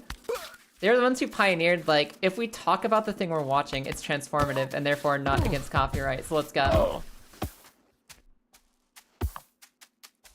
Do do do do. How long do I want to keep pushing today?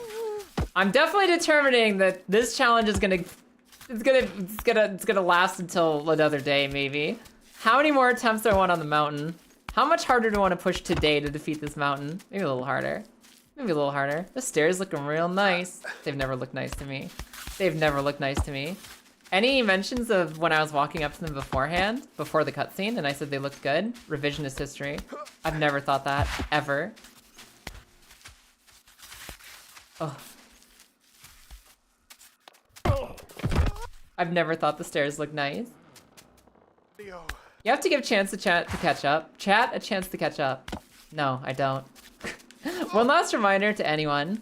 If you guys are able to buy this game, download this game, play this game, get to this mountain climb, and climb this mountain without using the stairs, if you're able to do it before me, before I do it on stream, I will give you the VIP badge and I will call you the Stair Lord, the Stair Queen, the Stair King, the Stair frickin' Governor, the Stair General, the Stair Admiral, whatever you want to be. You get to choose your Stair title if you get to beat this before I do. And that is just an open offer to anyone who can send me video footage of it. Video footage. Stairs look evil. Stairs do look fucked up and evil. Stair Master 5000, you can be that. That can be you if you beat this before I do. Want to chalk smack? I want to see you put your money where your mouth is. Like our good Miss Marissa over there, who's making an attempt to get to this point. Bet, give me 30 seconds. Done. All right, where's the video, Jelly Bucket? Where's the video? Present to me the clip. And I shall crown you Stair Queen. Or Stair whatever you want to be. Where's the footage? Bring me the tapes. Hey. Up, up. Up, up, up, up. Up, up, up. That's a good Nate. It sucks because I keep getting into a rhythm and a momentum where I'm feeling really confident about the way I'm going up this mountain. And that lets me just get overconfident and just flop on over. It's only available on Amazon Prime. Joke's on you, I have Amazon Prime and a VPN. I dare you to fight me. I dare you to present something I can't go watch. Actually, if it was on HBO Max, I couldn't get to you. HBO Max is so fucked up. They're like so jealous and paranoid about protecting their content. Oh shit! I tried to watch Fiona and Cake, normally, because my friend has HBO Max, and I'm the only one capable of streaming it to watch together. So she gave me her HBO Max account details, and we tuned in to watch it, and it's like, I'm sorry, you can't watch HBO Max in the United Kingdom, even if you have a legitimate account from somebody. Okay, what if I VPN? HBO Max is like, okay, we don't accept VPNs either. We can tell you're on a VPN, so go fuck yourself. I was like, okay, maybe I'll go find a Yarharhar Fiddly D version of the show. Almost every single version of Fiona and Cake that's been Yarharhar Fiddly D version has been removed, except for Portuguese translations, because HBO Max is that fucking obsessed with protecting their content and making sure you can't watch it even if you're paying a subscription but you want to watch it outside your home country. You can't even buy a subscription if you're in the United Kingdom. So, we just ended up watching half of Fiona and Cake in Portuguese with subtitles, which was kind of fun. It was kind of fun. Morning Magic. Magic, I think I've discovered the tech to get up here. We've actually been on the evil ledge like at least like 8 or 9 times now. Today, maybe even close to 15 times. And I think I finally developed the movement tech that I need. I can't do it. I can't do it. You need the secret Bezos pass, which you only get by being adopted into the Bezos family. I don't want that. Unless I get to inherit the billions and then spend them on meaningful things. Like if I can inherit the Bezos bucks and give them to school and education programs, which is a cause I actually believe in. Okay, if I inherit $3 billion, the first thing I do is pay off the debts of everyone I know and love, and even some randoms like fucking. You give me $3 billion out of nowhere, I would literally drop it this moment, and every person who's in chat right now, I don't even have to know you. I'll pay off your debts. Because you can just do that. You guys know you can just do that if you have that much money. It's so unaccountably unimaginable. You could pay off every debt of every person in chat right now. I do that instantly. Secondly, all my friends and family, obviously. Thirdly, give the rest of it to schools and education and making education better. Where's the quad? Because if you're holding on to $3 billion and just not using it on anything but yourself, then you're stupid stupid butthole. You deserve the guillotine. Hi, Jazz. How's it going today? Where'd you get the Cyndaquil butt? Where did we get the Cyndaquil butt emote? Amazing. Got a doctor's appointment, can't hear. Oh, she can't hear me. That's so tragic.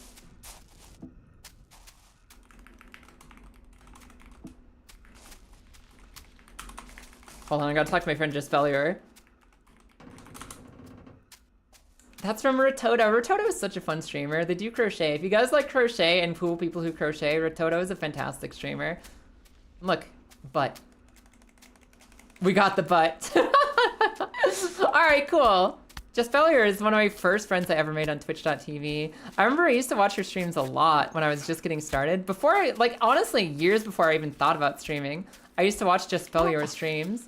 She's a graphic novel artist who's done a lot of, like, indie graphic novels. And also has been streaming on Twitch for, like, 2 years longer than I have. I used to watch her streams all the time, and she's one of the people who inspired me to get started in the first place.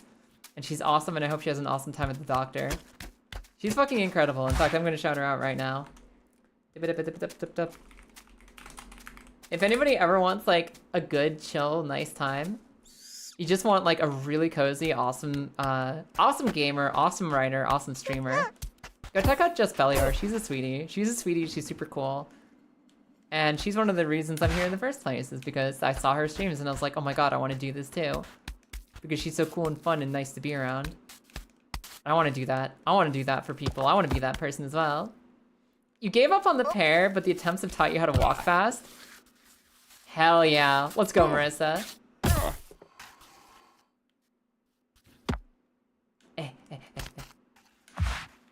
Be careful. Be careful, Marissa.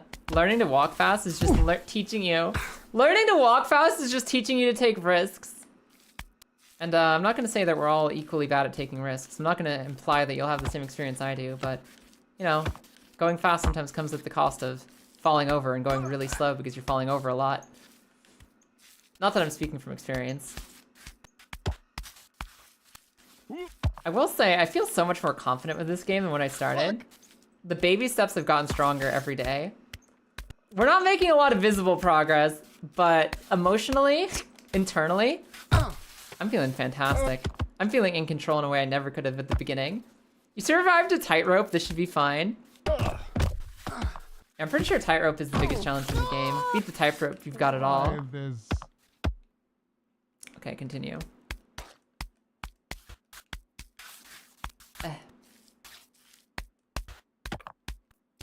Gimme. Where'd the crown go? I got it right here. It's sitting up on that rock shelf. That's another thing, is I'd probably get more reps in. I'd probably get more practice if I wasn't chasing down the crown every single fall and fail.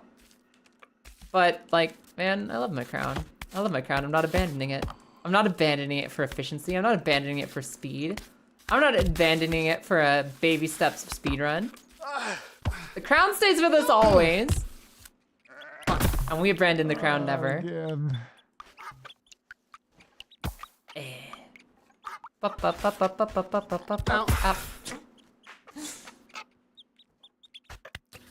felt so bad, Magic. I'm glad that you were asleep because I was like, I'd honestly forgot to at you about baby steps. And then the lovely Magic Snafu stopped in to say hi and tell us about Slacks, the movie about genes that kill. Oh no! And as soon as I saw that name, I was like, oh, Magic! I need to tell Magic I'm playing baby steps. And I'm ashamed to say I almost forgot, but I did get reminded. So we got you. You think that's how every constitutional monarchy feels now? Probably be more efficient to not have a crown, but I've been born with it and I'll be damned if I don't die with it. What were you doing when you said that, Clout? Decaying taint. Ooh, is that your tainty wainty getting a little decay way? What was the taint decay? There is a game we were playing where we got a spell called Taint Decay. And that took me the fuck out. There's a Taint Decay spell. I think that was in Oblivion. I'm pretty sure that's an Oblivion spell. Yeah, 100% Oblivion. Listen, be careful when playing Oblivion. People can decay your taint. All they need is the spell. Magic, this game is so hard. This game is so hard, Magic. I've also made a statement. I forget. So you've seen this game. Yeah, you haven't played this game. You've seen this game. Magic, I have an open offer. Anyone who can beat this climb before me, I will call them Stair Lord or Stair Queen or Stair whatever title they want. If I can see video footage of somebody in the community getting past this point before I do, they get to be the stairs. I'll give up the crown. They get to be stairs, not me. Speaking of which, where'd my crown go? Speaking of which, where did my crown go? Did it fall all the way down? Oblivion as in Elder Scrolls 4? Yes, as in Elder Scrolls 4 Oblivion. There's a taint decay spell. It's great. Unless you're on the receiving end, in which case I imagine it's not so great. Okay, I'm gonna come back for the crown in a second. Hold on. I'm gonna do more practice on the upstairs. I'm gonna do more practice on the up, then we'll come back for the crown, which got left down there. It like tumbled down a little bit. Don't worry, we're not gonna climb this mountain without the crown. We're just gonna get some practice in. We're just gonna get some practice on the evil ledge. We'll be back for the crown in no time. Stairlord, you might have to battle Marvel for that one. Ah, yes. Stairlord from the Guardians of the Galaxy. Played by the crispiest rat. Up. Oh! Nate. Oh, we caught a Nate fall before it was allowed to continue. We caught a Nate in mid-fall. That never happens. That was sick. That was a slick move. We did good. Watch you make it now. So here's my deal with myself. If this is the God run, and we get all the way up the mountain without the crown, I'll go back down for the crown and use the stairs to come back up with it. If I get all the way up the mountain once without the crown, I'll come back and collect the crown staircase style. That's what I'll do. That's what I'll do if I somehow make it this run. But you know, if we fall down like the last 25 times we've been on the evil ledge, then we'll just pick up the crown and keep going. You're feeling overconfident to test your prowess on a new foe, Mud. Don't you know that overconfidence is a quick and not that subtle killer? Overconfidence is the quickest killer in anything ever. Any other criteria? No other criteria, Christen. As long as you can complete this climb, specifically the Manbreaker mountain climb, without using the stairs, if you can complete that climb and send me a video clip of you doing it before I beat it on stream, anytime you want, if you can send me a clip of you doing it, you get to be the one. You get to be the one who is the stair sovereign. Whatever title you want, you'll be the stair queen or king or leader or generalissimo or whatever you want to be. Staircase crown? No. That's only if I actually make it up this time, which is probably not gonna happen. Probably not.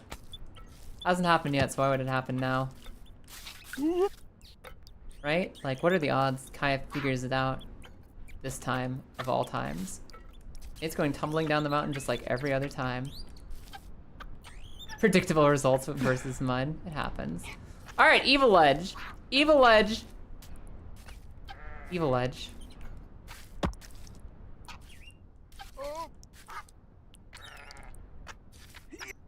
Evil Ledge! The crown is below us, and I'll need to go back down for it if we actually succeed here. Hope the staircase goes away if you get to the top without it. Imagine. Evil Ledge. We must use this moment to practice the Evil Ledge. We gotta practice the Evil Ledge while we're up here. We don't always get it up here. Oh my god, Nate! You little asshole. Oh, whew, he's alive. He's alive. I thought he was about to go succeed without the crown. I was gonna have to excommunicate him. I actually recovered there and then panicked! I recovered and then I panicked. Oh. You've discovered Cup-chan. Congratulations. Are you gonna do the Cup quest, Marissa, or are you gonna leave it behind? Wasn't Donkey the Stairs Master? He said so much back in Shrek 2. I mean Shrek 1. I don't know. I don't remember Donkey ever being the master of stairs, but maybe he was. Donkey's like the master of a lot of things. He's an inspiration. He's wonderful. Donkey is someone we should all aspire to be as strong as. I don't remember if stairs were one of his specialties, but I would believe it. He's like the Jake of Shrek. He's like the Jake the dog of Shrek. Donkey does say that. Is that when they're climbing up the dragon tower? Stairlord, the most garden of the glassy. Yeah, that's the one. The most garden of the glassy ever, magic.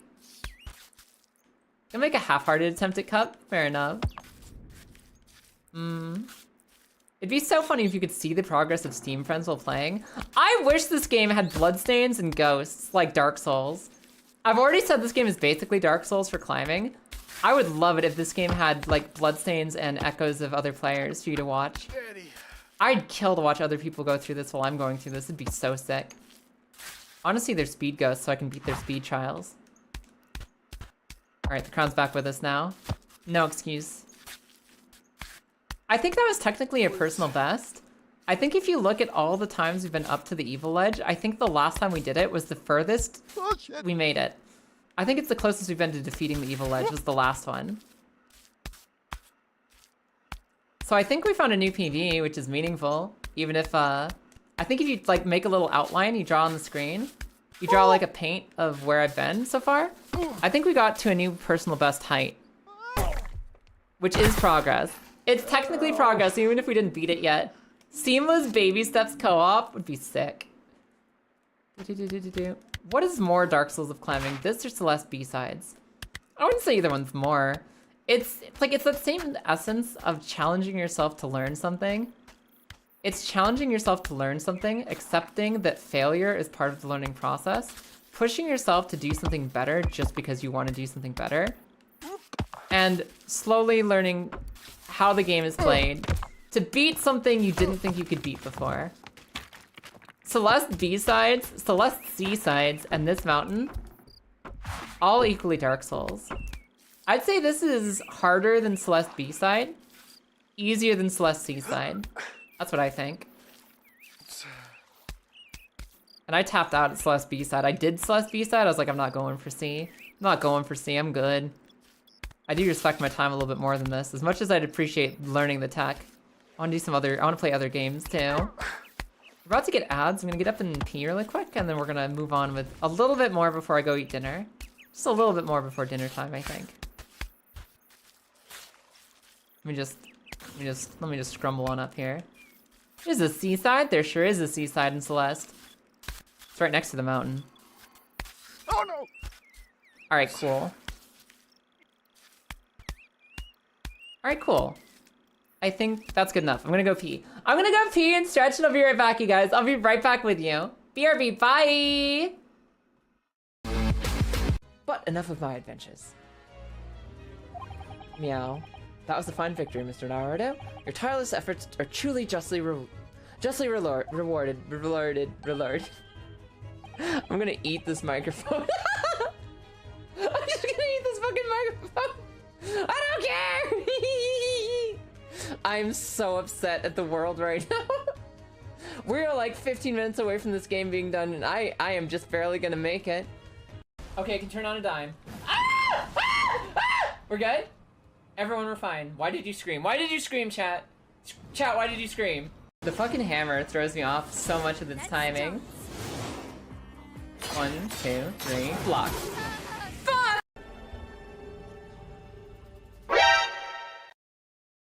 Yes, exactly. Lilith, I'm gonna kick your ass. Lilith, I will fucking destroy you.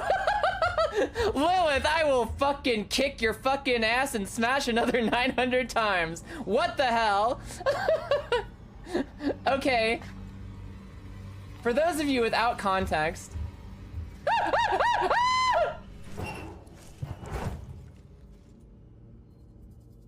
Okay, there it goes. For those of you without context, I was asking earlier, what's the, what's the hotkey to hold your breath? And, Lilith told me E. Guess what? E gets you out of the fucking... It gets you out of the fucking. You go out of the fucking if you hit E. It's funny. It's funny the way that the human brain works, because, yes, I'm currently experiencing a sugar crash from a life-threatening disease that I've lived with for years. My blood is literally deprived of sugar and seeking to destroy my brain actively. But I have some candy to fix that, and I'm having a good day. And it's just like really fascinating to me how I'm doing amazing can be such a complicated statement when there's so much going on under the surface. There are like millions of microbes living and dying on my skin and my body right now. Ah! My body is trying to poison me. I'm defeating my body in its attempt to poison me. And I'm failing a lockpick. But you know, actually, life's up pretty okay right now. I think I can just... I can. Oh my god, there's another archer.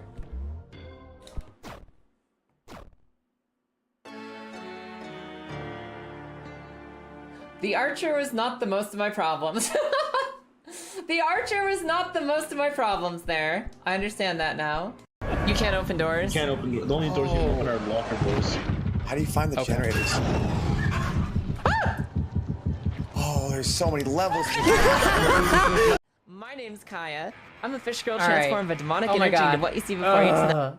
Sorry. Didn't mean to blast your ears as soon as I got back. Hi! We're gonna try a little bit further. We're gonna try a little bit longer tonight. We're gonna try a couple more shots at the staircase. I'm smelling delicious foods outside my room, and I wanna go make my own delicious food. I wanna go eat some delicious food, so I'm only gonna be around so much longer. But I wanna give it a couple more shots on Evil Edge. We got so close on the last push that I just wanna push a little bit harder, you know what I mean? I wanna push a little bit harder while the momentum, the flow, the rhythm is still there. You just did your first online match against Juggernaut Ilaoi. I only played during the beta of 2XKO, so I don't know how the meta's developed since then, but I know it was really fun. It was a really good time. Oh, hey, you're still going. Hi, Ty. Ty, I think your tech idea has worked the best so far. I think it's the best I've seen so far. Thanks for the reset, Magic. How you doing? How you doing in your chilling out in bed with the big TV right now? How are you? I appreciate it. You won, by the way. You love Juggernaut Ilaoi. She's fun. She's really fun to play. Hi, welcome back from the airport. We've gotten a couple new personal bests for distance. And I've opened up a challenge. No, you're there for the challenge. Marissa's actually downloaded the game and trying to beat me to the top here. I think Christen too.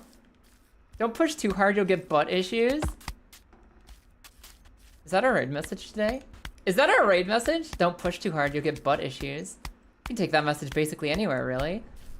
You discovered you can teabag in this game? What, like this? Oh, absolutely you can. Absolutely you can. We only get to teabag once we get to the top of the stairs, though. I too want delicious food. Yeah, I'm gonna go warm up some chicken or something after this. Go cook me some sweet, delicious, tender chicken. But only once I've gotten a few more shots at the Evil Edge. You relayed my message? Aw, thank you. I appreciate it. Up. I hope it was a good drive. Hup. Up.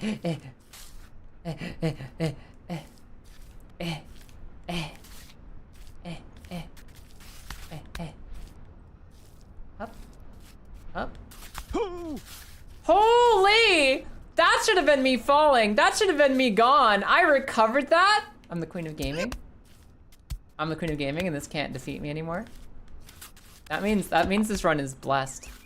That means this run is blessed. I just defeated his own jelly legs. I defeated Nate's jelly legs, which means I can defeat the Evil Edge. I also get to... Okay. I clenched my teeth for a second there.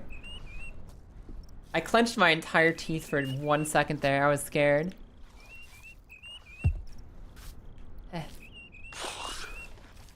Please?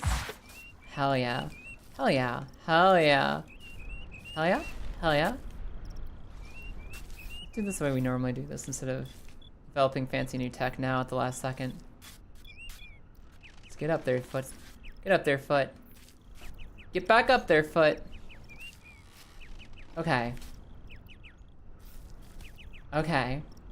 Don't push too hard, you'll get butt issues. You're not starting until after streaming, not depending on your mood this evening? Fair enough. Fair enough. I've got a few challengers trying to take the mountain climb throne. So Ty, I think this is the tack. Shimmying, like this. If you take really baby steps, like literally the most baby steps possible, you start to get somewhere. It's been really hard. It's been really hard to make it past this last step, but I think it's the way too. he slips off a lot if you're going this way. He slips off a lot, but these tiny steps seem to be the way forward. We've gotten our new personal best from doing this. Doing this all the way over.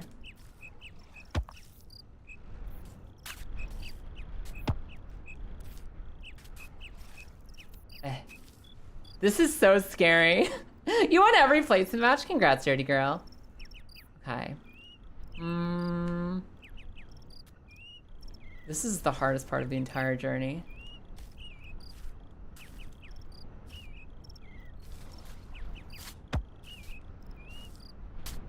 Nate, get your toes over there. Get your toes over there, Nate! I just need you to get a little bit further, bud. Oh my god! Okay, wait. Okay. Now get the right leg over. Okay.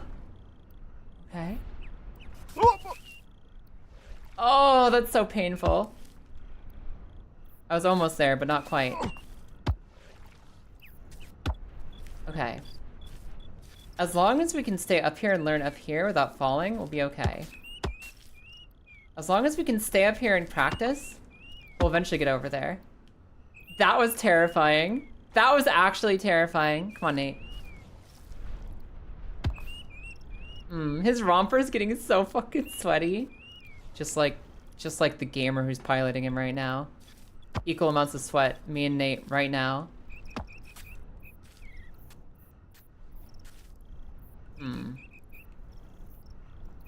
This is terrifying. This is horrifying. I just want to make it a little bit further.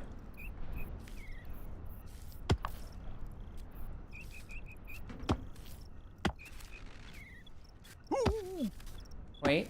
Oh, quarantining yourself? Fair enough. I understand. I understand. You just learned he has jiggle physics on more than just his ass? Or do you play Nate and hit MMO World of Warcraft? Because if I want to watch an ass all day, I want it to be Nate's.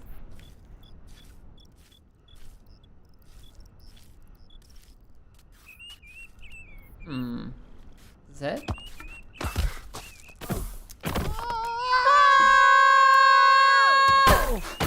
Dang it! No.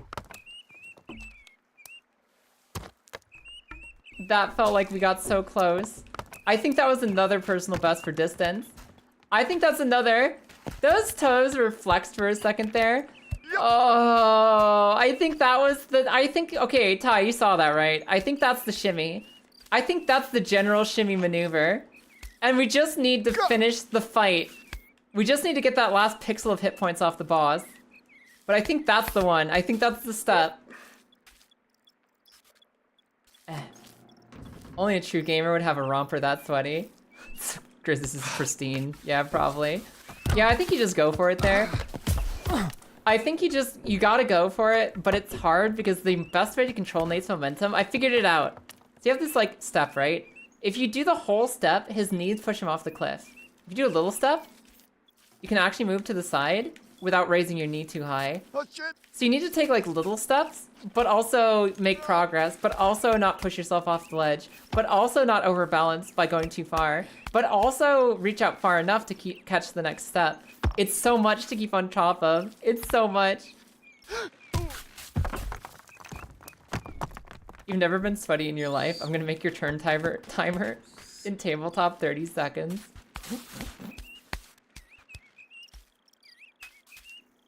Oh no. Oh no. Gotta head back to sleep? Alright, have a good sleep, Jelly Bucket. I don't blame you. One day we'll be coming back with the heroic tales of victory. Might not be today. It might not be tonight, but it will happen. I refuse to be defeated by this challenge, even if I have to take like a 12-hour stream day to do it. Not today, but like just in general. Do like a special event stream where we do this for 12 hours. 12-hour stream, and either we beat the staircase or we use the stairs, one or the other. At the end of the stream, we spend the last 30 minutes walking up the staircase if I can't do it in a 12-hour sit down. Make a little event. Also, speaking of streams, tomorrow I have a doctor's appointment at my normal stream start time. Like, I'm literally gonna be at the doctor, getting my diabetic eye screening. Oh no! Making sure my eyes aren't, you know, imploding from diabetes. That'll be tomorrow. So I'll be starting stream a little late. I still want to stream tomorrow, but it will be starting later. I'm thinking Super Mario Mon tomorrow. I think we take a Nate break tomorrow. We do some Super Mario Mon. Play some more Super Mario Pokemon. Because that game's sick, and I don't want to forget about it. Just because I'm climbing real hard right now. Baby Breaker-thon? Yeah, we might have a little marathon stream of Baby Breaker.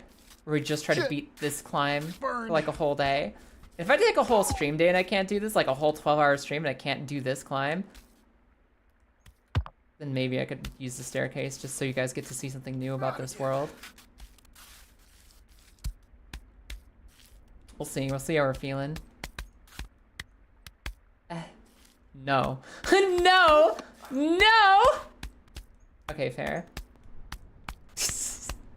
Like, what if though? You don't want to see anything different? You just want this? You just want this?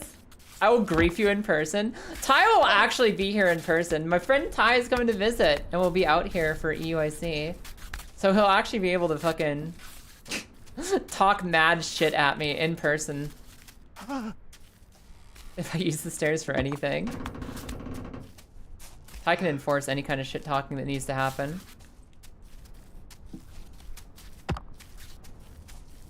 Crown? My crown's here. It's cool. I didn't expect it, but I'm glad. Crown. Wait, Nate. Wait, Nate. No! I spent so long getting up there! Stinky, stinky sweaty man! What do you mean, Clip? What do you mean, Clip? I was reaching for the crown because I'm nothing without the crown. I ain't nothing if I ain't nothing without the crown. I think the first clip took correctly, but I'll take a second one, why not? What do you mean clip? Up, up, up. Maybe we can make a clip of that, maybe. Maybe the next, like, 4 years of Kaya content are just gonna be baby steps. Maybe we'll be a professional baby step streamer. Not because, like, I'm the fastest at running it, but because I have the most hours in it. Like, you know how there's that person where whenever you want to watch a baby steps video, they're there? They're the one person who's baby steps the strongest warrior. They'll stick with this game no matter what, so somebody like 10 years from now, 30 years from now, 40 years from now, is like, I want to watch a baby step streamer, I'll just be there for them, still on this mountain. Maybe it's a positive. Baby steps lore tuber? I'll make the tip of the baby steps iceberg. I'll make the baby steps iceberg video is what we'll do. I think you need to wear the Long John onesie though. Freaking cosplay. Cosplay the onesie, it's the only way. What about like a more cursed version? You know how there's like, what do they call them? The onesies that you wear at a rave and whatnot. What are the onesies you wear to a rave? It's not just called a onesie, it's like a specific name for it. And it can be like a Pikachu or, I don't know, freaking the cat from KDA Pop Stars, whatever. Kigurumi? Yeah. Kigurumis, right? What if I wore a Kigurumi, but it's like of Nate? Like I'm wearing Nate's skin and Nate's onesie and Nate's freaky hair and glasses and everything. It just looks like I skinned Nate and made him into a onesie. And that's the cosplay. That can be the cosplay I wear while I'm playing this game. Perfectly cursed. Exactly, a Nate Kigurumi. Just take like a Pikachu onesie, but imagine instead of Nate, it's actually, instead of Pikachu, it's the whole Nate. And that's what I'll wear. I'll stick with Totoro. Totoro, Totoro, Totoro, Totoro. You were gonna joke that you'd wear your Charizard Kigurumi to a rave, but that is what you meant? Yeah, no, absolutely. Dude, Pokemon Kigurumis go hard at raves. They're really common, actually. Not to call you basic, but they are pretty common. You'd fit right in. Rave dress code is basically anything you want. Fuck. Sometimes that means literally tits out and nippy stickers, and that's it. Sometimes that means goth. Sometimes that means I'm literally just here in a party shirt. Like I am Mr. Frickin' corporate party person with my polo and my trousers. Sometimes that means a Kigurumi. There's lots of Kigurumis at raves. You thought that's what Pokemon players do after events? Yeah. Go to a rave, why not? Raves are great, Pokemon's great, do both.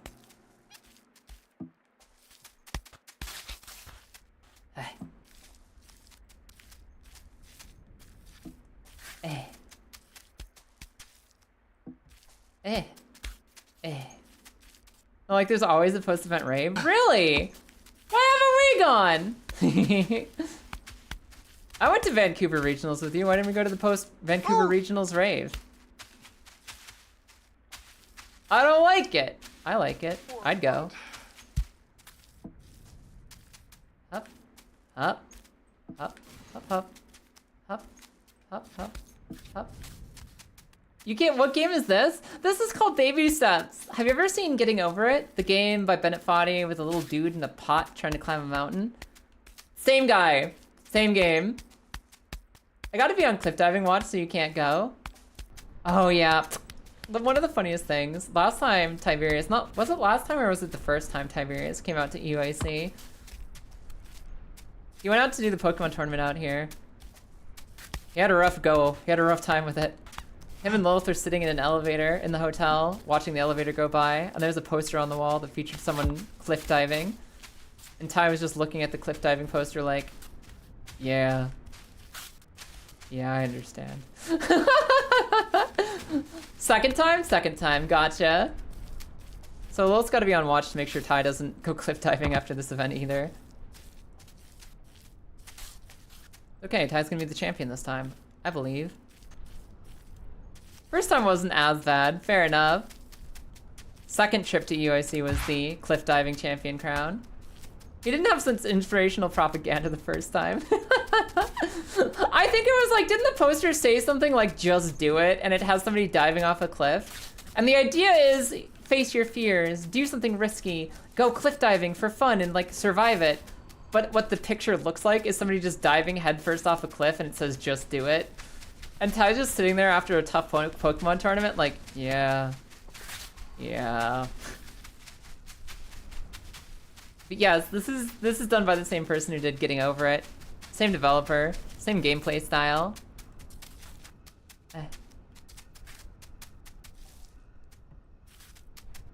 Okay, we're up to the hardest part. We're up to the hardest part. Makes me curious how the character isn't getting cold. He's an absolute unit. He generates his own body heat and he's got really warm pajamas. Really warm pajamas. He's so warm in his little fucking... It's like, you know, Adventure Time, that scene with the Lich. You can't make me cold, I have a sweater on. Oh!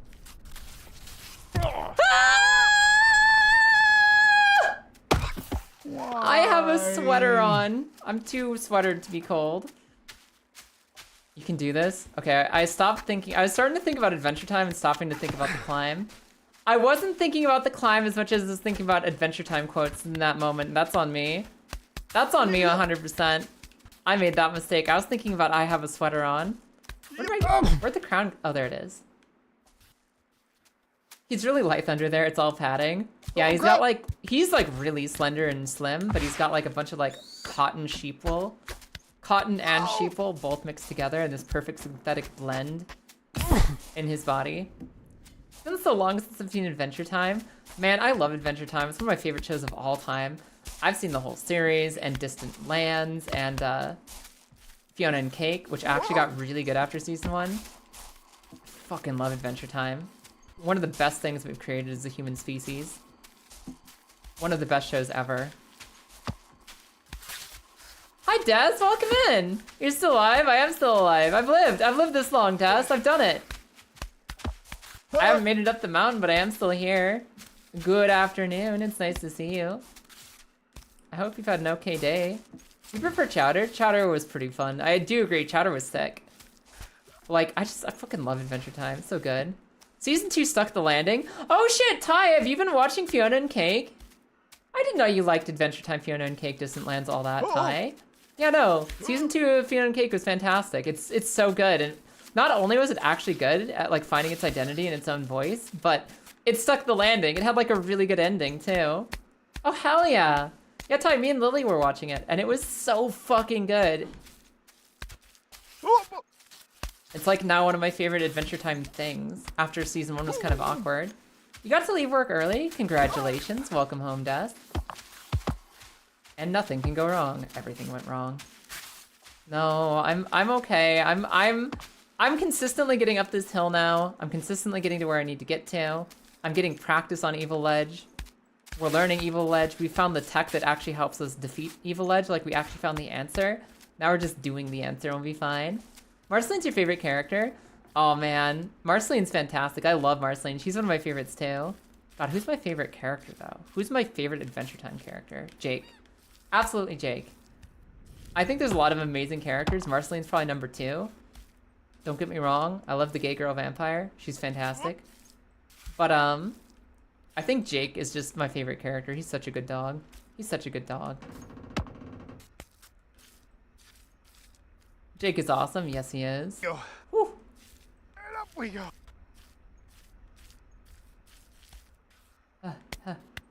You also like the Misadventures of Flapjack.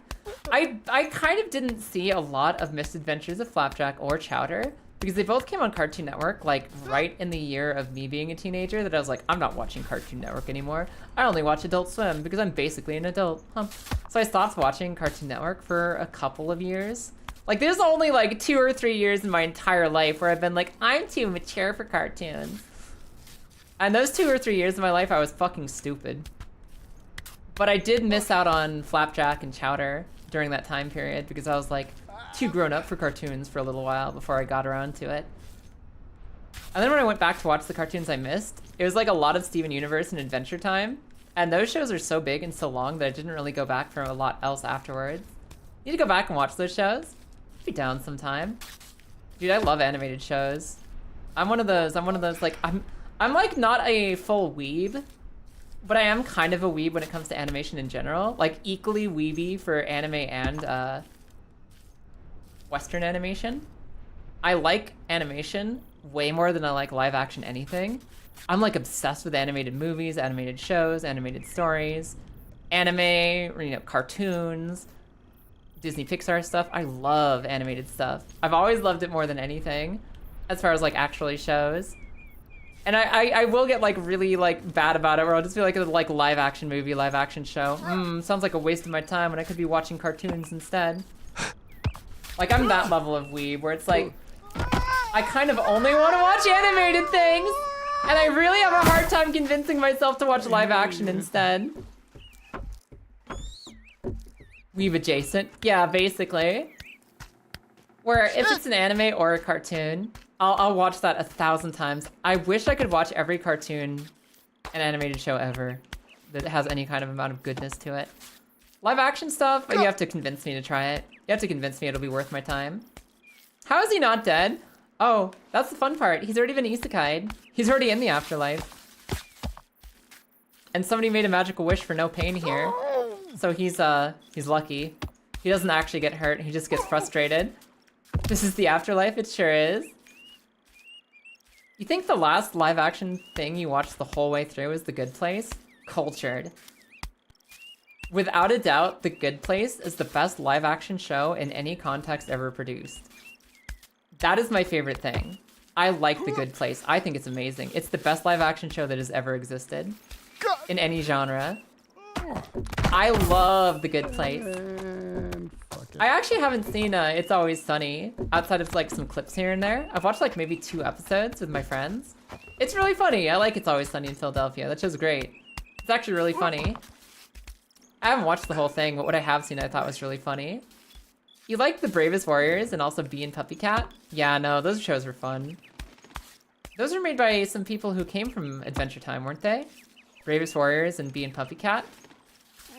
Was that made by people from Adventure Time, or did it just kind of look like Adventure Time stylistically? Last live action movie I watched was The Shining. Like, recently, or like you haven't watched one since? Shit.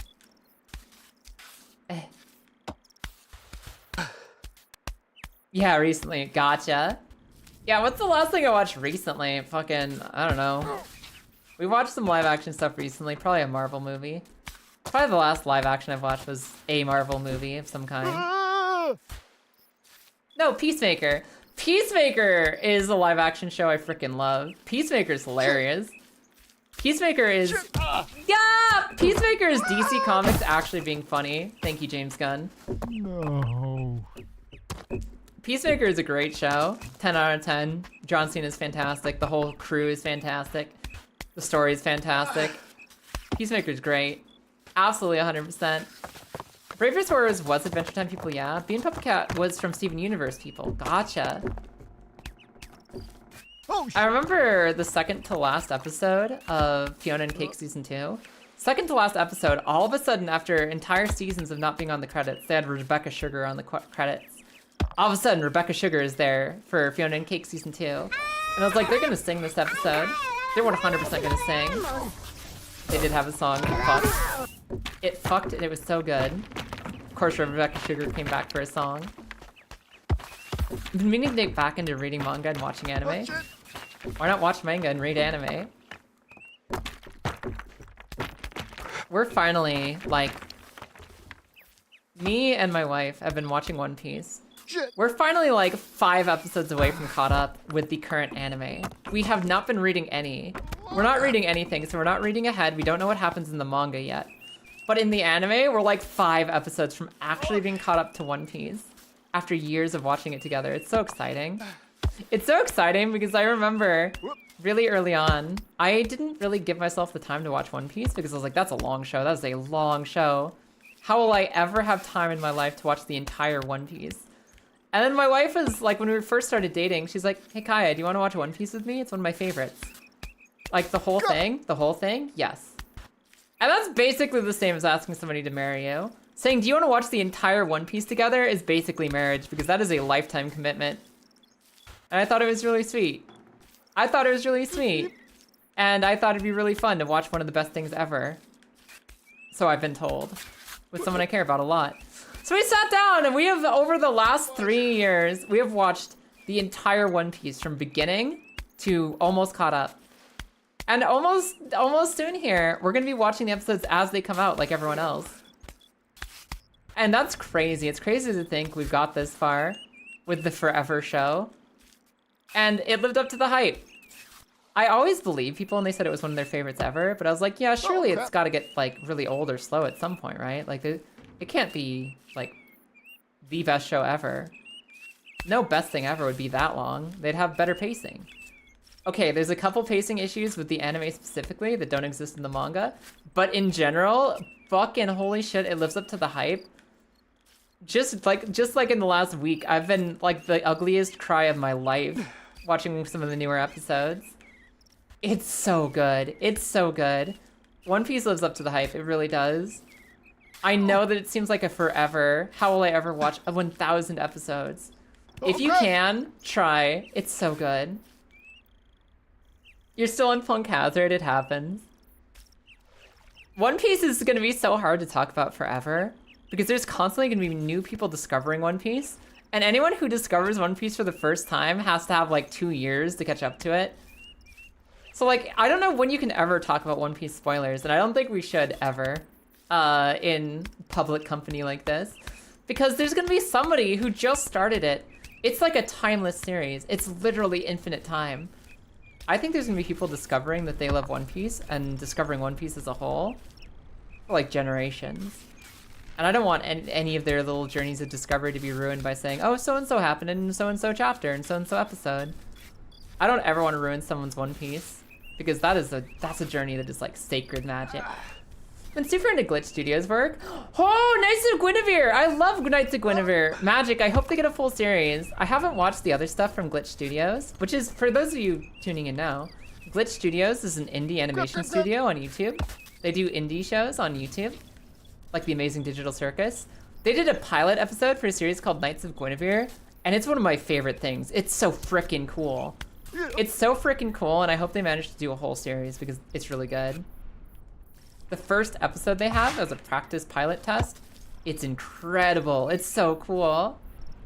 There's one anime you love despite being older. Have you heard of Berserk? Yeah, I've watched Berserk up through the entire Eclipse. I haven't really done or read Berserk past the Eclipse too much. I got to the Eclipse in the end of the Golden Era. I haven't read much past that because I found it really hard to get into after caring so much about like the Golden Age stuff. I find it hard to keep going past that. I don't find myself as interested. But I've heard it's still like a really incredible manga, so I want to get back to it and actually finish it someday as far as I can. I know that the story got paused because the author died. But I know eventually they're going to want to continue it, and eventually the story might end, and maybe I want to see that someday. But I definitely haven't been there. I haven't read any of the posted clip stuff yet. Okay. Hold on. Okay, here's the big challenge. It's late. I'm hungry. This is where I'm ending the run, you guys. Either I make it up this ledge, or I fall again. The next either victory or the next defeat is the end of stream. Let's see what we got. Let's see what we got here. We gotta make it just a little to the left. If I can make it to this left ledge, we're basically easy mode from there on out. All I need to do is make it over there without falling completely.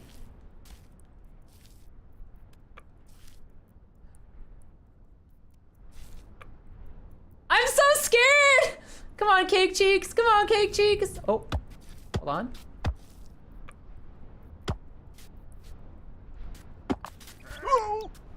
Nate, hold on. Hold on, Nate. We didn't fall to the bottom, so I'm not ending stream yet. Like, if we fall all the way to the bottom, that's when we failed. Shit! If we pull a recovery, we keep going. Oh no!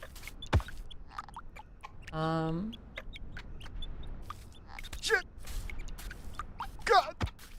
Can't believe you're objectifying Nate by calling him Cake Cheeks. He has a personality, you know? He has a personality beyond being caked up cheeks. I feel like we got really close on that last attempt. And I hope we can replicate it. This is scary. All the weight on those toes. He's got the strongest toes in the planet. Be jealous, be afraid. He's got the strongest toes on Earth.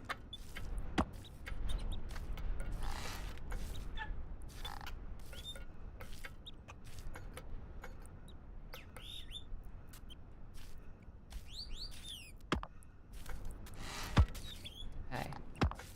This is so scary! Okay. Okay. A little bit further. A little bit further without falling.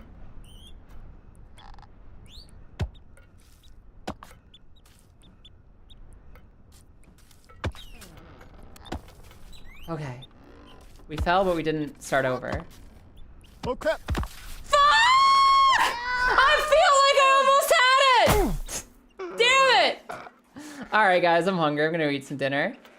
I'm so hungry. I gotta go.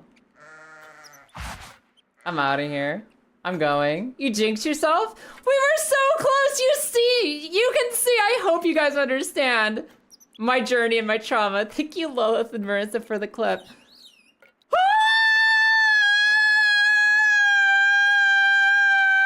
I want food. I want food. I'm out of here.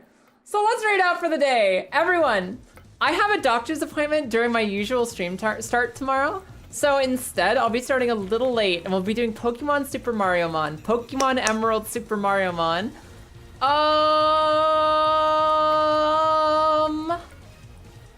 I want to go raid Marin because Marin's fun. Everybody, we're raiding Marin Go Around, who's just starting up and getting ready for a... She's just fun. She's fun. She puts on a good stream. All she's got marked right now is just chatting and maybe some Urbex. I don't even know what Urbex is, but she'll probably be doing that. She's always a good time. She's sick. And if you guys like a good chat, we're gonna go say hi to Marin. Thank you guys for being here. I'm gonna go eat some food. What's our message today? What's our raid message?